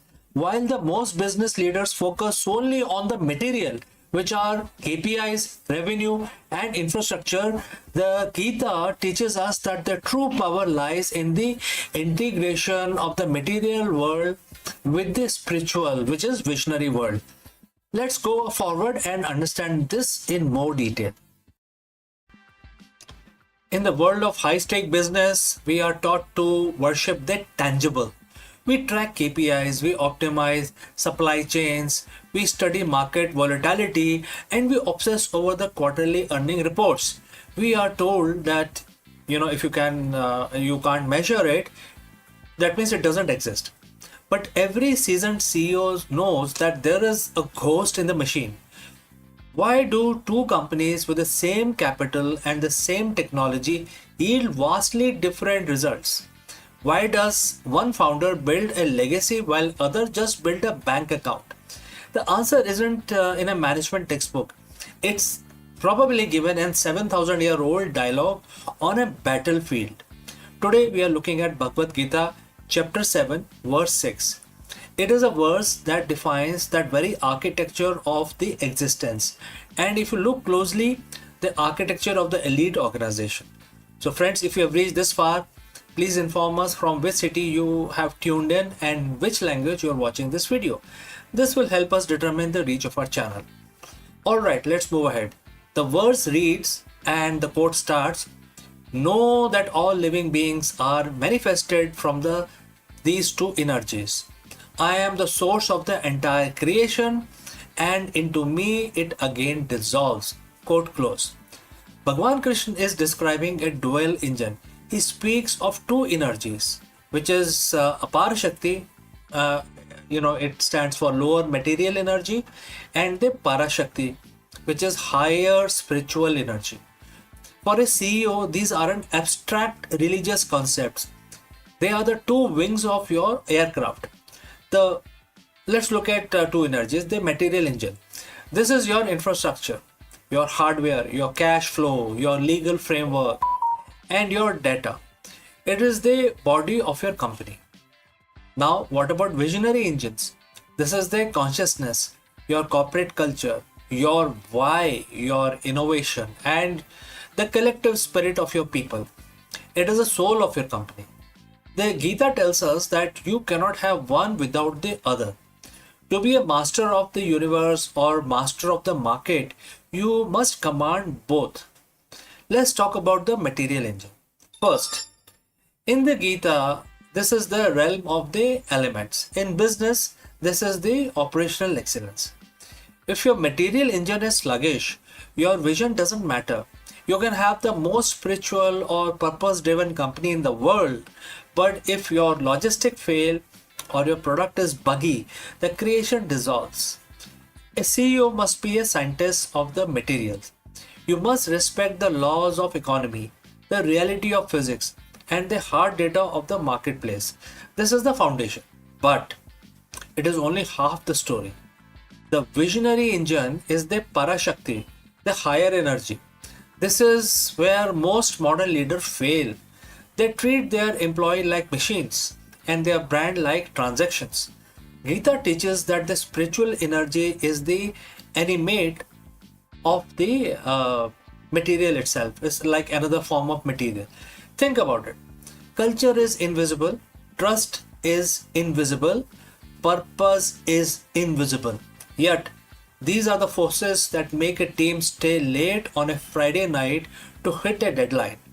These are the forces that make your customer choose you over a cheaper competitor. As a CEO, your job is to provide the consciousness for the organization. If you are only managing the material, you are just a caretaker. If you are managing the spirit, you are the leader. The second half of verse 6 is where it gets intense. Krishna says, "I am both the creator and the destroyer of the entire world." This is the ultimate lesson in agility. A CEO must be comfortable with creative destruction, market changes, technology disrupt. To create a new feature of your company, you must be willing to destroy the old version of yourself. So what is a creator? You manifest new products, new markets, and new hope. What is a destroyer? You cut the dead weight. You end projects that no longer serves the vision. You dismantle outdated hierarchies. If you cling too hard to what you created yesterday, you cannot create for tomorrow. You must embody the cycle of the universe: birth, growth, and renewal. So as you go back to your boardroom, your spreadsheet, and your town hall, ask yourself, which engine am I running on? If you are only running on the material, you will eventually burn out or be disrupted. If you are only running on the visionary, you will drift without a direction. The dual engine CEO does both. They keep their feet firmly planted on the material reality of the market, but their eyes fixed on the spiritual, why of their existence. You are the source of your company's origin. You are the catalyst of its growth. You are the hand that must steer it through its inevitable transformation. Master the two energies, and then you will master the world. So, friends, what do you think about this? And if you have any questions, please do not hesitate to send it across. Thank you for joining me on this journey through chapter 7.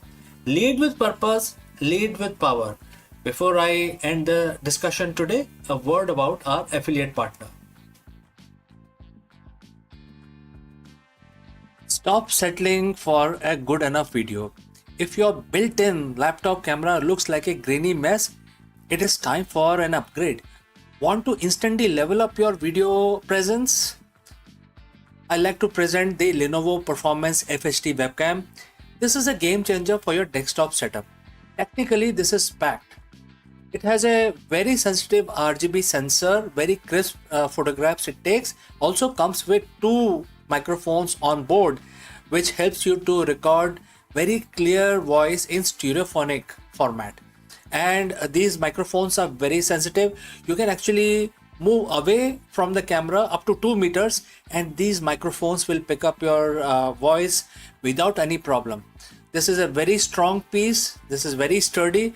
Comes with tripod ready. Comes with a very long leash, so it gives you a lot of flexibility to place the webcam wherever you want to keep in your studio.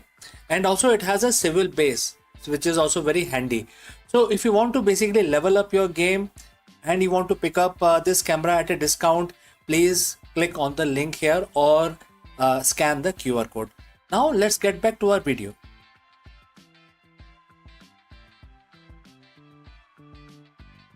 Are you feeling stuck in the middle class?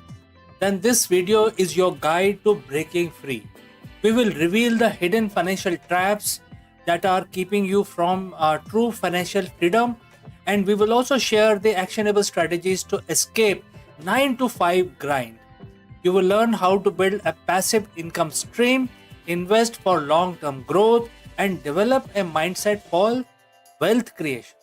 If you're ready to stop trading time for money and start building a life of financial independence, you have to stay tuned because we are going to explore all of this. Let's go.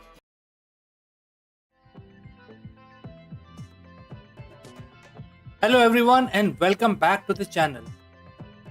Look, let's be honest for a moment. Are you tired? Tired of endless cycles, the 9 to 5 grind, the bills piling up, the feeling that no matter how hard you work, you are just, trading through these waters. You might be even earning a decent income, but somehow true financial freedom feels like a distant dream. The feeling, my friend, is what I call the middle class trap.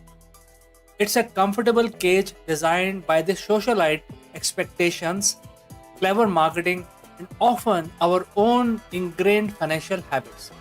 So, therefore, in this video, we are not just going to talk about it, we are going to give you a blueprint, a step-by-step guide on how to identify the trap, break free from the cycle, and start building the life of financial independence that you truly deserve.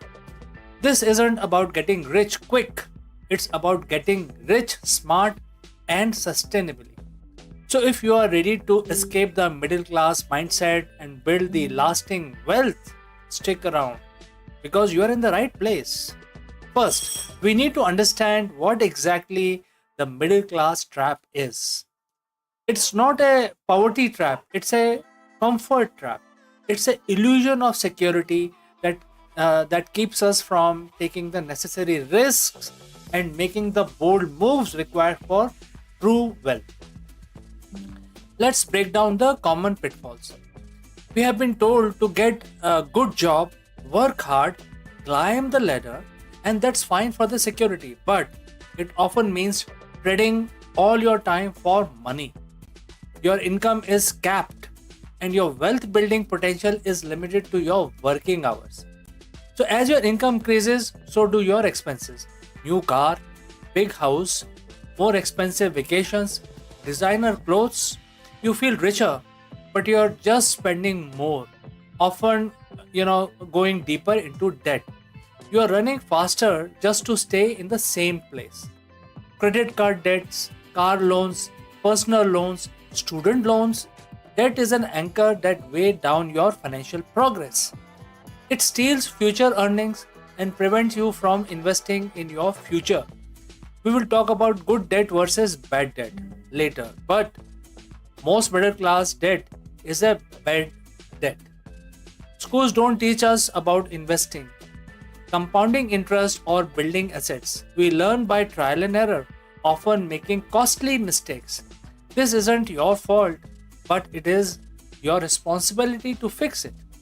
So I will start, by saying that you have to invest someday, and you have to also say that I will save more later. Maybe I will take that risk when I have more security.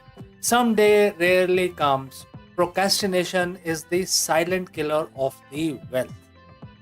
Escaping the middle class isn't just about changing your actions, it's about changing your mindset.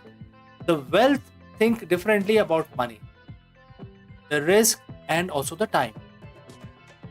Here are the critical mindset shifts. Uh, the middle class basically consumes, they are the de facto consumers. The wealthy produce instead of just buying things, think about creating value, solving problems, and building assets. How can you create a product, a service, or investment that generates income? And the goal isn't just to earn more, it's to earn more efficiently so you can buy back your time. Your time is your most valuable asset. The wealthy focus on building systems and investment that makes more money without their active daily involvement. The wealthy understand and manage it well as well. This doesn't mean being reckless, but understanding that stagnation is often greater risk than well thought out ventures. And things like education, skills, networking, these are your most potent assets. The wealthy are lifelong learners, constantly upgrading their knowledge and expanding their network. Read books, take courses, find mentors. The middle class often think in terms of immediate gratification. The wealthy think, on the other hand, in decades. They have a long-term plan. They understand the power of compound interest and delayed gratification. All right, with the right mindset in place, let's talk about the practical steps before you jump into the big investment. You need solid foundation. These are non-negotiable. You can't control what you don't measure. Know exactly where every dollar goes. Use apps, spreadsheet, whatever works for you. This isn't about restrictions, it's about awareness and control. So, where are the actionable tips? Well, download a budgeting app or create a simple spreadsheet today. So, credit card debt, personal loans, if you have, pay it off aggressively. Every dollar you spend on interest is a dollar you can't invest in your future. Use the debt snowball or debt avalanche method to clear all of these. Aim for 3 to 6 months of living expenses in a separate, easily accessible savings account. This is your safety net, preventing you from going back into debt when unexpected life events happen. While cutting expenses is crucial, there is a limit. There is no limit on how much you can earn. There is a limit on how much you can cut, but there is no limit on how much you can earn. So, alright, are you getting paid what you are worth? Research market rates, build your case and ask for raises. Invest in courses or certification that makes you more valuable in your current job or open doors to higher paying roles. Explore ways to make extra money outside your 9 to 5 job. Things like freelancing, consulting, online businesses. These are not just extra cash, they are training ground for entrepreneurship. Pay yourself first. Let us set up an automatic transfer from your checking to your savings and investment accounts before you have a chance to spend it all. So you basically park your money and then you get over the urge of spending more. All right. So once your foundation is solid, it is time to shift your focus from solely earning money to having your money work for you. This is where the wealthy truly separate themselves. These are low cost, diversified, and hands off way to invest in the entire market, perfect for a long term growth. Max out these tax advantaged retirement accounts. The tax benefits are immense, and time is your biggest ally with compounding. Buy properties and rent them out for passive income and appreciation. This often requires more capital and effort, but can be very rewarding. The way to invest in real estate without directly owning property is also you must explore. More liquid, less management intensive, and that is a property of the investment that you're seeking. This is arguably the fastest way to build significant wealth. Whether it is a brick or mortar or an online business, it gives you control, scalability, and uncapped income potential. E-commerce, content creation, consulting, digital products, low overhead, global reach, some of the ideas that I can throw right now. So there you have it. A comprehensive blueprint to escape the middle class trap and building the financial freedom you have been dreaming of. This journey isn't easy and it won't happen overnight. There will be a challenge, there may be setbacks and moments of doubt. But remember this, you are capable. You have the power to change your financial destiny. It starts with decision. A decision to stop accepting the status quo, to take control, and to build a life on your own terms. This isn't about hoarding money, it's about gaining options, option to travel, to spend more time with loved ones, to pursue your passion, to contribute to the cause you care about, and to live life on your own terms. Don't let the someday mentality hold you back. Your journey starts now. Pick one thing from this video, just one, and implement it today. So, friends, if this video resonated with you, please hit the like button, subscribe for more content like this, and leave a comment or question in the comment section below. And hopefully, you will be richer when we meet next time. So, friends, see you in the next one.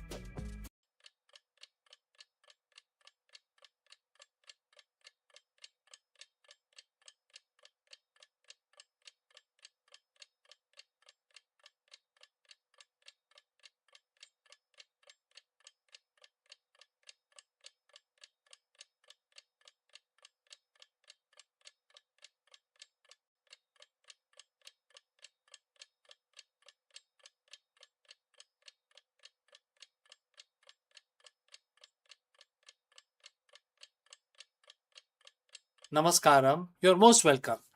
Japan isn't building a train line in India. They are constructing a multi billion-dollar fortress against a regional rival.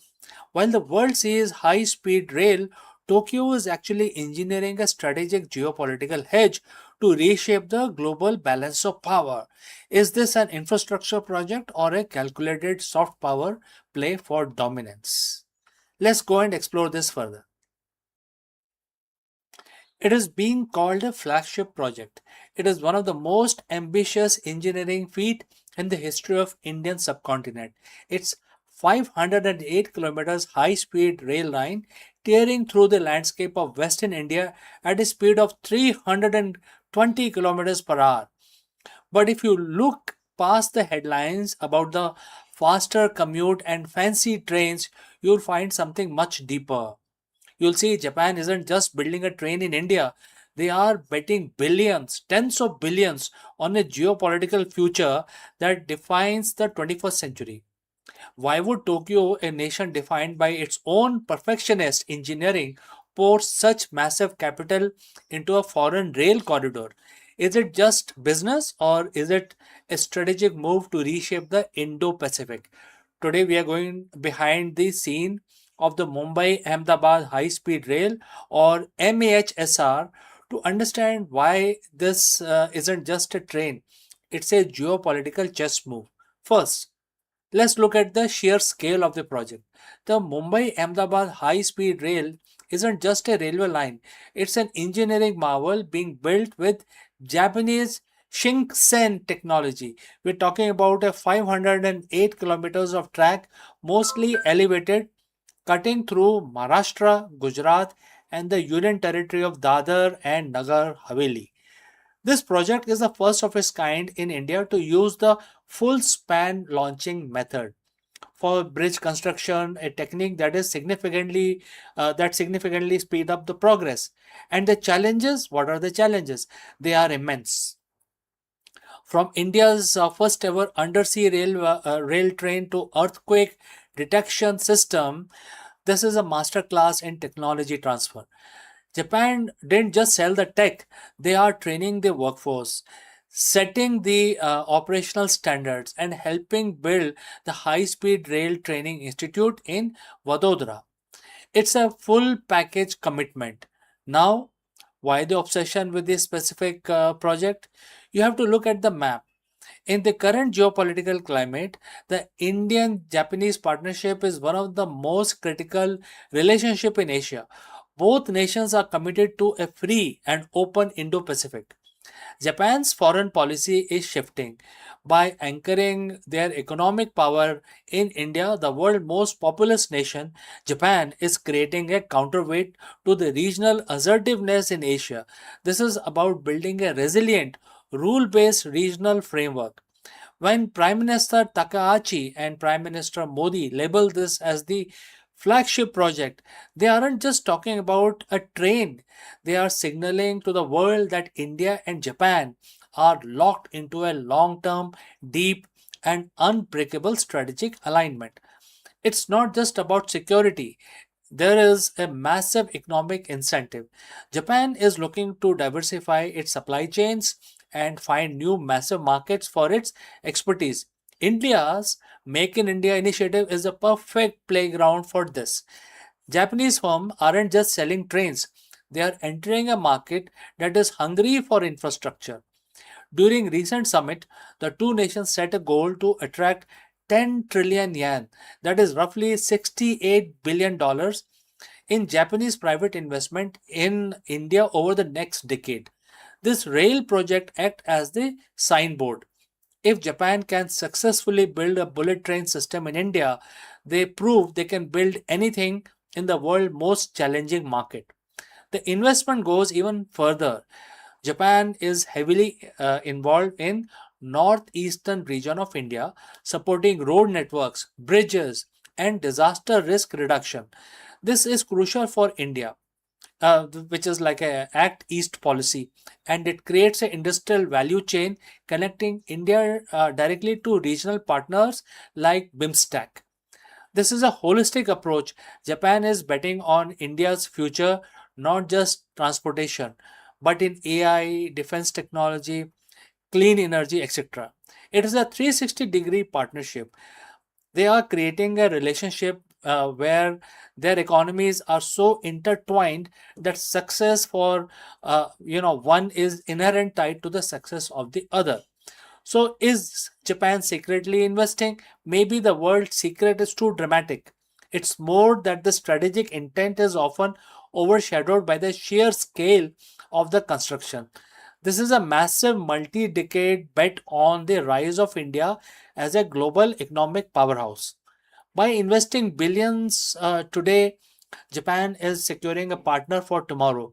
The Shangsen in India is more than a transit solution.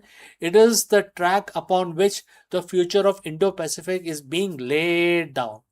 So friends, thanks for watching and stay tuned as we continue to track how these massive infrastructure projects are rewriting the global order. See you in the next one.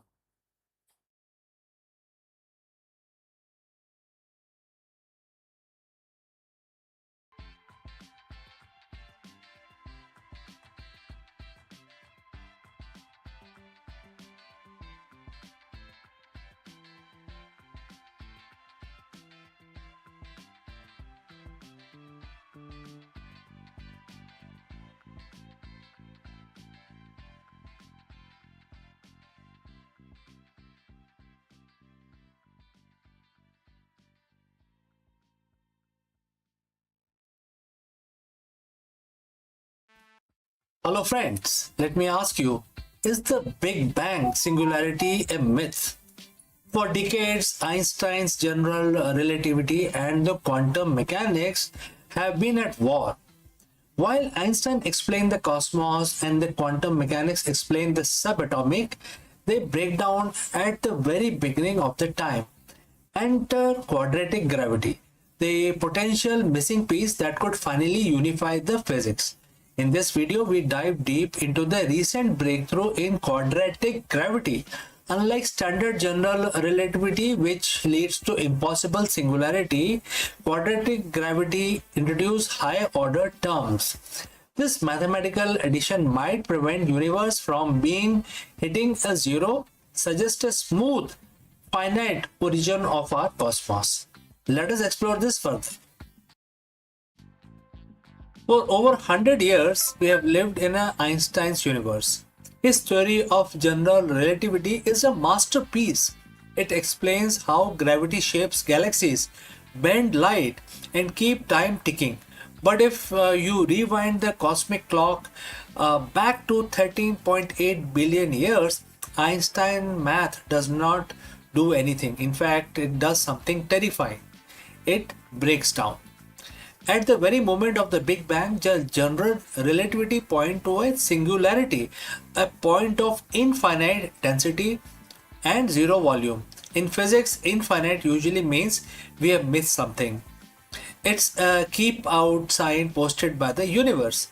For decades, we have been looking for a bridge between the smooth curves of Einstein's gravity and the jittery, pixelated world of quantum mechanics. We have tried string theory, loop quantum gravity, and dozens of others, but a new old contender is making a wave, right? That is known as quadratic gravity. Today we are going beyond the Big Bang to see if this mathematical breakthrough is the missing piece of the cosmic puzzle.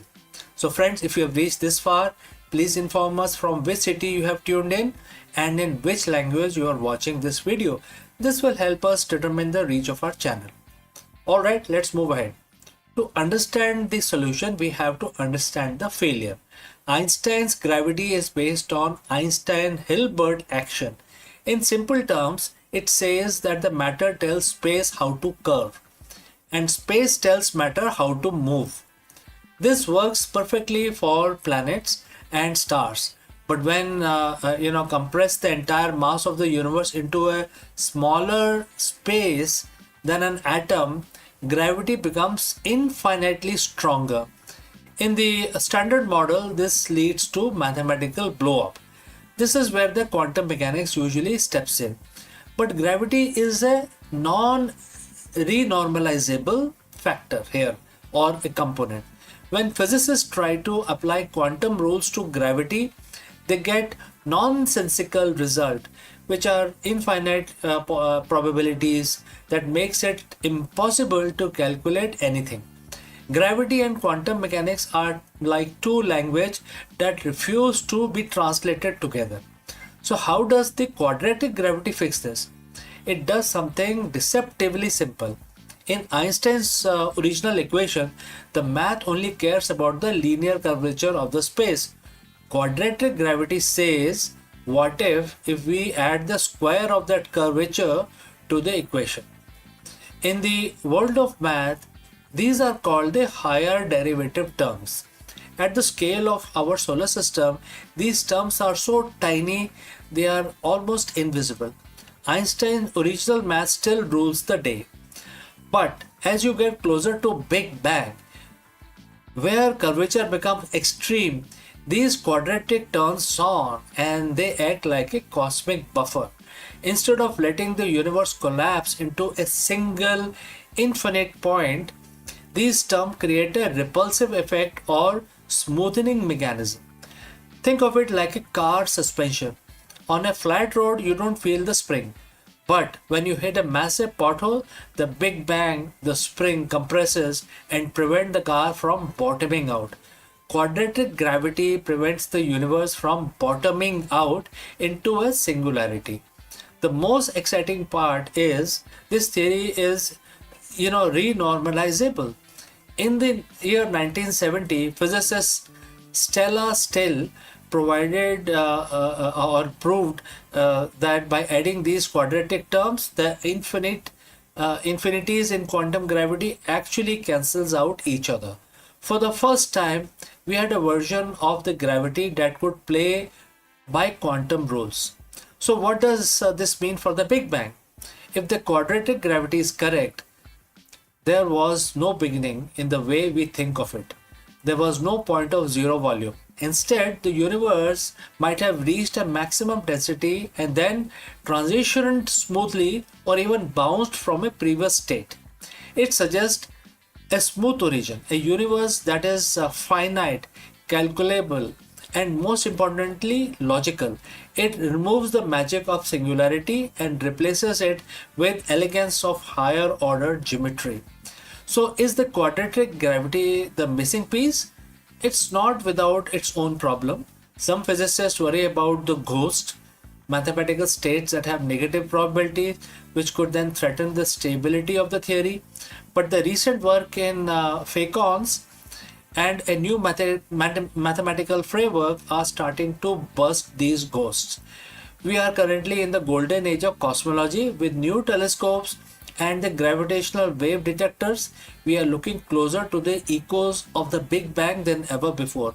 If we find specific pattern in the cosmic microwave background radiation, it might just prove that quadratic gravity was at work in those first few billionth of a second. If Einstein gave us the map of the stars, quadratic gravity might finally give us the map of the beginning. So, what do you think, friends? Did the universe start from nothing, or is it a continuous cycle of geometry? Let me know in the comments below, and don't forget to like and subscribe for more journeys into the deep fabric of reality. My name is CK. Thanks for watching. Before I go, I'd like to share a word about our affiliate partner. Stop settling for a good enough video. If your built-in laptop camera looks like a grainy mess, it is time for an upgrade. Want to instantly level up your video presence? I like to present the Lenovo Performance FHD webcam. This is a game changer for your desktop setup. Technically, this is packed.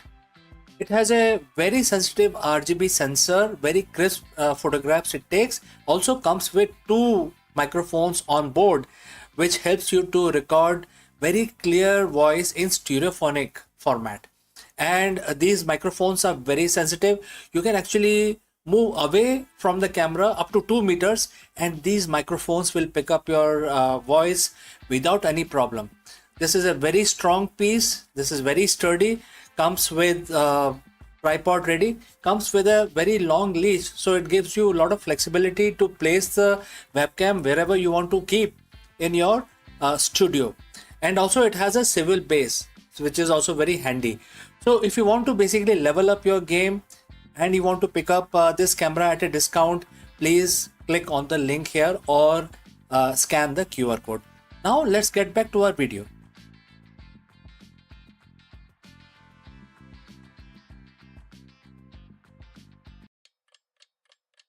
Long before telescope pierced the sky, Lagard's verses and the Siddhantic model dared to chart the dance of eclipse and celestial cycle. They transformed the cosmic mysteries into patterns of prediction, turning the heavens into grand clockwork that guided the rituals, harvest, and the human destiny. In their rhythm lies the echoes of our modern quest. From AI driven astronomy to climate cycles, proving that the ancient gaze at the star still illuminates the future. So let's find out more about Lagard, the first timekeeper of the stars. Lagad, often regarded as one of the earliest Indian astronomer, stands at the threshold of humanity's attempt to to systemize the heavens. His Vedanga Jyotish was not merely a manual for ritual timing. It was a profound attempt to align human life with celestial rhythm. In those verses, eclipse, solstices, and the lunar cycles were not mystical accidents but predictable phenomena woven into the cosmic order that could be calculated, anticipated, and honored. The Vedanga Jyotish revealed how uh, human used to track the lunar month and aligned ritual calendar with the celestial cycle. Lagarde's insight show a sophisticated awareness of astronomy for his time. He described the constellations, seasonal markers, and the method for calculating solstices and equinox. So, in this essence, he transformed the sky watching into a structured science, bridging ritual practices with cosmic order. This was the seed of what later bloomed into Siddhantic traditions, a lineage of astronomical trustees that defined the planetary models, mapped eclipse with increasing precision, and sought to reconcile the observation with theory. Thus, a Siddhantic model from Aryabhat to Varahamitra carried Lagarde's impulse forward. They treated eclipse as a natural event causing by the interplay of earth, sun, and moon, stripping away the superstition and replacing it with the geometry and cycles. These texts became the most kind of a standing trustees with the cosmos influencing even the Islamic astronomy and medieval Europe. And even the instruments of Jantar Mantar, which is in Delhi, centuries later.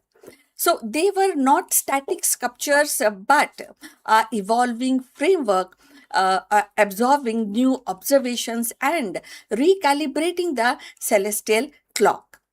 The Vedang Jyotish, a text that systemized the astronomical knowledge during the late Vedic period, and his work was not abstract theory alone. It was a deeply practical design to help priests determine the correct timing for ritual by observing the movements of sun, moon, and stars. When we talk about 26 and these theories, these all written text and the observation, they resonate even today, which is really very striking. As the James Webb Space Telescope peer into the exoplanetary system and AI model simulate the cosmic dynamics, Lagarde's the vision of cyclic order feels uncannily modern.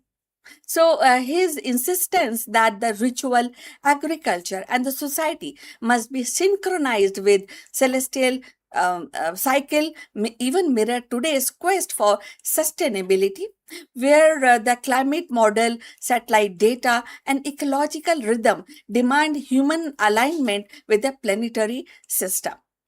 The Siddhantic tradition's emphasis on predictive accuracy and which echoes in the contemporary algorithm and the forecast eclipse, solar storms, and orbital mechanics with a breakthrough precision.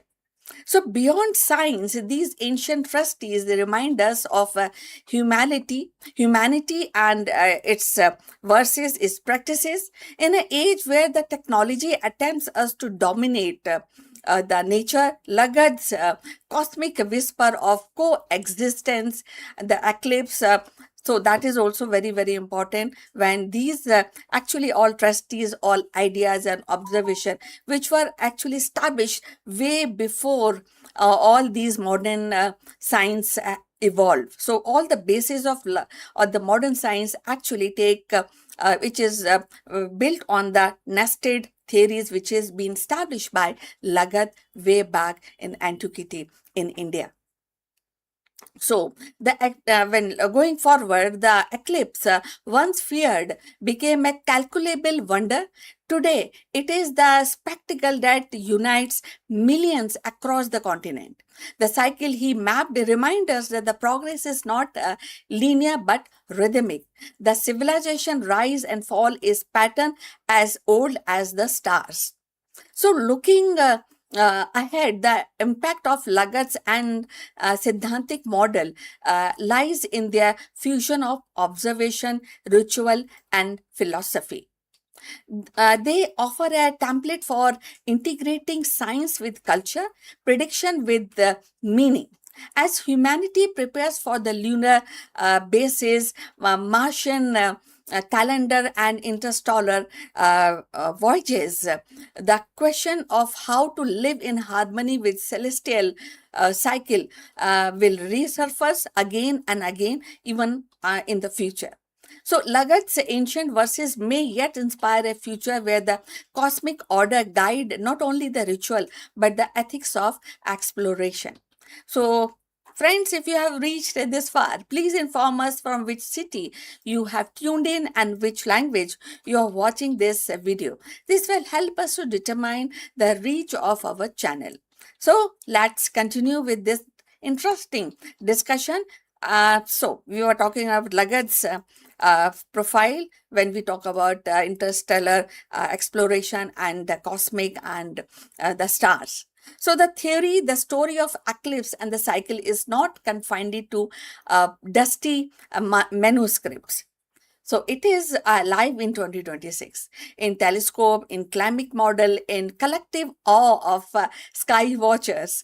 So Lagat's legacy is definitely a reminder that science begins with a wonder and that the rhythm of cosmos once charted in palm leaf manuscripts continues to shape the destiny of our species. His legacy lies in laying the foundation for later Indian astronomy. So, Lagat's text reminds us the earliest surviving record of astronomy in India. It also demonstrates how the ancient culture sought harmony between human life and celestial rhythms. A theme that continues to inspire both historians and astronomers today. His contribution is significant because it represents one of the earliest systematic attempt to codify the astronomical knowledge in India.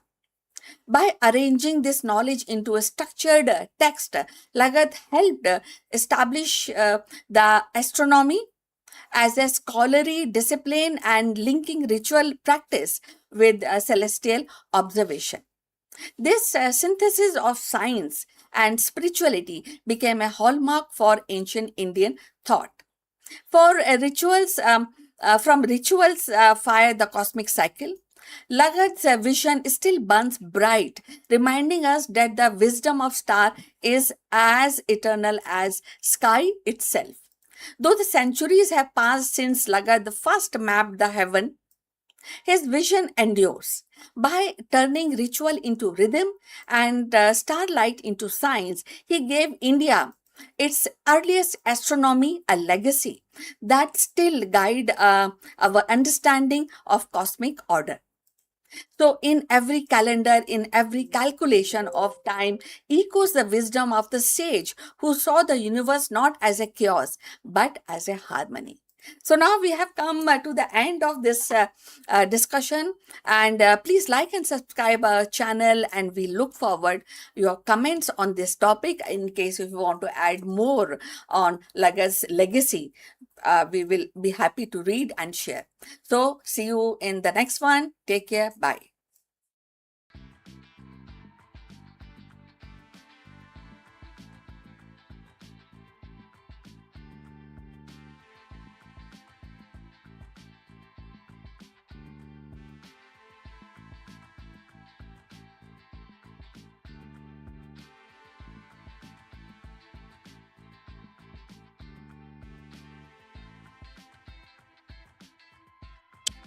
Hello, friends.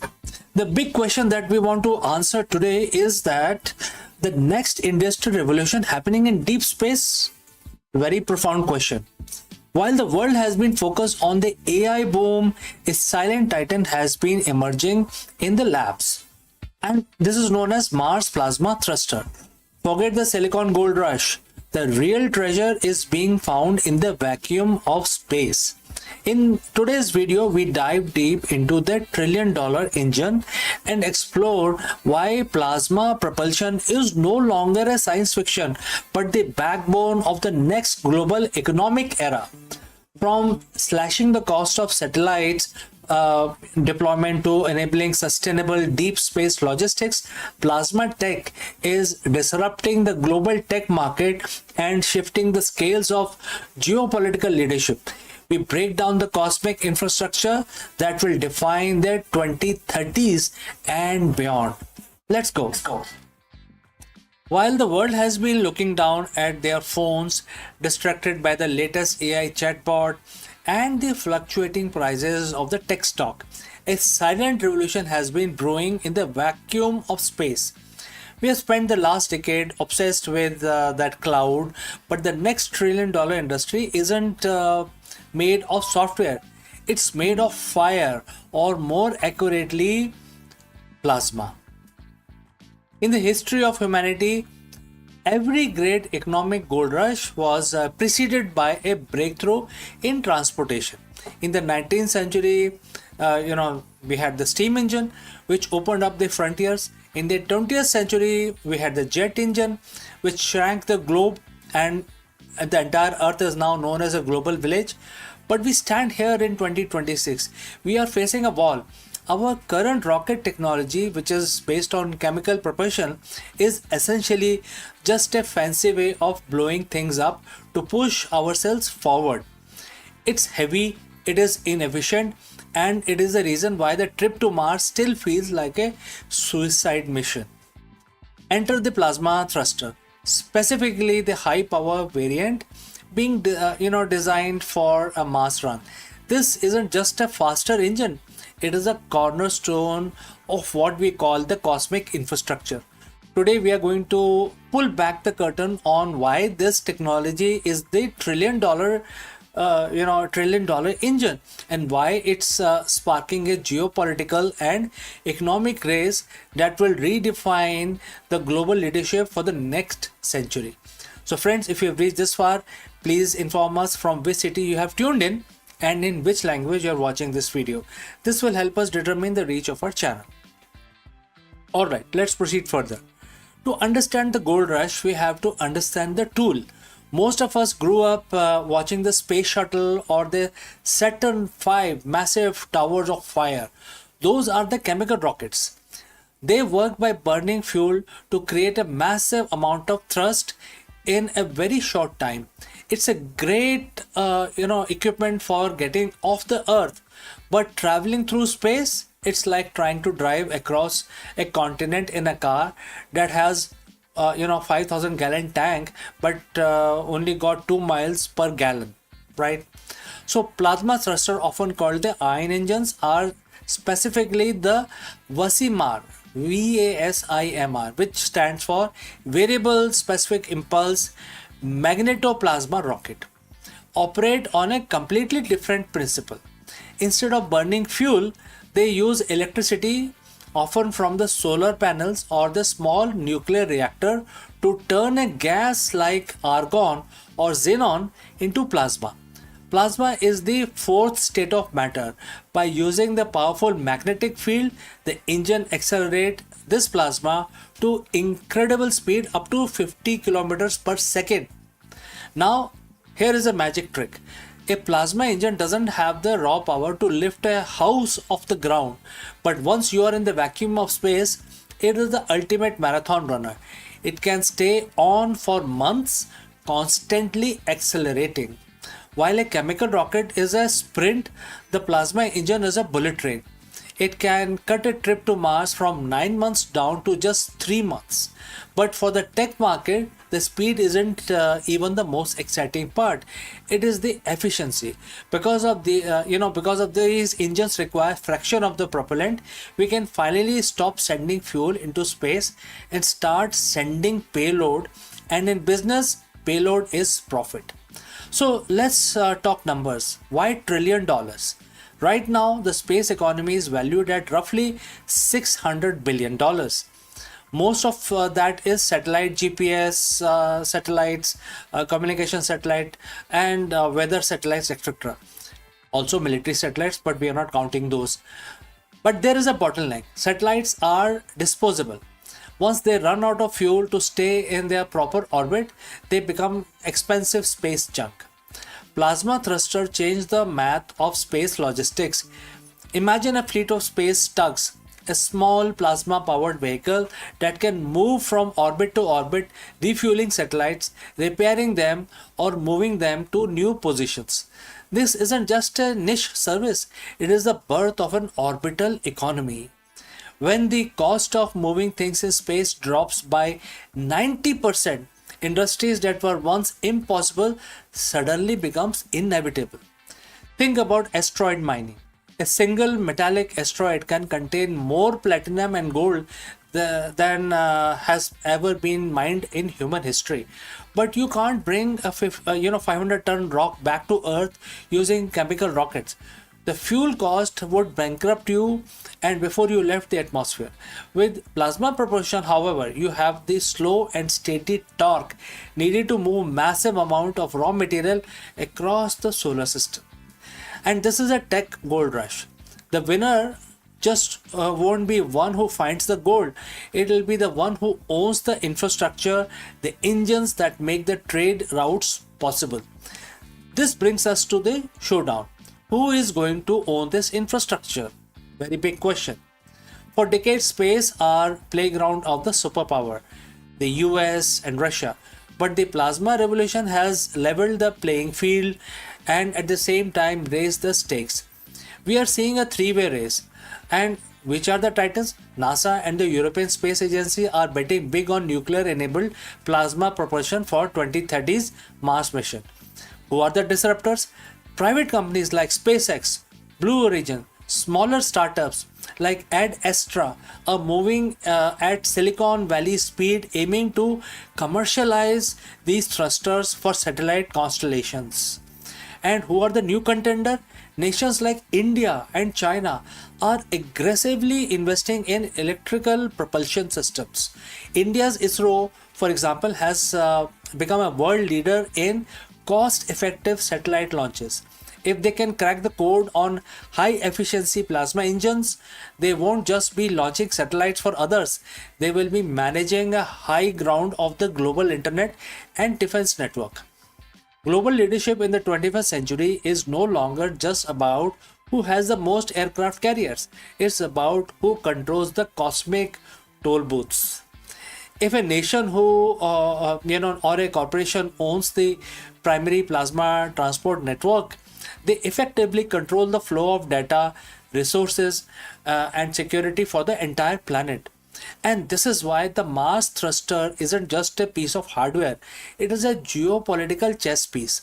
Now, you might be thinking this is all great for astronauts and billionaires, but what does it mean for guys like me and you, people living in Delhi, London, or New York? The tech gold rush always has a ripple effect. When we perfect the jet engines, we didn't just get faster vacations, we got global trade, overnight shipping, and a connected world. The development of Mars-grade plasma thruster requires breakthrough in superconductors, number one. To create the magnetic field needs to contain 1 million degrees of plasma. So we need very high magnetic field generators. Number two is the energy density. To power these engines, we are developing the most efficient solar and micronuclear systems ever conceived. Number three is the material science. Creating hulls that can withstand the bombardment of deep space radiation. These technologies don't stay in space. The superconductor that powers a Mars thruster today will power a fusion reactor on Earth tomorrow. The energy system designed for plasma engines will eventually provide clean, limitless power for our cities. The trillion-dollar engine is a massive R&D laboratory for the problems we face on Earth today. We aren't going to Mars to escape the Earth. We are going to Mars to invent the tool that will save it. So this is very exciting. So friends, do let me know what you feel about it. And I will catch you again in the next one. Before I go, what about our affiliate partner? Stop settling for a good enough video. If your built-in laptop camera looks like a grainy mess, it is time for an upgrade. Want to instantly level up your video presence?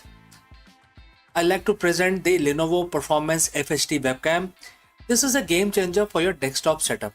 Technically, this is packed.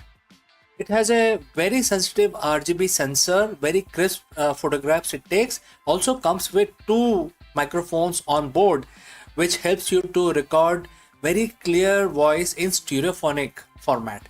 And these microphones are very sensitive.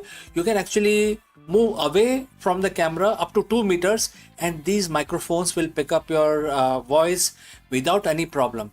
This is a very strong piece. This is very sturdy. Comes with tripod ready. Comes with a very long leash, so it gives you a lot of flexibility to place the webcam wherever you want to keep in your studio. And also it has a swivel base, which is also very handy. So if you want to basically level up your game and you want to pick up this camera at a discount, please click on the link here or scan the QR code. Now let's get back to our video.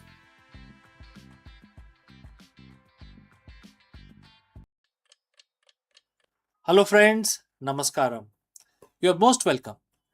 Prime Minister of India Indira Gandhi's decision to impose national emergency sent shockwaves through India, leading to 21 months of suspended civil liberties, mass arrest of political opposition, and strict press censorship. In this video, we dive deep into the emergency, a defining, controversial, and often misunderstood chapter in Indian political history. Was it a necessary step to stabilize the nation or the death knell of Indian democracy? We explored the events leading up to the declaration, the life changing impact of the citizens of India, and the lasting legacy of this period left on the nation's political landscape.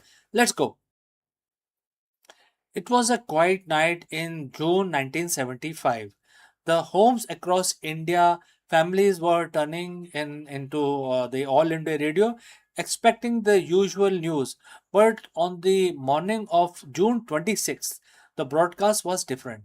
The voice on the radio, calm and measured, announced that the president had proclaimed an emergency.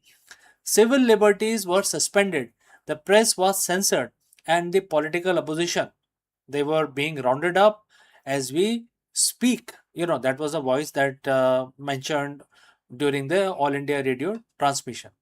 In a single stroke, the world's largest democracy went dark.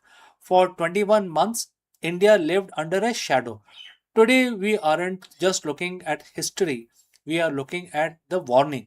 This is the story of the 1975 emergency, the time when the foundation of India were tested to their very breaking point. To understand the emergency, we have to understand the India of the early 1970s. It wasn't a peaceful time. The economy was struggling, inflation was skyrocketing, and there was growing movement on the street, led by a veteran socialist, Jai Prakash Narayan, or JP, as we all know him. So, friends, before we move forward, if you have reached so far, let me know the name of your city or country from where you have tuned in into this video. All right, let's move forward. Mr. Raj Narayan, the man who had lost his election against Prime Minister of India Indira Gandhi, filed a petition alleging electoral malpractices. Justice J.M.L. Sinha delivered the verdict. Indira Gandhi was guilty of using government machinery for campaign purposes. Her election was declared void. She was barred from holding public offices for 6 years. For any leader, this was a political death sentence, but Indira Gandhi was not any leader. She refused to resign, and as the pressure from the opposition mounted, the decision was made. If she couldn't win the political battle, she would change the rules of the game entirely. It was the night of June 25th, 1975, while the nation slept, a massive coordinated operation was launched. Under the cover of darkness, the police began a nationwide sweep. By the next morning, the press was gagged. Electricity was cut to the newspaper offices in Delhi to prevent the printing of protest stories. When the papers did not return, they were blank or filled with government approved propaganda. The democracy that had been built on the dreams of independence was now effectively a one person rule. The constitution was amended, the judiciary was curtailed, and the executive branch held absolute power. So, what was the life like during those 21 months? For an average citizen, it was time of fear and uncertainty. The government, driven heavily by Indira Gandhi's son Sanjay Gandhi, launched initiatives that were touted as development but implemented with lot of brutality. The sterilization drive became very, very infamous. In a desperate, misguided attempt to control population growth, hundreds of thousands of people were coerced into sterilization. For many, the choice was simple: comply or lose your job, your ration card, or even your freedom. Then there was the beautification drive. The cities like Delhi slums were razed to the ground, displacing the poor to the outskirts of the city. All the names of which were basically eyesores were cleared. There was no one to complain to. The courts were hamstrung. You couldn't speak in public. You couldn't write in the paper. Certainly couldn't organize a protest. It was suffocating silence that lasted nearly 2 years. But the authoritarian regime have a fatal flaw. They stopped listening to the people. Indira Gandhi, perhaps believing her own propaganda that the people were happy, called for election in the year 1977. She miscalculated. The Indian electorate, despite being silenced for 21 months, had not forgotten. In one of the most powerful display of democracy in history, the people of India voted the emergency government out of power in a landslide. Indira Gandhi lost her own seat. It was the first time the Congress party had lost a general election in independent India. So, what is the legacy of the emergency? It proved that democracy in India is not just a constitutional framework, it is a sentiment embedded in the hearts of people. It served as a violent reminder that freedom cannot be taken away in a single night, and it requires a constant vigilance to protect it. In the 1975 emergency remains the darkest chapter in India's modern history. It left behind scars that would take years to heal, but it is also forged a new political consciousness in the country, a realization that power, when left unchecked, will always consume itself. So, as we look back, the lesson is clear: democracy is fragile, it's a garden that needs to be tended in every single day. The 21 month of 1975 taught India that while the government can silence the press, close the courts, imprison the dissenters, it can never fully break the spirit of people who have tasted freedom. So if you found this dive into the history valuable, make sure to like and subscribe for more deep dives into the stories that shape the world we live in today. Thanks for watching, and I look forward to receiving your comments. See you in the next one. Hello friends. In the high-stake world of corporate leadership, volatility is the only constant. But what separates a good leader from an unshakable one? In this video, we explore the profound wisdom of Bhagavad Gita and its direct application to the modern CEOs and different, high leadership executives. We dive deep into the concept of samadhi, not as a mystical retreat, but as the ultimate state of the mental clarity and decision making. Let us proceed further on this thought.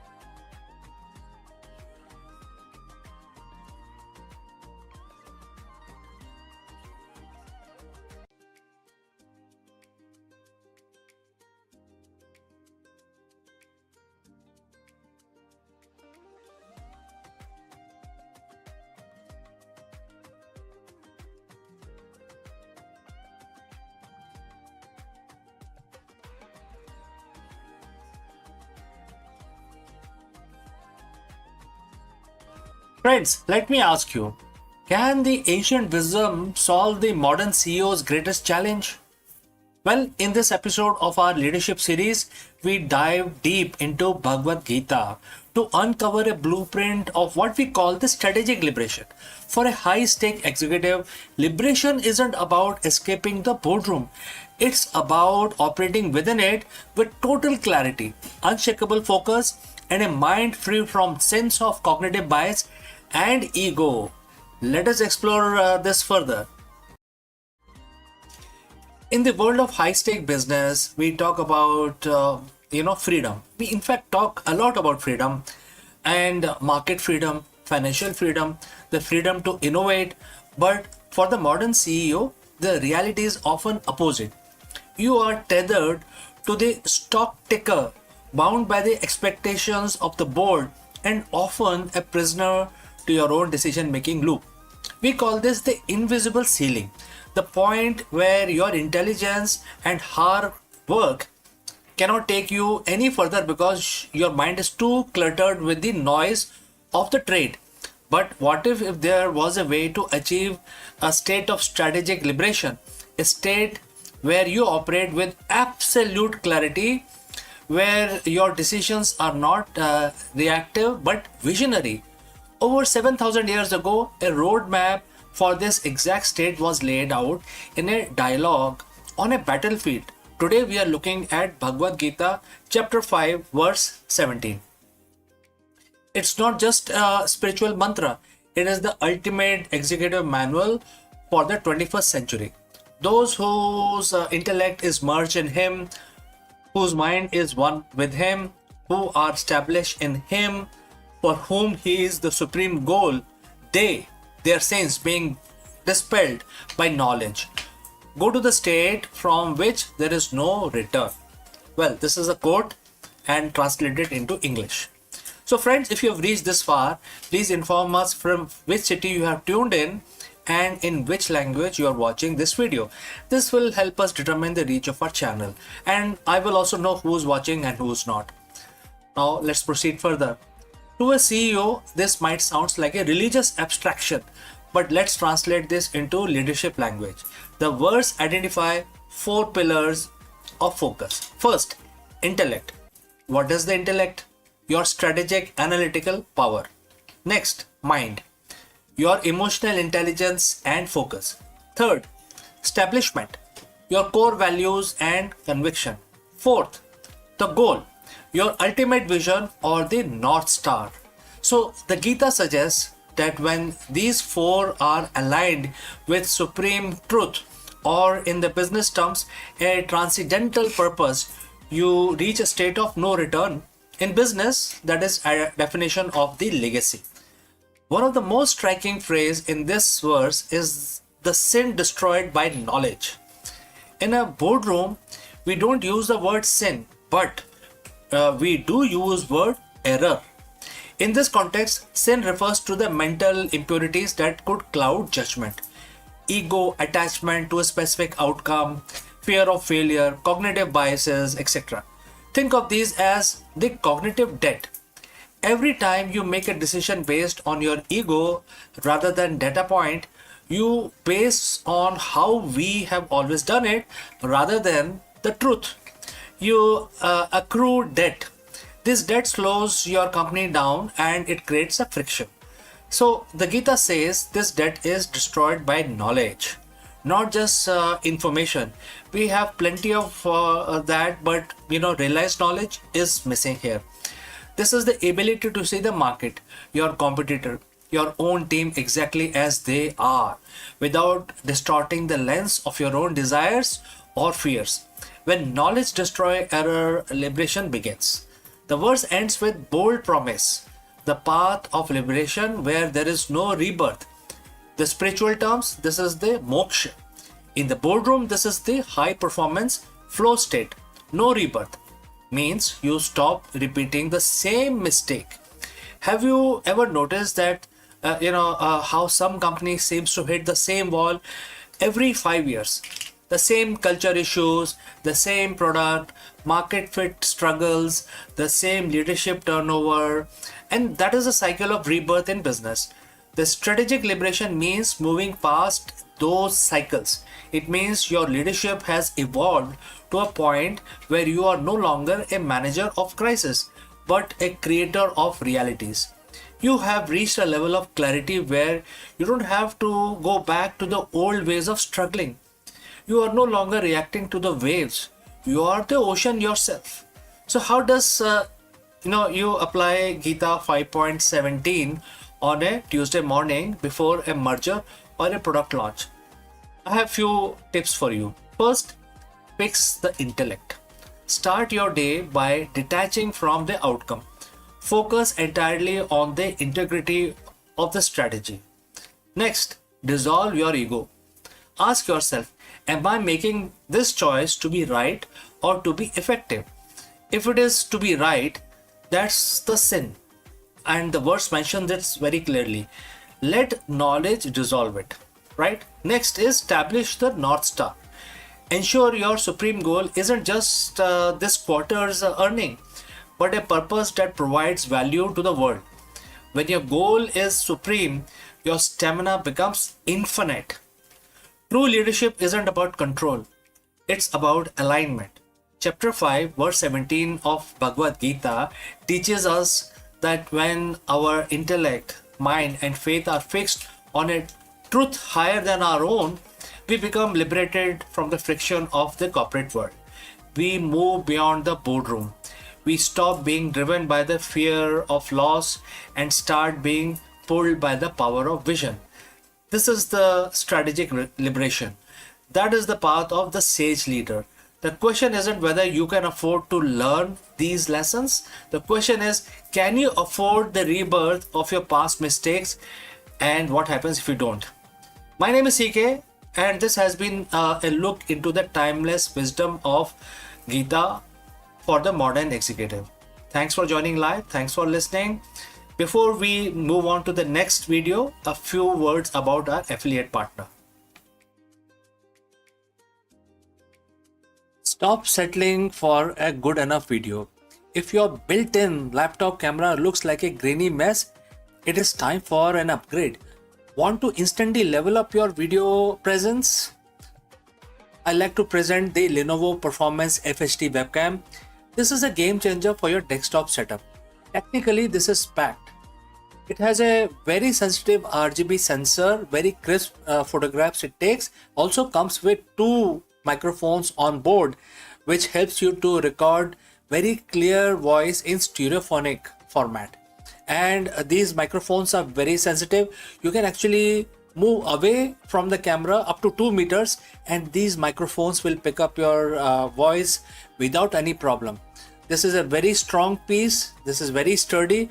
Comes with tripod ready. Comes with a very long leash, so it gives you a lot of flexibility to place the webcam wherever you want to keep in your studio. And also it has a swivel base, which is also very handy.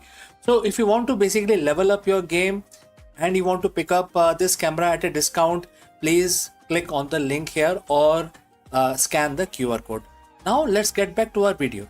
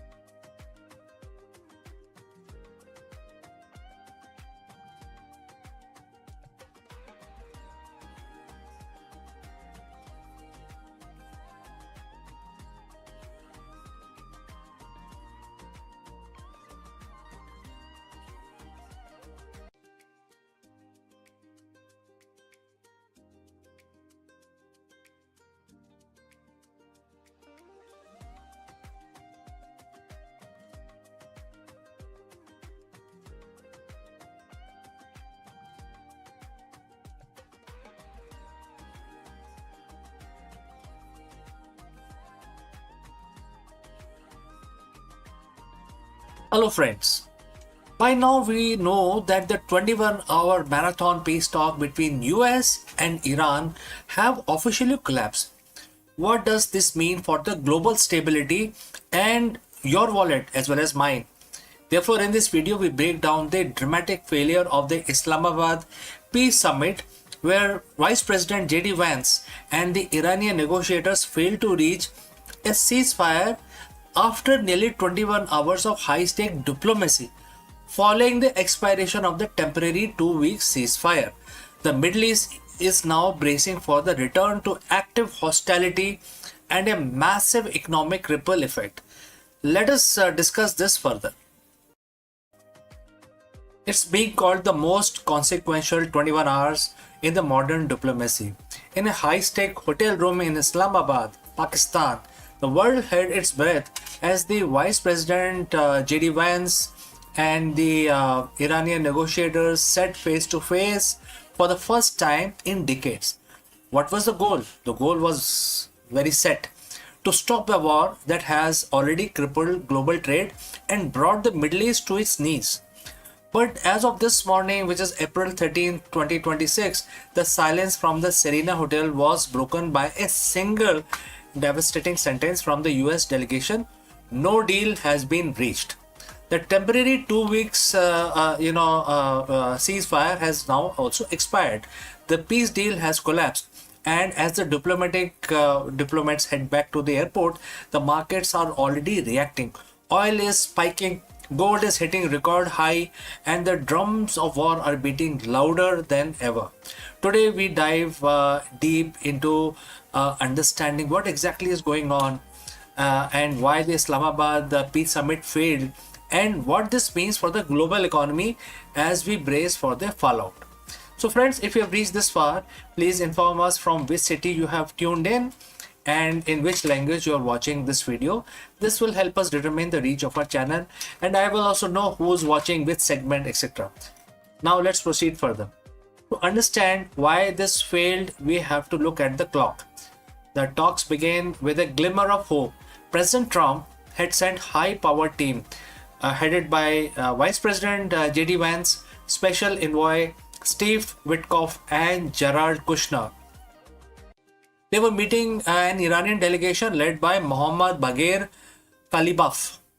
For 15 hours, the talk were described as expert-level discussions. They were exchanging text, debating the finer points of a 15-point proposal. But by hour 20, the atmosphere completely shifted. US presented, what they called their best and final offer. The core of the American demand was simple: Iran must provide an affirmative commitment to stop all nuclear enrichment and immediately, unconditionally reopen the Strait of Hormuz. The Iran response, they called the demand excessive. Tehran counter-offered with their own 10-point plan, demanding the immediate withdrawal of all US forces from the Middle East and lifting of all sanctions before a single ship moved through the Strait of Hormuz. By 4 a.m. local time, the deadlock was absolute. J.D. Vance walked out, stating that if the Iranians weren't willing to negotiate in good faith, the US was not, receptive to further stalling. The open hand of diplomacy has been replaced by a closed fist. This isn't just a political failure, it's an economic catastrophe. Why does a meeting in Pakistan matter to someone in New York, London, or Tokyo? There is only one answer, and that is Hormuz. The Strait of Hormuz is the world's most important oil artery. Currently, it is under an effective stranglehold. During the ceasefire, there was a hope that the blockade could be lifted. Instead, no deal news has sent oil prices into a vertical climb. Analysts at Goldman Sachs and S&P Global are warning that if the hostility resumes, we are looking at a price of $150 per barrel, and this is going to become a reality. But it is not just oil. Let's look at gold. We have seen gold surge over $100 an ounce in mere minutes, hitting record height as investors flee to safer havens. The Gulf economies nations like Qatar and Kuwait, which rely entirely on the strait, are looking at potential recession of up to 5% this year. Supply chain. Let's look at how this will impact supply chain. From semiconductor to food imports, the Middle East, stress test is basically completely failing, and it is going to basically create a major problem for the world.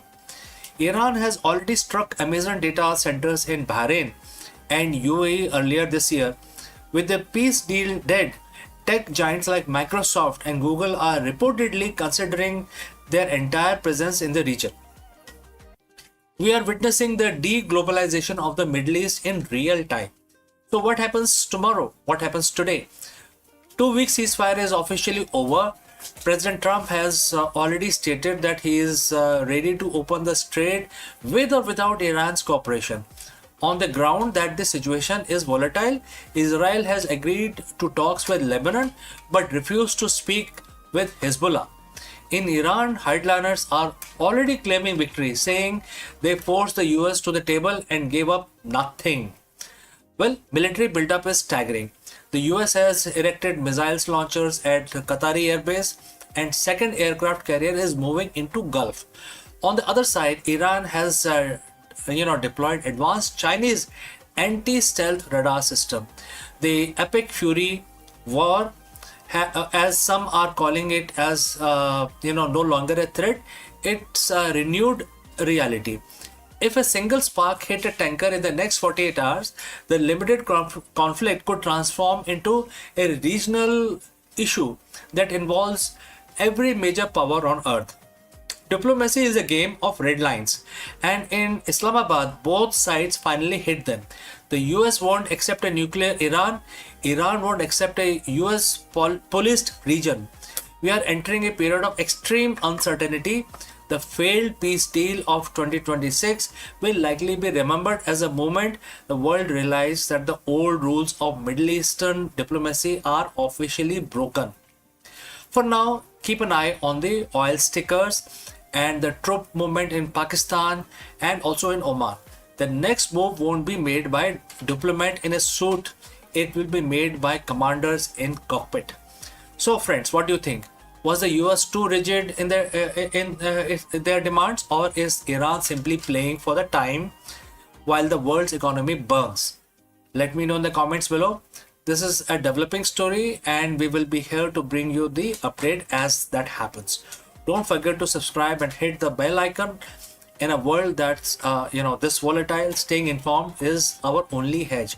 I'm CK, and I will see you in the next one. Before we go to the next section, a word about our affiliate partner. Stop settling for a good enough video. If your built-in laptop camera looks like a grainy mess, it is time for an upgrade. Want to instantly level up your video presence? I like to present the Lenovo Performance FHD webcam. This is a game changer for your desktop setup. Technically, this is packed. It has a very sensitive RGB sensor, very crisp photographs it takes. Also comes with 2 microphones on board, which helps you to record very clear voice in stereophonic format. And these microphones are very sensitive. You can actually move away from the camera up to 2 meters, and these microphones will pick up your voice without any problem. This is a very strong piece. This is very sturdy. Comes with tripod ready. Comes with a very long leash, so it gives you a lot of flexibility to place the webcam wherever you want to keep in your studio. And also it has a swivel base, which is also very handy. So if you want to basically level up your game and you want to pick up this camera at a discount, please click on the link here or scan the QR code. Now let's get back to our video.